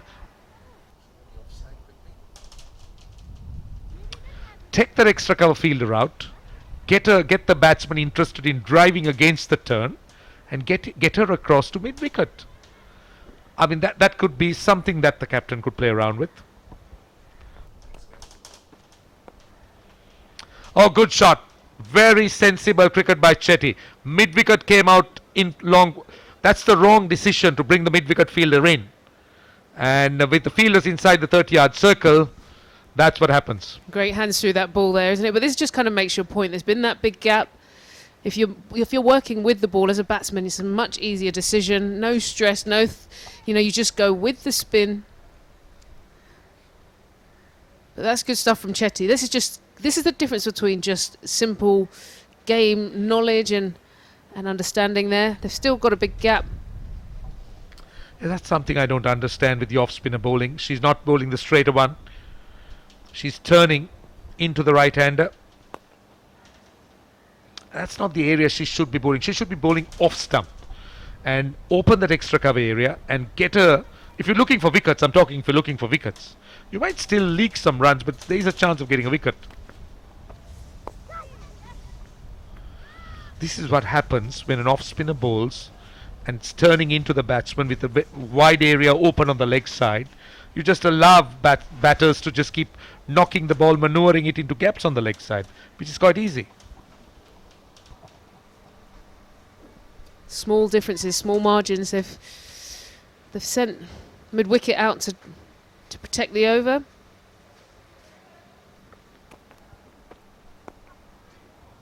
$77 for 2.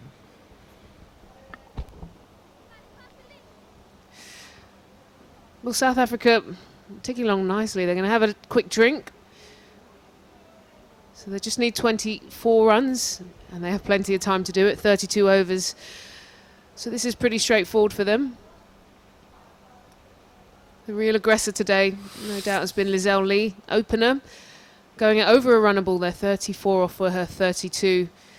The 17-year-old Wolfhart has started nicely, maybe taking her time with it, 29 or 55, but still done the hard work. The Mignon Dupree, someone who looked like she was going to come in and have an impact, but was caught at point. So now it's Trisha Chetty to try and do the damage. And then here, it's been tough going for the bowlers, especially the opening seamers. They really got some treatment. But we've seen a couple of the spinners, the captain, Ahmed, coming in and picking up that wicket of Lizelle Lee off a brilliant catch. And obviously Khatoon going well. South Africa just doing it quite easily.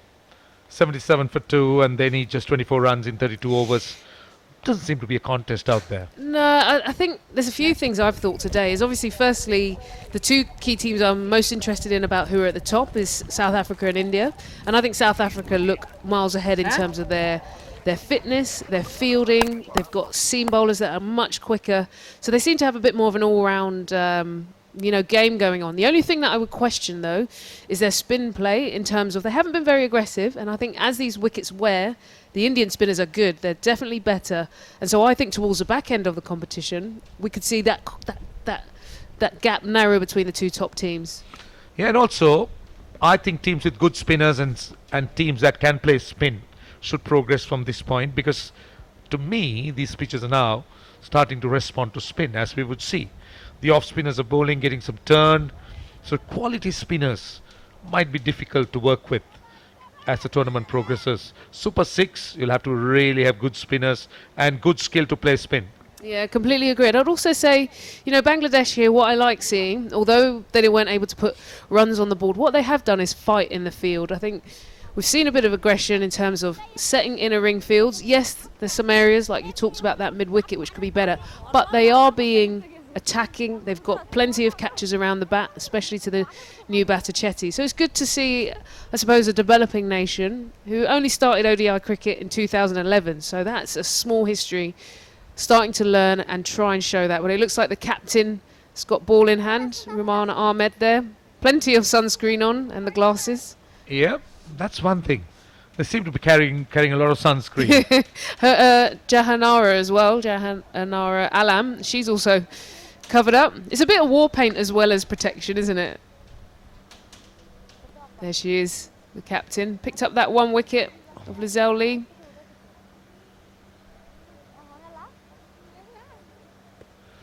So Rumana Ahmed, she will continue. This is over number 19. She's going to bowl to a slip.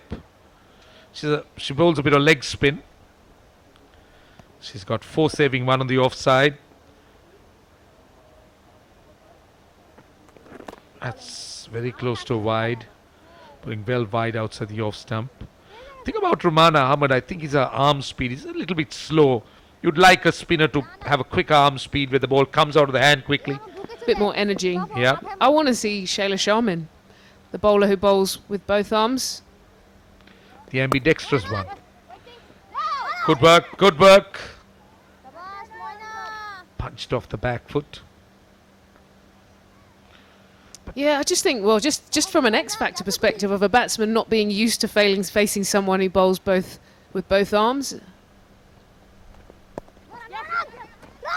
Good running, very good running. I like the way the South Africans have run. That's obviously tells me the understanding they have and also the experience they have. You were very correct when you spoke of the problem that Bangladesh has. 2011, if they had started playing ODI cricket, then they don't seem to have too much of experience.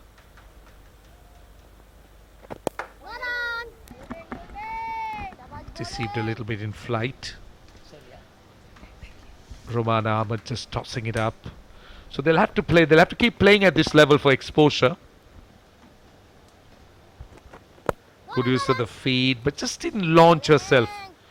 Doesn't seem to be fond of taking the aerial route. Woolward likes to drive along the ground.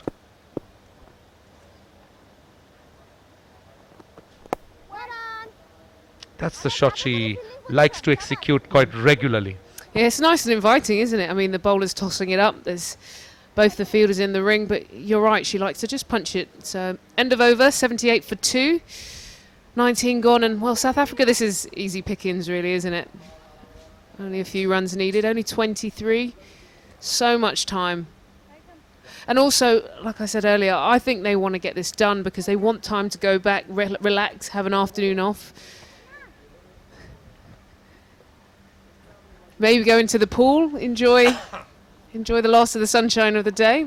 What do you propose to do if the game ends up or ends early, say 3:30? Yeah, well, we've been out to a couple of places. I really liked Barefoot Cafe. Have you been there? Oh, yeah. Be nice to go, maybe do a bit of shopping, have a nice juice and get a bit of sunshine in towards the end.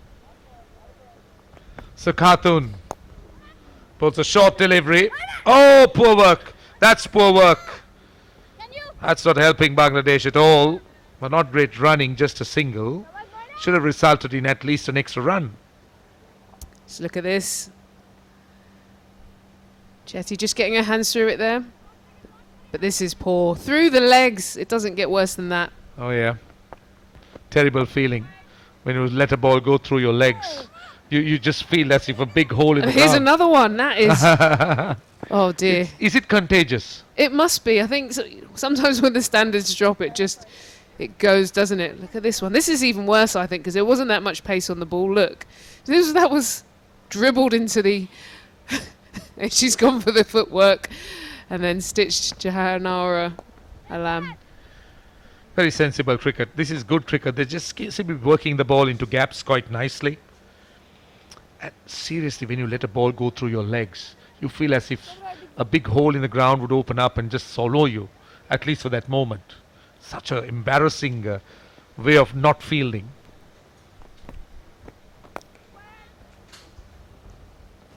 Before you go, because I know you'll be going soon, so forget what I'm doing this afternoon. Tomorrow, I'm going to take the trip down to Gaul. Good. So much to see in Gaul. One place that you need to go is the Dutch fort. It's a very historic place. It was built in the 18th century. It withstood a tsunami, and the architecture, the civil engineering is mind-boggling. I sometimes wonder how they carried those large boulders up to that point with the sea and how they built it. Well, you can go and find out how good that is. You need to go in there.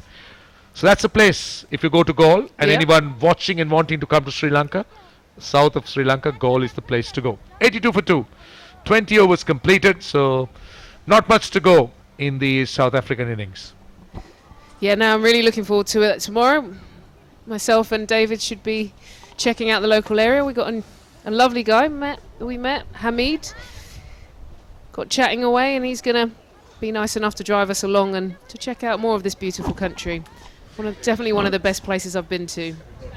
Well, in comes Jahanara Alam to come back. She was expensive, a little bit expensive, just in the context of the start of the game. I think the South Africans like the seam ball coming on. But are you looking forward to tomorrow, David? I've not met this man of yours yet who's taken. He's my new best mate. He's amazing. You just we spoke about life, chatting up random men on the streets, you know, well, and turns out he's got a car, and we're going to have a great day out with him. You know, sounds like fun. Certainly does. Looking forward to it. Bit of pace back. See what the South Africans make of this. A further 19 runs required.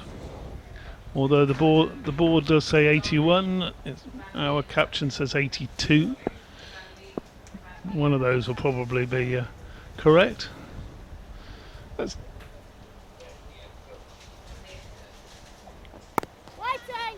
Tries to work that one away, backward a square.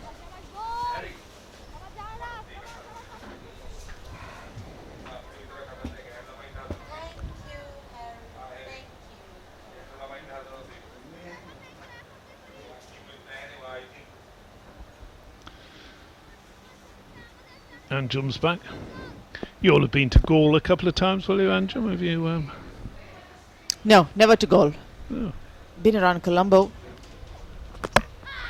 Boulder straight through. Trisha Shetty just trying to force her pace with Jahanara Alam striking by bowling on target.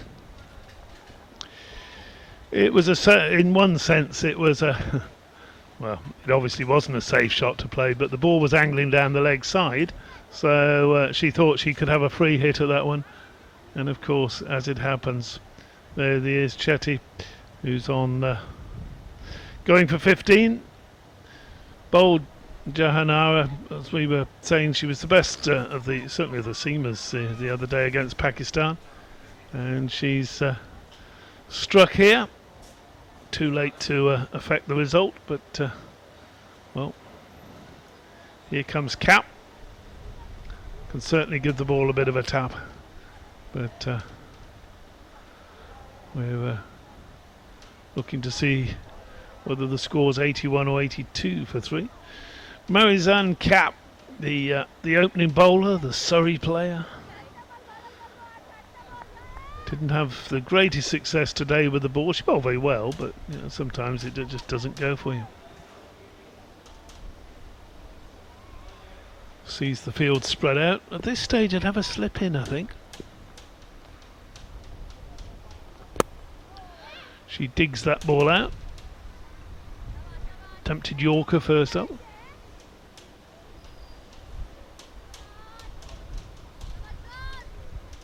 And Jimmy, you told us yesterday you were the best captain you ever played with. would you ever slip in at this stage? Oh, absolutely. There's no doubt. A fast bowler bowling, a new batter at the crease. There's no doubt that I'd have a slip or a gully in. Oh, that should be a loud appeal as well. Going down leg, and again, the lack of awareness between the batters. Bit of excitement. Opener, Woolvart still there. This is a good over. Again, big shout for that, but come on, please.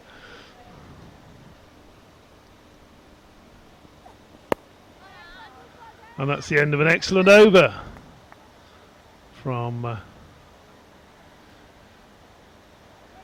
Johanara.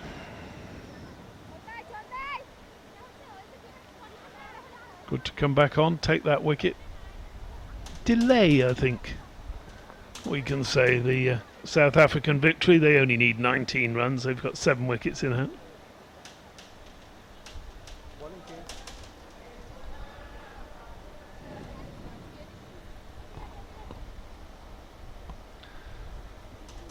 Few other games going on today.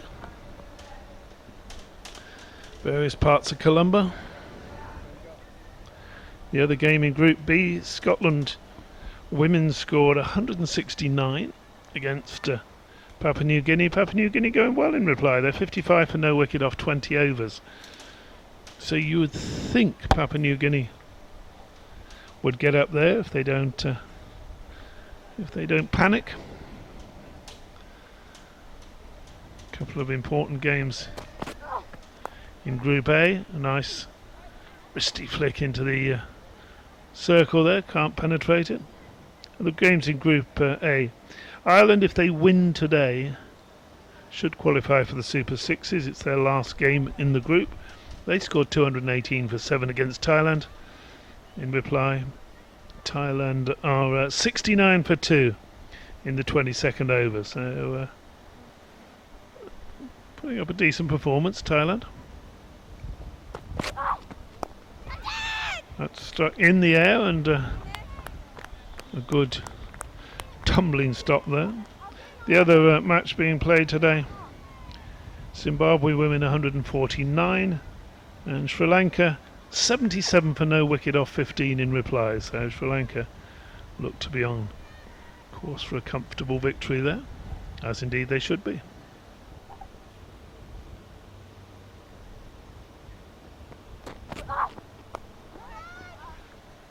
Still can't find that gap in the circle. Asmin bowling a good line, or perhaps a little bit wide, but she's got away with it.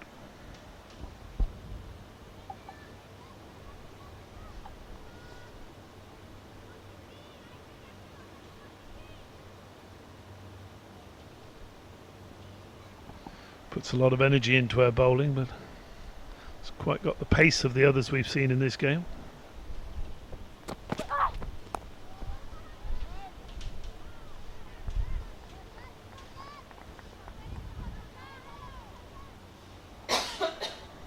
Runs have rather come to a halt here at the moment.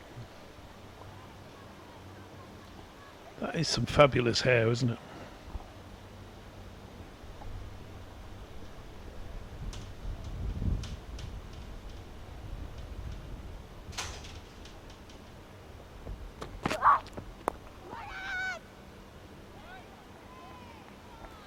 Nice firm strike, but again, no way through that cordon. The two quick wickets have just added a little bit of pressure in the sense that you stopped finding gaps, you've started finding fielders, and those singles that were at easily available for the South African batters have just suddenly dried up. Bowler missed a straight ball. Laura Wolvert, 4 shots straight to the fielder. A little bit of a lapse in concentration and straight through the gate. 4 down now, South Africa. Poor shot that from Laura Wolvert. She'd batted beautifully, hadn't she, for that 30 runs. It, left a gap, left the gate open, as we say, and the ball was straight through and to the boundaries. Well, 2 quick wickets left themselves too much to do, I think, Bangladesh, but a little bit of pressure here.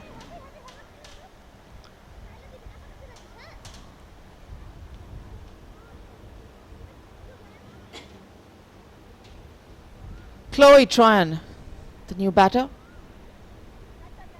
walks in for South Africa with 82 for 4, just chasing 101.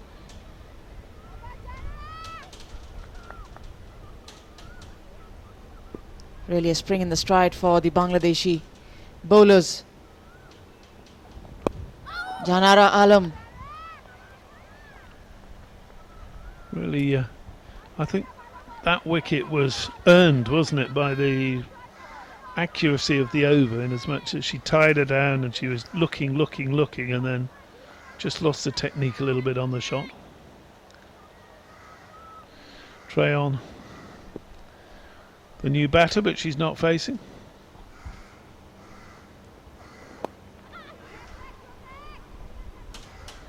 Finally off 82.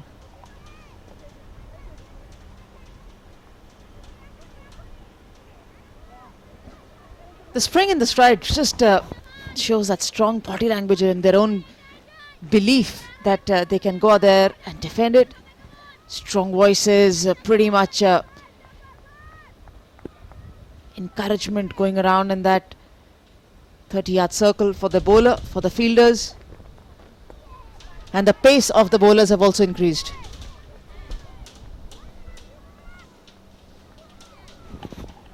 Wind's picked up as well.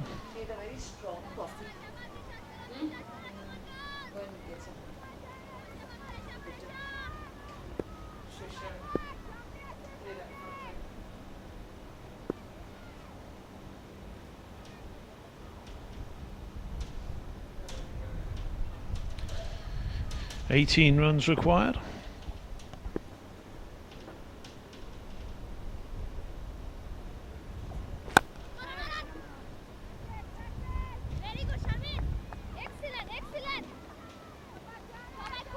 This will give Bangladesh a bit of confidence, little morale boost. They'll leave the field when they've been beaten here, as we assume they will be, with just that little bit more happiness than they would have had if they'd have lost by 9 or 10 wickets. Another nice looking drive, and that hits. That would have been the 5th wicket. That was silly running.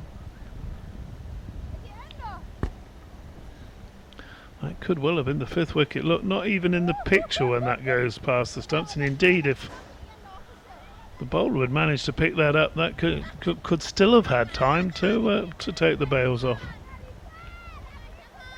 My word.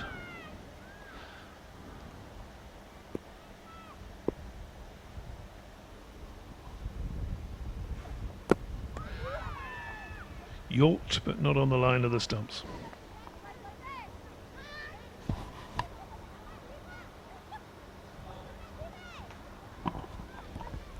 Amazing what a little bit of tension can do, isn't it?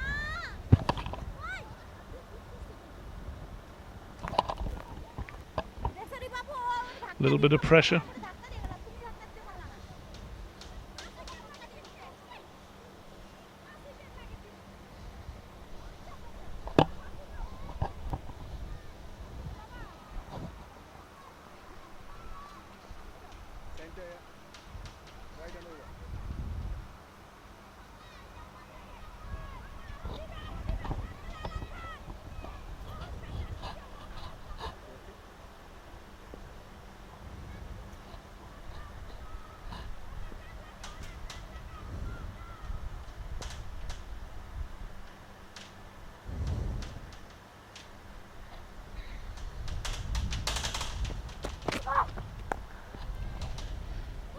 I think that would have probably been a wide had she not reached and hit it. Runs have dried up at the moment.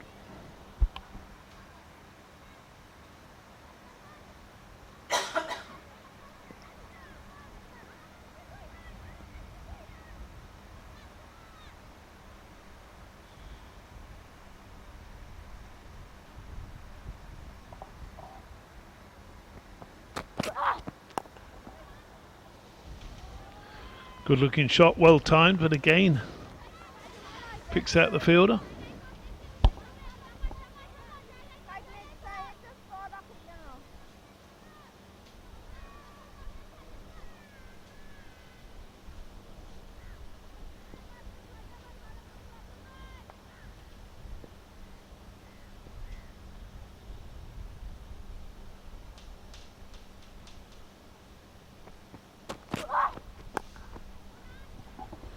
Another firm shot, and again into the cordon.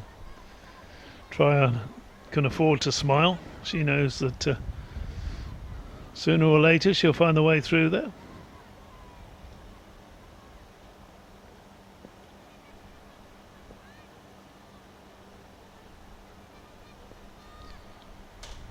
I would say some tight bowling at the moment for Bangladesh, but it's more question of the batsman not finding the gaps. Found the gap that time, and away the ball goes for 4. Despairing dive. It was always going to happen. Short of a length. Punched. And that's away. And oh, just got a bit of hand on it, but unable to prevent that ball going for 4. That reduces the requirement to 14 runs. The scoreboard now in tune with our graphics.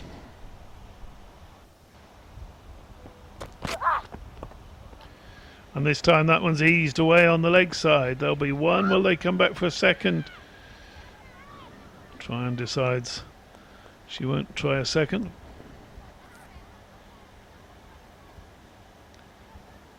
.88 for 4. Asmin has been bending her back this over. She knows it's important that she stays on course of leaking minimum runs to maintain that pressure. The bargain just angling the ball in effort ball. Oh, that's another effort ball. But yeah, it's a bad effort ball.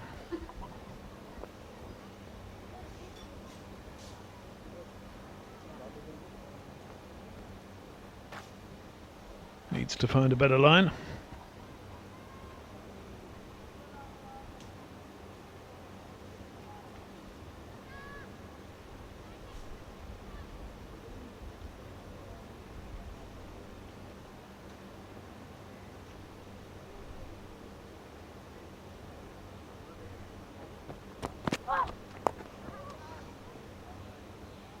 Full toss, but couldn't find the gap. That's the end of the 24th over, so South Africa made that rapid start, but haven't found things all their own way.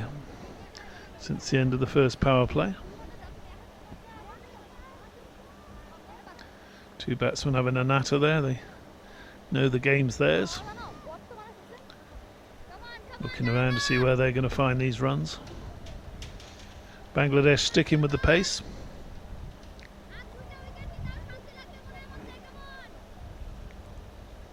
Johanawa has been impressive.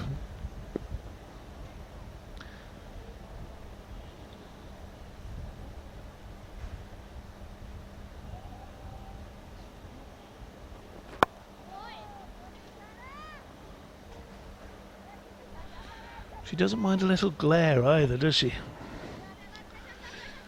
A couple of extra paces down the track and look at the batter.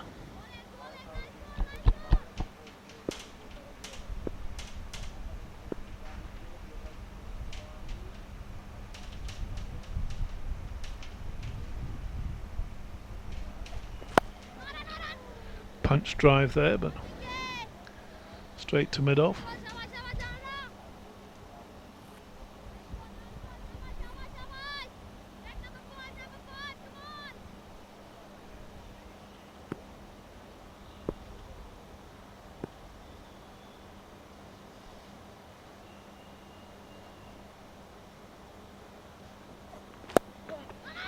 Plenty of room on the leg side, just 3 fielders out there. That'll be comfortable too. No real room to stray.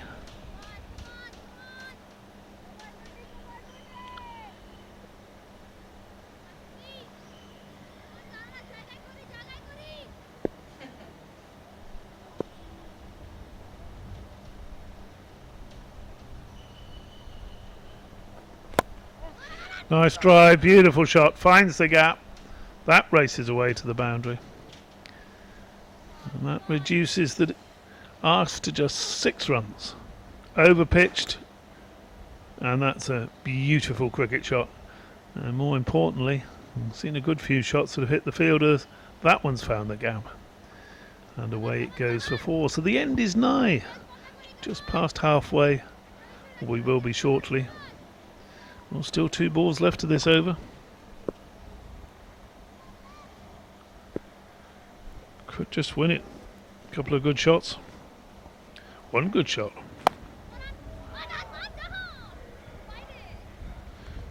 Fielded.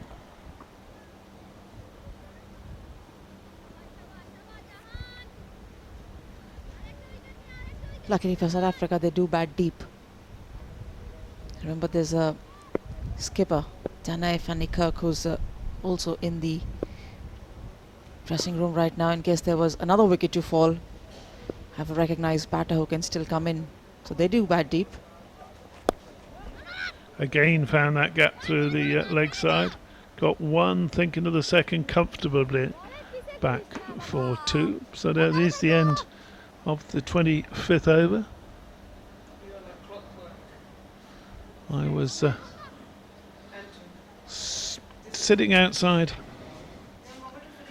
with Ebony about half an hour ago.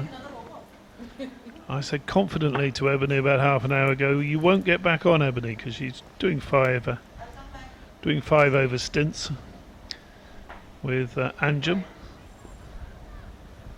and she will get back on, probably not for long.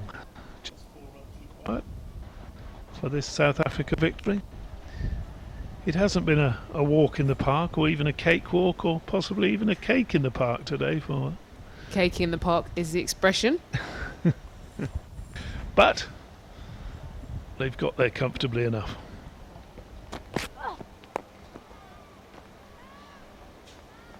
No real rush here for South Africa. They've got plenty of time. They just want to do this clinically. Who have you been impressed with today?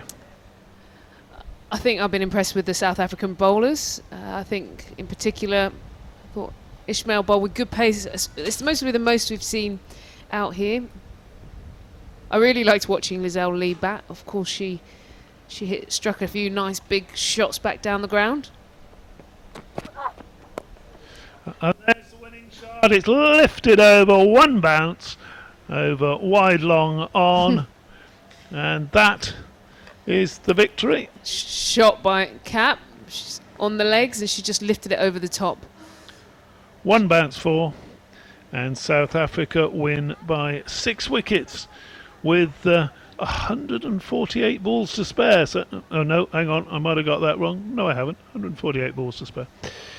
So 150 balls, of course, is 25 overs, and the players all shaking hands there. So you impressed with the bowlers? Yeah, but And the batting wasn't as tidy as it could be, was it? no, and they cause one other person I just wanted to mention who I was impressed with is the Bangladesh captain Rumana Ahmed. She hung around with the bat today, which was tough going. You know, she was the only one who was really able to kind of offer any sort of resistance. And also, I've liked her captaincy. At times, she's made a few errors, but equally, she was aggressive and she helped motivate her team. She bowled well. And that's what you want, really, is a leader who leads from the front. She's a cracking little cricketer, isn't she? This morning, Bangladesh 37 for 5. At that stage, they could have quite easily just keeled over, and they didn't. Khartoum helped her. The two of them had put together a partnership for the 6th wicket that got them sort of towards some sort of respectability. And there's the South Africa captain, Van Niekerk. And she'll be. She was waiting to come in. Look, she didn't get a bat. She's someone who likes to get on with it, so no doubt she would have. Well, she set the tone for the day, really, didn't she, with that catch in the first over? Stunning catch to her right at that sort of second slip, but it was really a 4th slip, and she dived well away. It probably took a catch that was really gullies, and although there was no gully. So she'll be pleased enough. Another victory for South Africa, which means that not only have they qualified for the Super Sixes, but they've also beaten Pakistan and Bangladesh, who are two teams.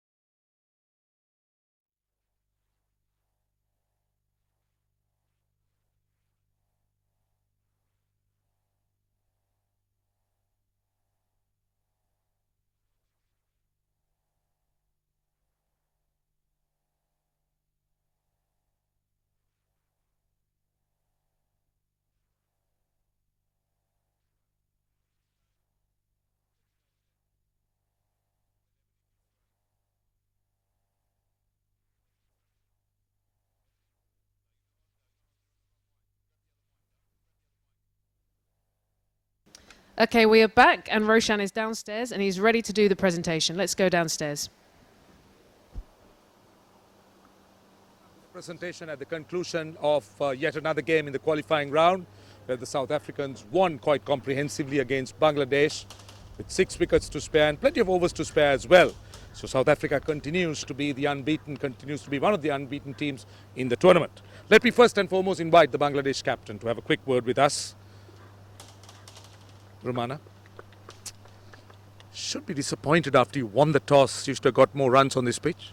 Yeah, I'm very disappointed because today it was not our days. We lost the match, and first we won the toss, and we won elected bat first. But our batsmen, unfortunately, they didn't well. Thank you, Harry. And well done, South Africa. They did very well, batting, bowling, both sides. And yesterday we did well, but today it was not our days. Do you think the pitch was slowing down and taking some spin, and if you had a score of around 150, 160, it would have been good?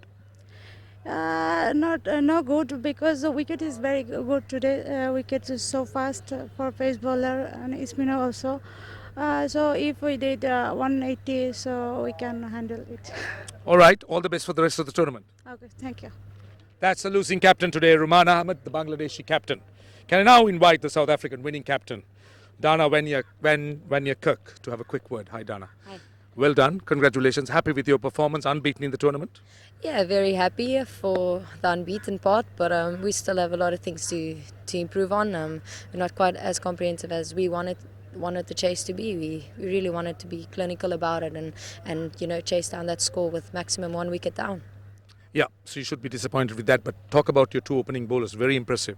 Yeah, it's awesome to have Shibi back. Where I was really excited the time leading up for her to join us in the side. She just showed her class today, especially on a wicket that didn't really offer much for our pace bowlers. We know Kap and Ishmael is an amazing opening pair, and then we've got Aya there, first change that bowled brilliantly throughout the whole season for us. So we were really happy, and I'm really proud of Shibi that she picked up her hand today. Just looking at the pitch, you think it was slowing down and taking some spin when you guys batted? Oh yeah, definitely. We know that's the nature of the Sri Lankan wickets. We felt like we got the best out of it with our pace bowling. But after 10 overs, the pace bowlers just signalled to me and said, "Look, it's slowing down. We have to take the pace off," and we did that, and yeah, it worked out. Very well done today. All the best for the rest of the tournament. Thank you very much. That's the winning captain from South Africa, ladies and gentlemen. And today, our player of the tournament, or player of the match, I should say. The award will be presented by Mr. Udaya Yatavara, the General Manager of Tamil Union Cricket and Athletic Club, and it goes to Shabani Ismail.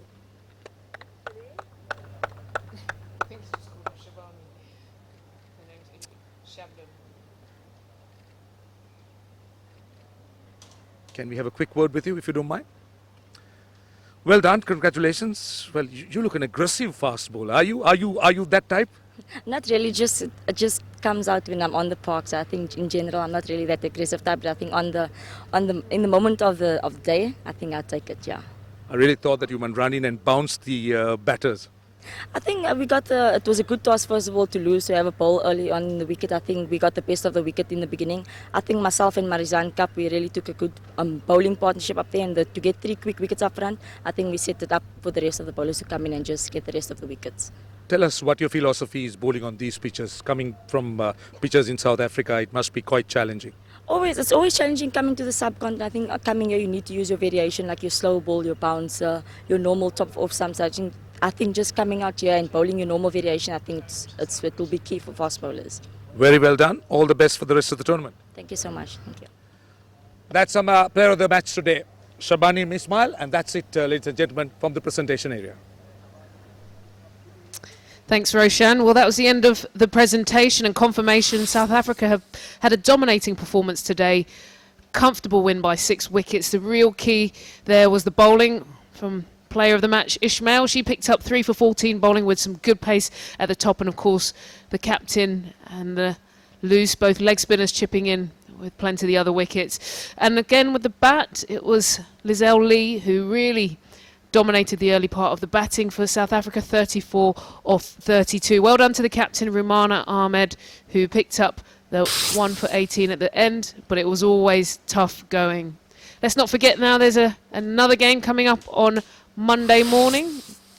Live we'll have from the Pisara Oval again. India are taking on Zimbabwe, and it's of course going to be another thriller. Their final round of games there for India in Group A, who are currently at the top. So don't forget to tune in. Thanks very much for your time today, and we'll see you on Monday.